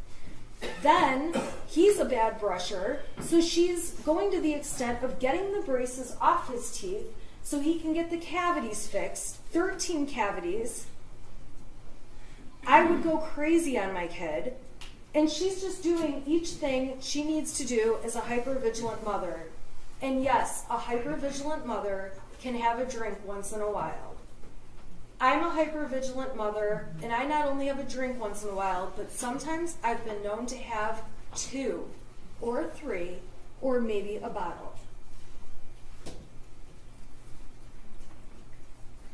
Reasonable doubt can be found from the fact that Jennifer Crumbley did her best as a mother. While going to the shooting range is not her thing, she's trying to find a way to bond with her son, who has just had his best friend move away. She took him camping, took him on trips, brought the second son along like I've already talked about. She let him have pets. He has the cutest little kitten you've ever seen in these Facebook pictures. Board game nights with him. She's not neglecting him in any way. And if anything, she's going to the gun range for him, not because she enjoys it. You can tell how much she loves it when she gets up there, shoots a couple shots, and then just stands there letting him enjoy the activity he likes. And I do the same thing for my kid. He likes to go to skate parks. I would rather do anything but go to the skate park. But I sit there and watch and say, oh, that was amazing. And all I hear is, Mom, watch this, Mom, watch this, Mom, watch this. And I would rather do anything else. But Mrs. Crumbley on that day is trying her best to bond with her child and have a relationship. Showing the pictures of the messy house was just not necessary. And the prosecution explained to you they weren't trying to prove she had a messy house, but much of it was just so unnecessary that I would suggest they are trying to make her look bad. They do kind of make her look a little bit like a hoarder. But if you saw pictures of my house right now, like a snapshot in time, you'd be just as horrified. I've been so busy getting ready for this trial, ready for all the fun we've had in the court and through these last few weeks. I still have my Christmas trees up. I was complaining to my husband the other day, oh my God, we still have our Christmas trees up. This is embarrassing. And he said, hey Shannon, we still have ceramic pumpkins up. And I realized, oh yeah, all of our fall decorations are out too. And right now, I have piles of laundry all over. My kids over Christmas break put together stacks of stuff I need to take to the Salvation Army. I have donations of my own that need to go. My house right now, if they did a search warrant today, would look just as bad as Mrs. Crumbley's, and it says nothing about me parenting my child. If anything, when I come home from work, I make a deliberate decision. All right, listen, I can run around this house for 3 hours and try to get as much as I can done, or I can sit on my couch and watch old episodes of the Kardashians with my daughter. And I believe my time is better spent hanging out with her watching trashy TV than cleaning up my house because I get a chance to spend time with her. And Mrs. Crumbley was the same kind of mom. She was waiting until the holidays to have more time. She said she was going to clean her son's room. I would be screaming that I would make my son clean his room, but regardless, the project coming up was going to be to get those rooms in order. But at that point in the year when the holidays are coming up and you're getting ready for all of it and going through Thanksgiving, it does get to a point where you do have boxes piling up and you're just trying to get through those last days of school to get to Christmas break. There's reasonable doubt when you look at what Mrs. Crumbley thought after the meeting with Mr. Hopkins and Mr. Ejak. The state of mind she was in and her thoughts and what she was thinking come in through her statements. She thought everything was way less of a big deal when she left that meeting. She thought leaving him in school with his friends was the better decision based on Hopkins saying peer support is a good thing. She thought making him an appointment was sufficient, an appointment within 48 hours was sufficient. That doesn't even mean the appointment was going to be within 48 hours. Reasonable doubt can be seen in the video when Mrs. Crumbley first sees her son at the substation. Her reaction to seeing him in this complete state of disbelief as to what's going on is to look at him and say, why? Why? She doesn't look at him and say, I knew you were going to do this. She doesn't look at him and say, see, I knew we shouldn't have bought that gun. She says, why? Why? And when he says, take care of Dexter, She cannot believe that's her son and goes back into the other room with her husband and says, "What the fuck? He didn't even care." And while the prosecution asked questions about, well, she's not sobbing, and we hear sobbing, and that's clearly James. James is sobbing. When you look at the video, if you decide you need to see it, Mrs. Crumbley is dabbing her eyes and wiping her eyes. And fine, she's not the crier some other people are.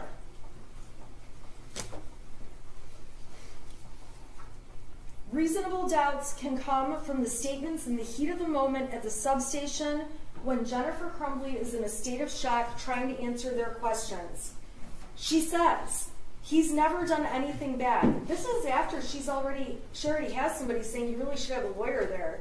She's still just talking about what the truth is. He's never done anything bad. One of the parents says he's a perfect kid. Jennifer Crumbley tells them the most of an issue he ever has is anxiety over tests. Jennifer Crumbley tells them everything was fine this morning. In the statements Jennifer Crumbley made when she was in the car and doesn't even know yet if there has been fatalities, she says he's never done anything. She acknowledges he ruined lives today. She says, "It's the first time I've ever seen him do anything." She says he's a good kid. He's never angry. He's mellow. He's not what he looks like. He's not a monster. And she's not a monster either.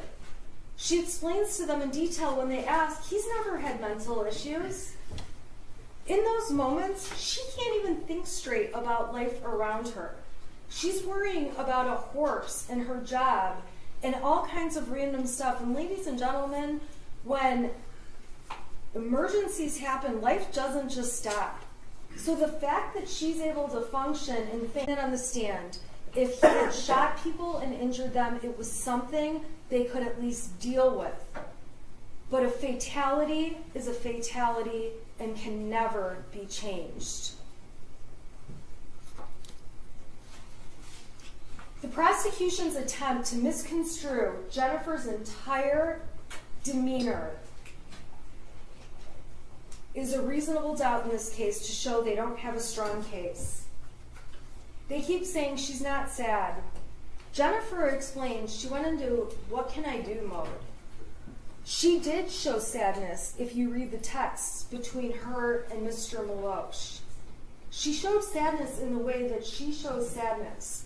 And for these officers to get up on the stand and say she didn't behave like the mother of a school shooter should behave is nonsense. None of them have ever dealt with the mother of a teenager who has just killed people and shot many others. There isn't a right way in any handbook to say how you should or should not behave. Trying to make her look selfish and callous goes right with that same thing. How she reacts is how she reacts. You see it on the screen.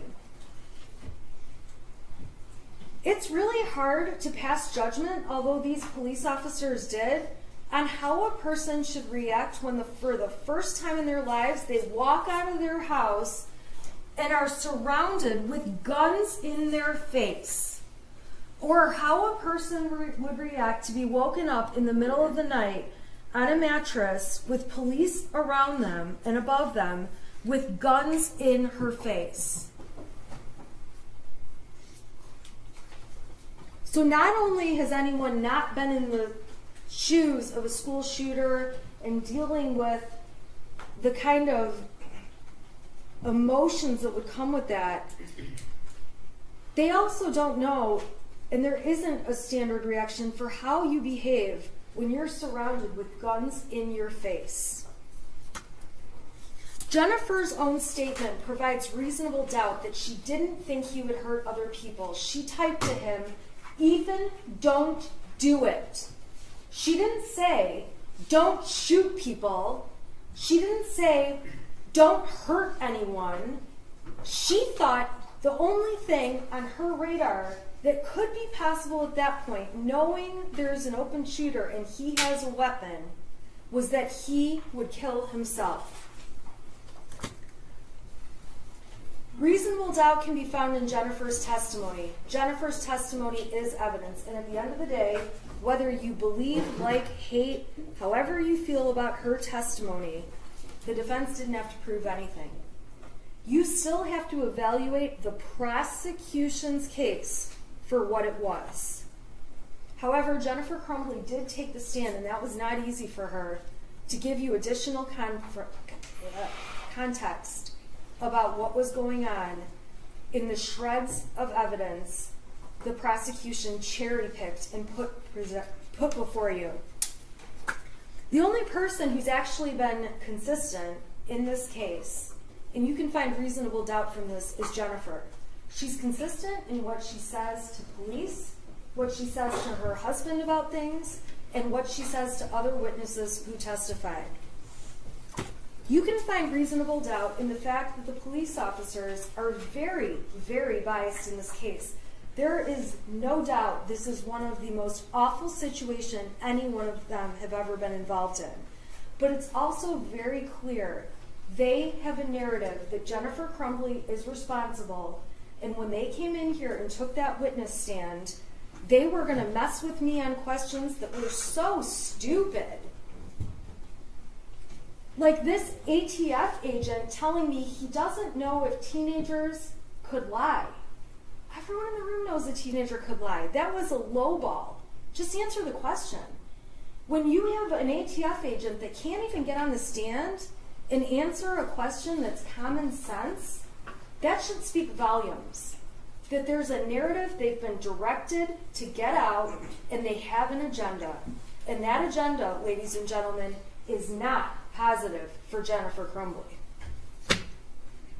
Making this big deal about money and cash that Mrs. Crumbley took out is another reasonable doubt in this case. Mrs. Crumbley explained her dad had accounts frozen. She didn't want her accounts to be frozen. Her dad put money in that day so she could take it out. Getting money out of the account that had her son's name on it wasn't done in any way to steal money from her son or show she doesn't care about him. She's the one that contributes every week from her paycheck into that account. And at the end of the day, she wants cash because everyone in the world absolutely hates her.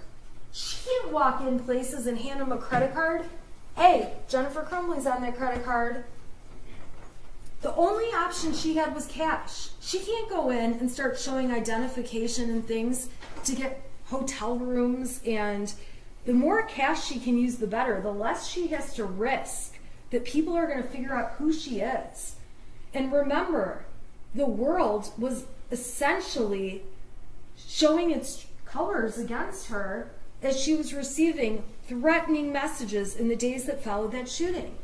On Facebook, from other people, in her emails, in her Instagram, everywhere. They're so threatening, her employer is making her shut down accounts.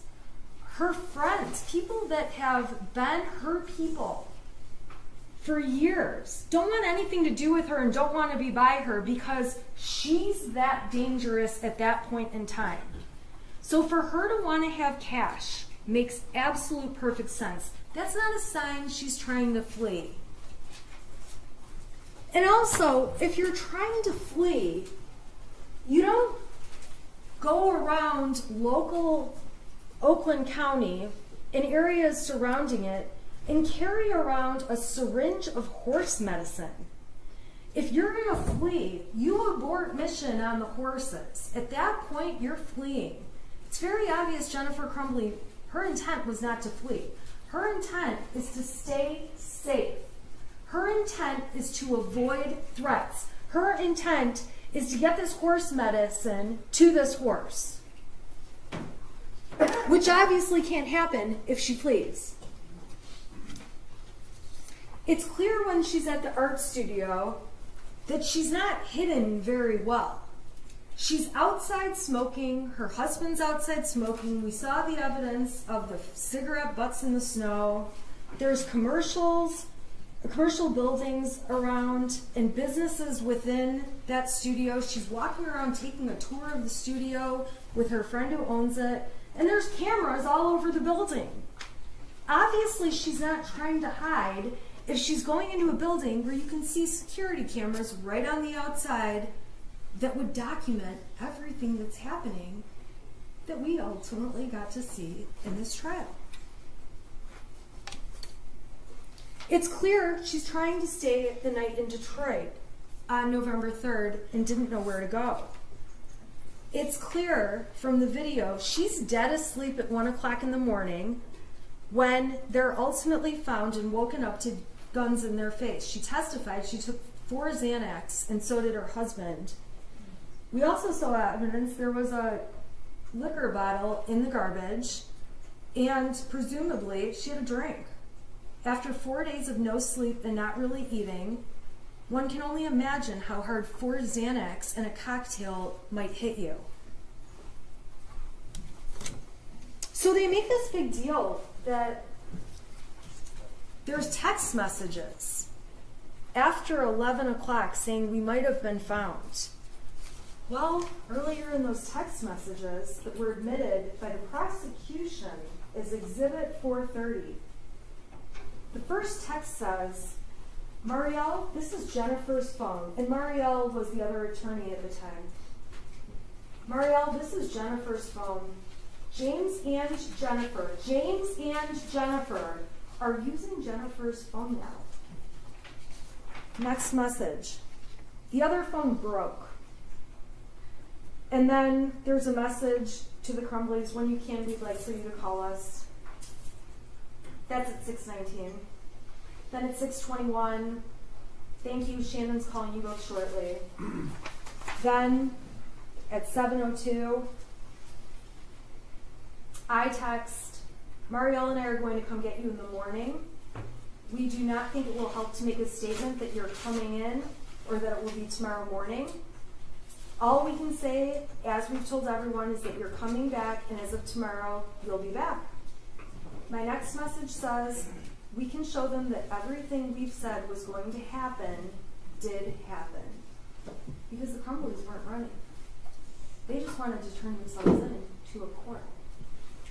And law enforcement got on the stand and told you that's something people commonly do. It just didn't happen in this case. At 7:03, the Crumbleys write back, and we don't know if it's Jennifer or James because they're sharing his phone. Okay. Text to the lawyers that say Marielle, Shannon lawyers. Who knows why they sent that?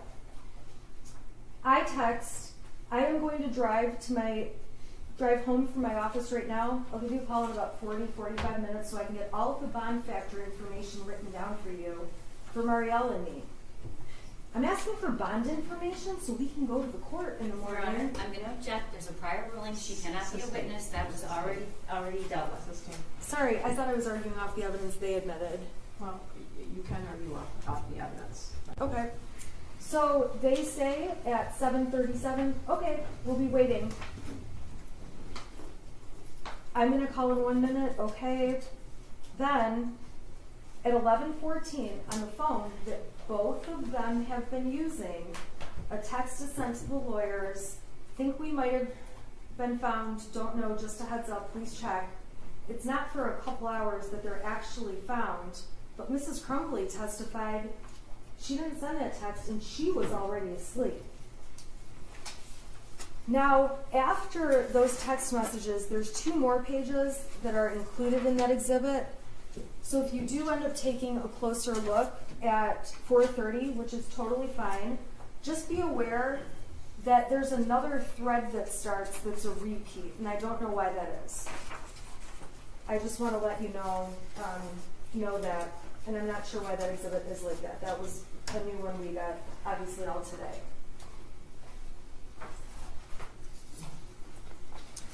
In the days after Mrs. Crumbley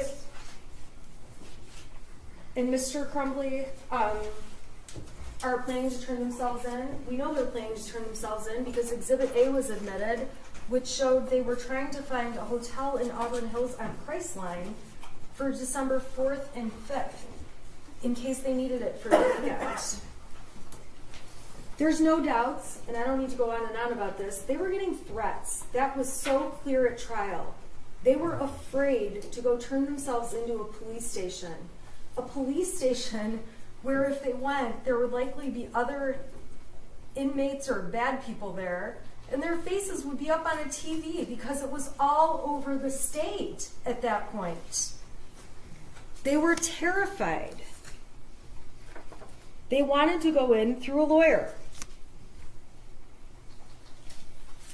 Reasonable doubt can be inferred from the fact that they set an alarm clock, which was admitted by the prosecution, showing that on Saturday they were getting up at 6:30 or 6:45, completely consistent with their plan to go to Novi for an 8:30 hearing. This is also not James's trial.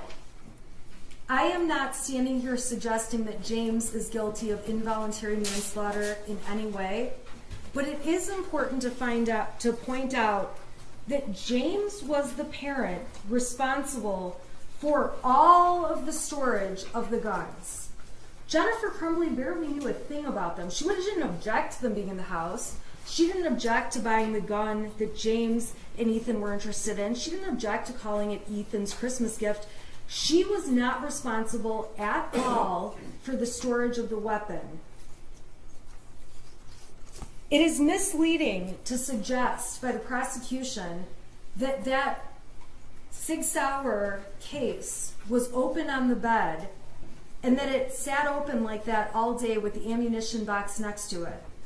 It's very clear that when James and Jennifer Crumbley were on the phone during that 7-minute phone call, Mr. Crumbley was looking for the gun, found the gun was missing, asked Jennifer Crumbley, where's the ammunition, pulled it out, and set it on the bed. It's not like that gun box, that case, was just sitting out there open at all times. When law enforcement did get there, find it on the bed, even they moved it around to the kitchen counter and other places. While this is not James's case, it is fair that Jennifer Crumbley would expect that he would have more flexibility in going to handle an issue at the school. That is not unreasonable and does not make her a bad mom. He's out in the Oxford, Lake Orion, Rochester area door dashing. She's the one with the professional career supporting the family and paying all their bills and trying to keep her job, which they may need to add the family on for insurance in this open enrollment period. She shouldn't be diminished as a mother because she was going to let father go to the school and handle whatever issue there was. Now, ultimately, they went together. But he's a DoorDash driver. She's trying to pay the bills. She's the breadwinner. At that time, he's in between jobs. She shouldn't be dinged for that. It's misleading for the prosecution to suggest there's been evidence in this case. She keeps guns in the car. She didn't say she keeps guns in the car. When she was interviewed, and if you really want to watch the interview, you can, Jennifer told law enforcement there was one time that gun was in the back of her car. That one time was when James put it in the back of the car, and she drove the car to the range.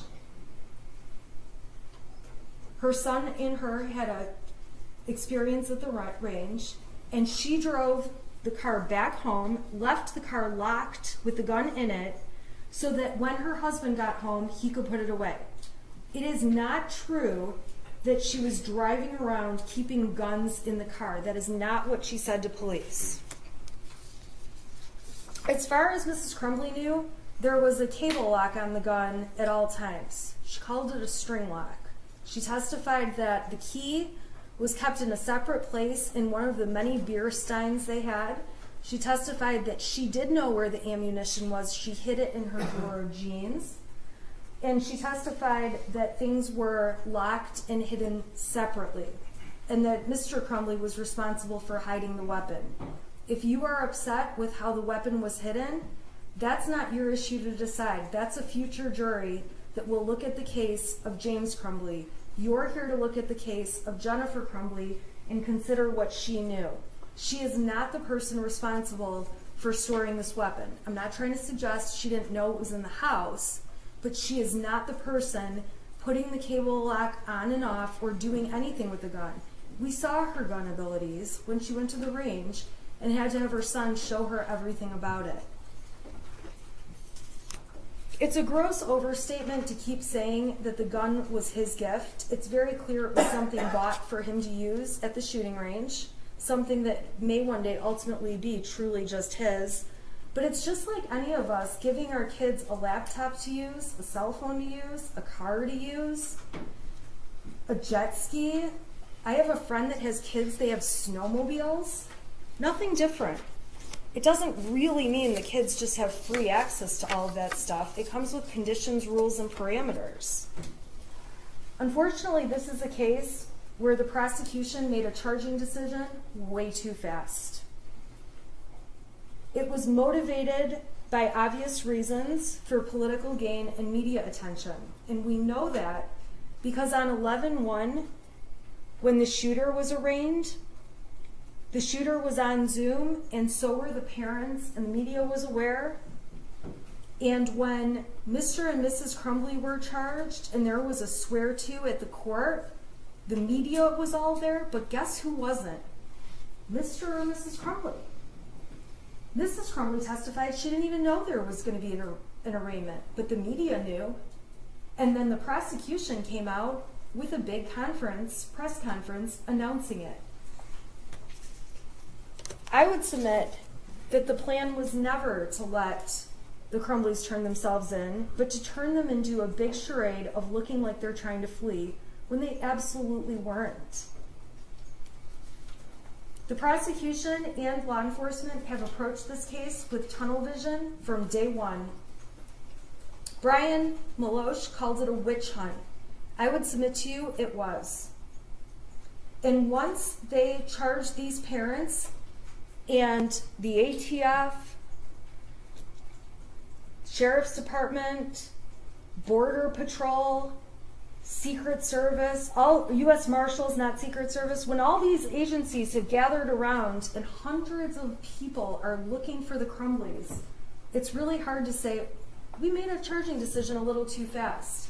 And in this case, you heard evidence that much of the evidence in the case didn't roll in until after the parents were charged, arrested, and in jail.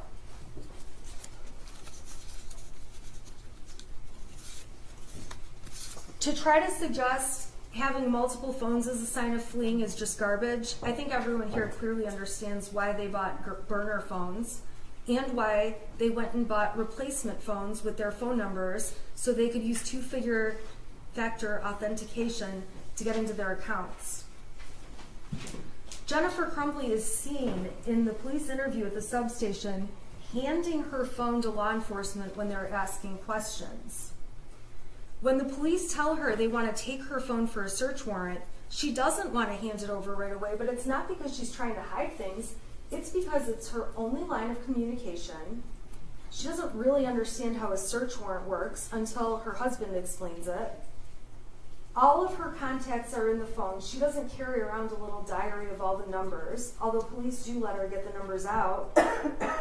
And it's the only way people can get a hold of her, and she's been in touch with them nonstop, as we can see when she's in the police vehicles. And again, although she's on her phone, and there's a substantial amount of time where she's looking things up, communicating with people, trying to get things done, that doesn't mean she believed her son was a school shooter and had no emotions over what was happening. The prosecution has painted her out to be a person who lacks remorse, and I would submit to you that she would change everything if she could. And when she looks back and says there's not a thing that she feels she could have changed that would have changed something, you have to keep in mind that the suggestions by the prosecution are just ridiculous. Giving him a hug that day in the counseling office was going to stop a mass shooting? That's just ridiculous. There is nothing to prove that anything could have stopped a mass shooting when you're dealing with someone who is so manipulative and is a criminal and was a shooter in cold blood and pled guilty and took responsibility as an adult for his crimes.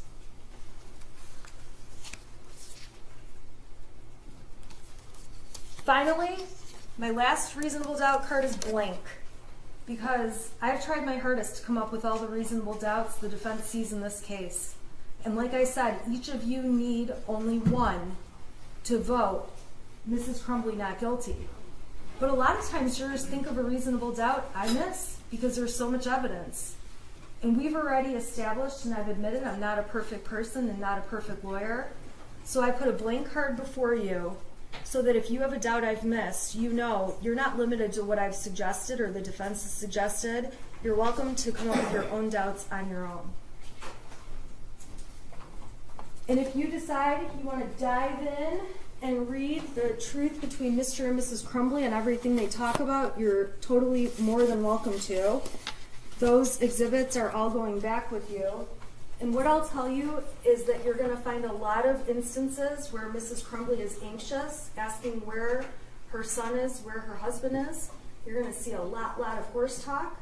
You're going to see arguments between a married couple. When I read them, they read just like my husband and myself, yelling and swearing at each other at times. And then the next message says, hey, what do you want for dinner? And then we just move on, and that's just how life is. You'll see messages in here that will certainly make you blush when you read what Mr. and Mrs. Crumbley intend to do in bed that night. You will read a variety of messages that show real life, and real life between two married people that have a child. And it should make no difference that they may use their horse's name more often than their son's. And I'd also submit that every time you see them talk about when is he going to be home and what are we going to eat for dinner, even if they don't use the words spelled E-T-H-A-N, that's who they're talking about, because there are only 3 of them in that house. At this point in the trial,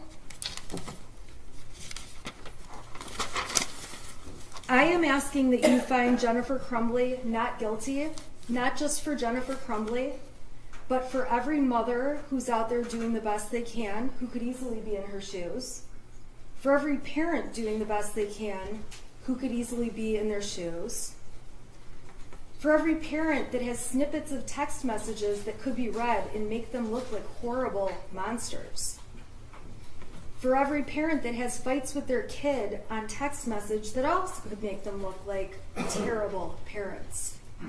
For every parent that's ever had a hobby and has not spent 24/7 with their child. That should not be held against parents. For any parent that's ever had an affair or spent time communicating on an affair, that says nothing about how much you care about your child or your expectation of whether or not they would commit a school shooting. Most people who have affairs would still not expect their child would do this. I do wish more than anything this case could bring justice to the victims of the shooting, the victims of the terrorism that took place that day, and the victims of their families. I wish more than anything it really could be a result that would be a Band-Aid to make everyone feel better, but it can't be. First of all, it brings back nothing for the people who have lost. It certainly doesn't bring back any lives. And if anything, this is not justice. This is not how justice works. This case does nothing for the people who have already lost everything. Many of the people sitting in this courtroom. And it does nothing to bring back the tragedy and the tragedy that unfolded on November 30th.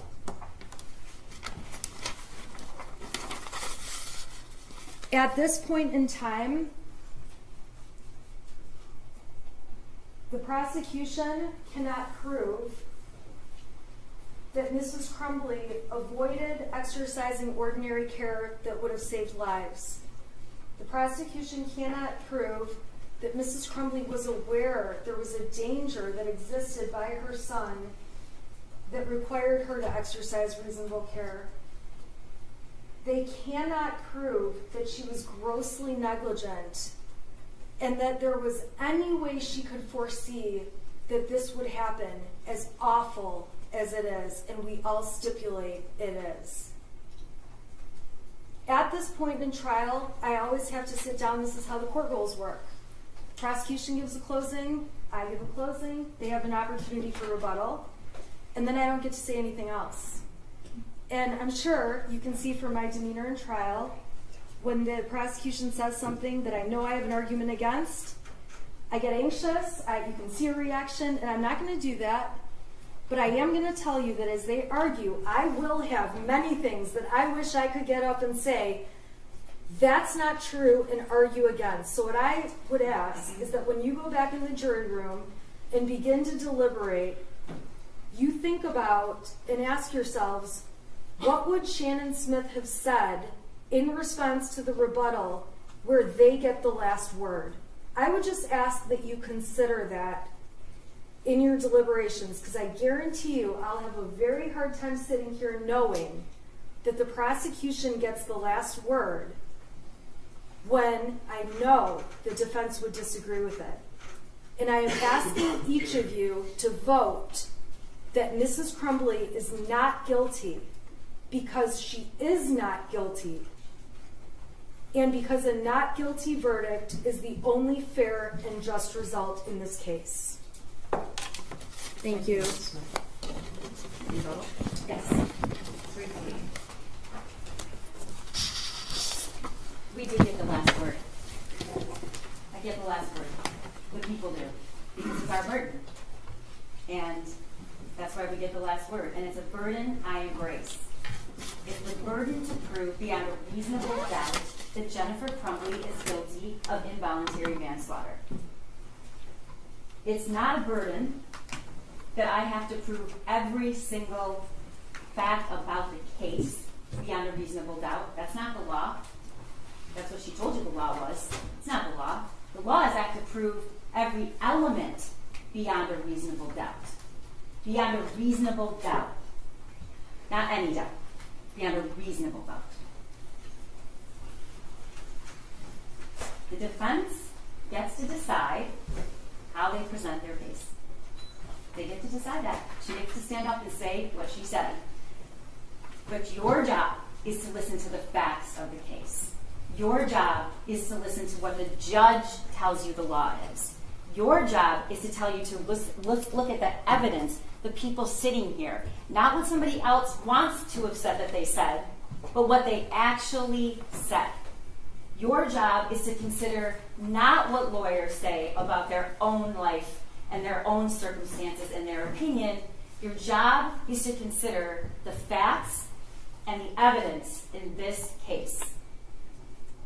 I have to address a couple things, and I'm going to be quick. There was absolutely no evidence at all presented to you that anybody at that meeting told Jennifer Crumbley it was no big deal. There was no evidence of that. There was no evidence at all that Jennifer Crumbley was very surprised by how long the meeting lasted. Jennifer Crumbley didn't say that. That's not in the evidence. I don't have to prove, the people do not have to prove that Jennifer Crumbley knew that there was going to be a homicide or a school shooting. As Lieutenant Willis pointed out correctly, if she knew exactly what was going to happen, she'd be charged with murder, ladies and gentlemen. She is not. She is charged with involuntary manslaughter. And the elements, you'll get them. I read them to you. The standard and what I have to prove is not that she knew that her son would go shoot up the school and kill 4 kids. I have to prove that she had a legal duty. She negligently performed that legal duty. She negligently did not take steps to take care and protect the other children in that school when there was a reasonable foreseeability that ordinary care was required. The smallest of things. The smallest of things.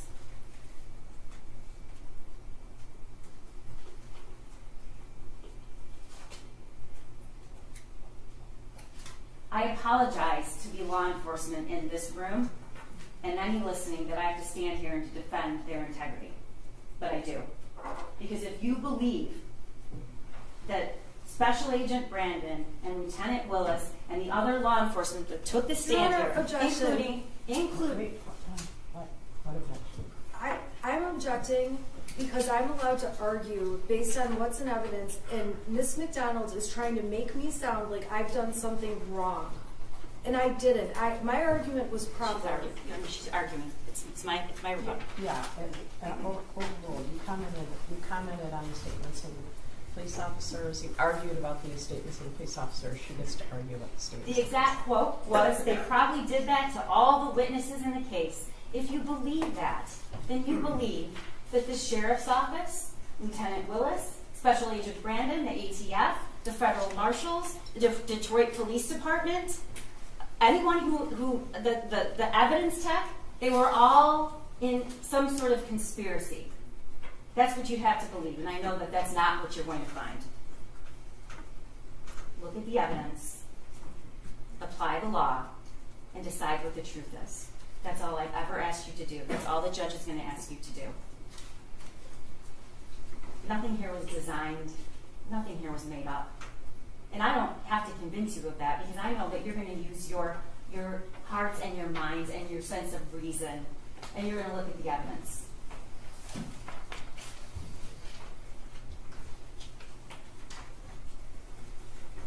The first statement Jennifer Crumbley makes about this gun, her son's gun, was at the substation after the shooting, and this is what she said.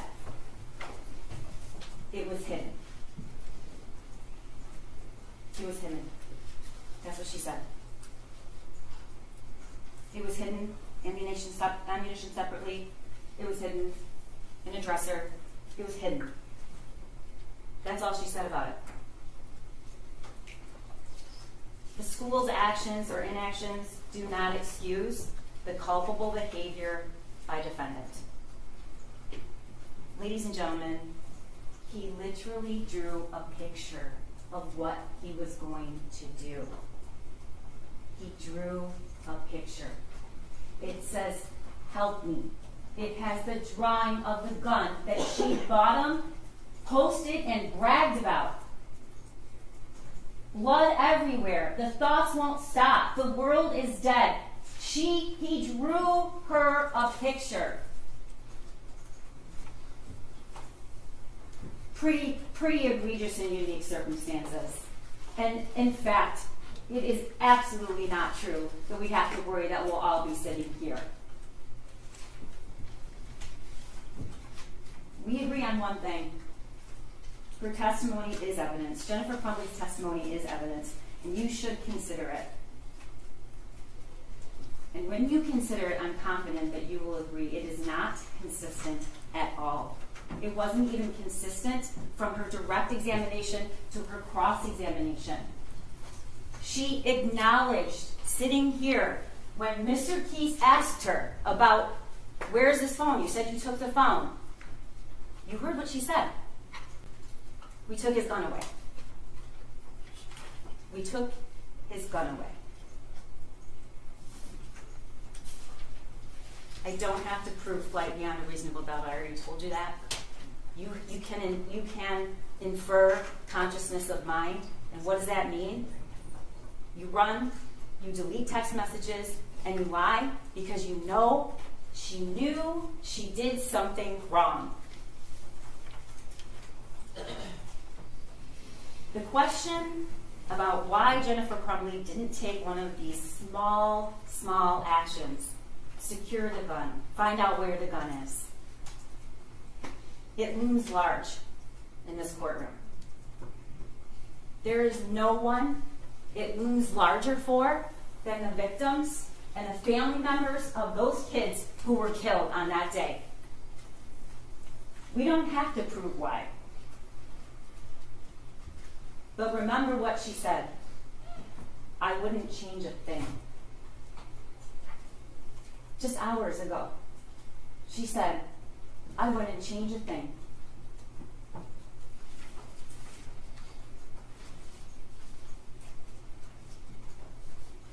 This prosecution is about nothing else accept the facts of this case and what Jennifer Crumbley did and what she didn't do.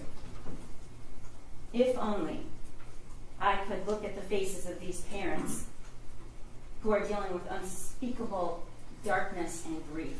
If only I could make that better. I could appease them, as defense counsel suggests, by charging Jennifer Crumbley. These are the parents of Hannah St. Juliana. These are the parents of Madison Baldwin. These are the parents of Tate Meir. These are the parents of Justin Schilling. And not just their parents. They are mothers and they are fathers and they are sisters and their brothers. And do not think for 1 second that this prosecution takes any of that pain away, because it doesn't. This isn't an effort to appease anybody. Your verdict means one thing. It means Jennifer Crumbley is guilty of 4 counts of involuntary manslaughter beyond a reasonable doubt. And I am not going to stand here and tell you that that's going to take away this pain that these families feel, because it will not. I won't stand here and say that the pain will be gone for Molly Darnell, or Christy Gibson Marshall, or Special Agent Brandon, who ran out of that office so quickly that his chair was spinning, or Ed Rogrowski, who viewed the surveillance video to identify the path of the shooter, and it was burned in his brain forever, or for Lieutenant Tim Willis, who answered the call to lead and maybe the biggest ask of his entire career, but one he did not back away from. Don't render this verdict for the hundreds of kids in that school. It will not appease them. Nothing will. But you are now called upon. You are called upon. You are called upon to do your part as jurors, to keep the oath that you took, to be fair, to be honest, to be impartial. You are the ultimate fact finder. But what happened that day? You are the ultimate fact finder of the truth. We have met our burden. We have proven beyond a reasonable doubt that Jennifer Crumbley is guilty of 4 counts of involuntary manslaughter for failing to exercise ordinary care when the smallest, tragically simple thing could have prevented it. It could have saved Hannah.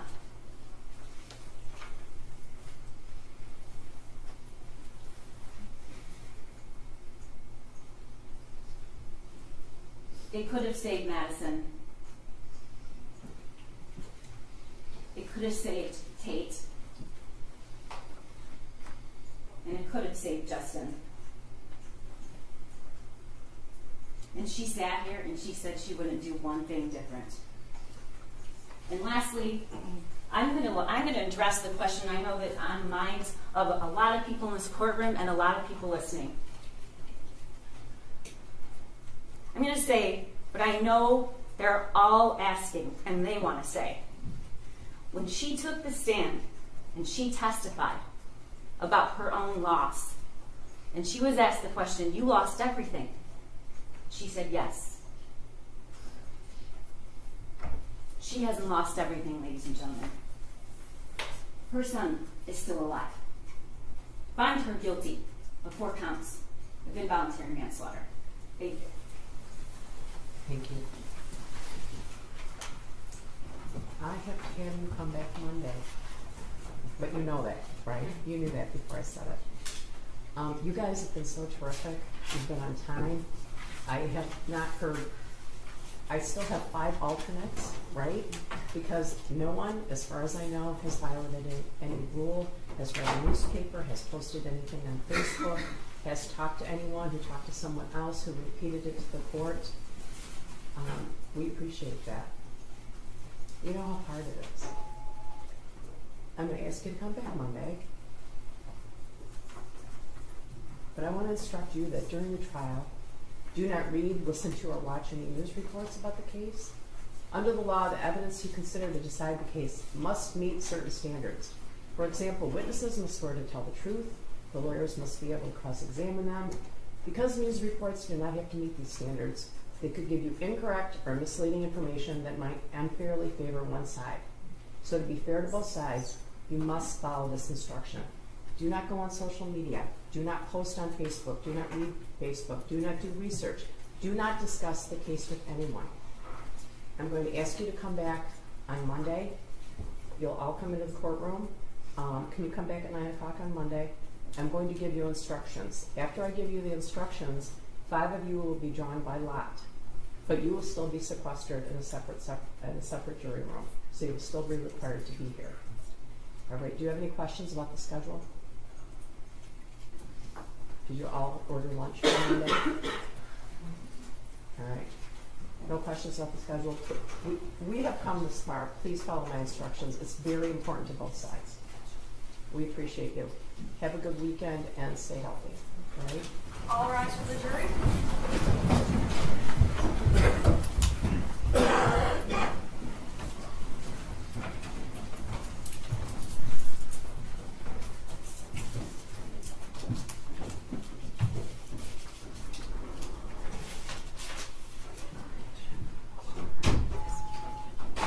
I'm going to let the jury go, okay? You can be seated. I'm going to let the jury go, so we'll wait. I think I said this before. I'm going to have all the jurors come back on Monday morning. The captain graciously volunteered to have deputies here late into the evening, but it is late enough that would be very difficult. So at 9 o'clock on Monday morning, I'm going to instruct the jury. I'm going to have the 12 jurors deliberate, but I'm also going to sequester the 5 alternates. All right, any questions about that? No, thank you, Judge. No, Judge. Thank you. So can you wait till the jury's done? Wait till I hear something. Okay. All right, yeah. I'm going to check, so thank you. Have a good weekend. Make sure I'm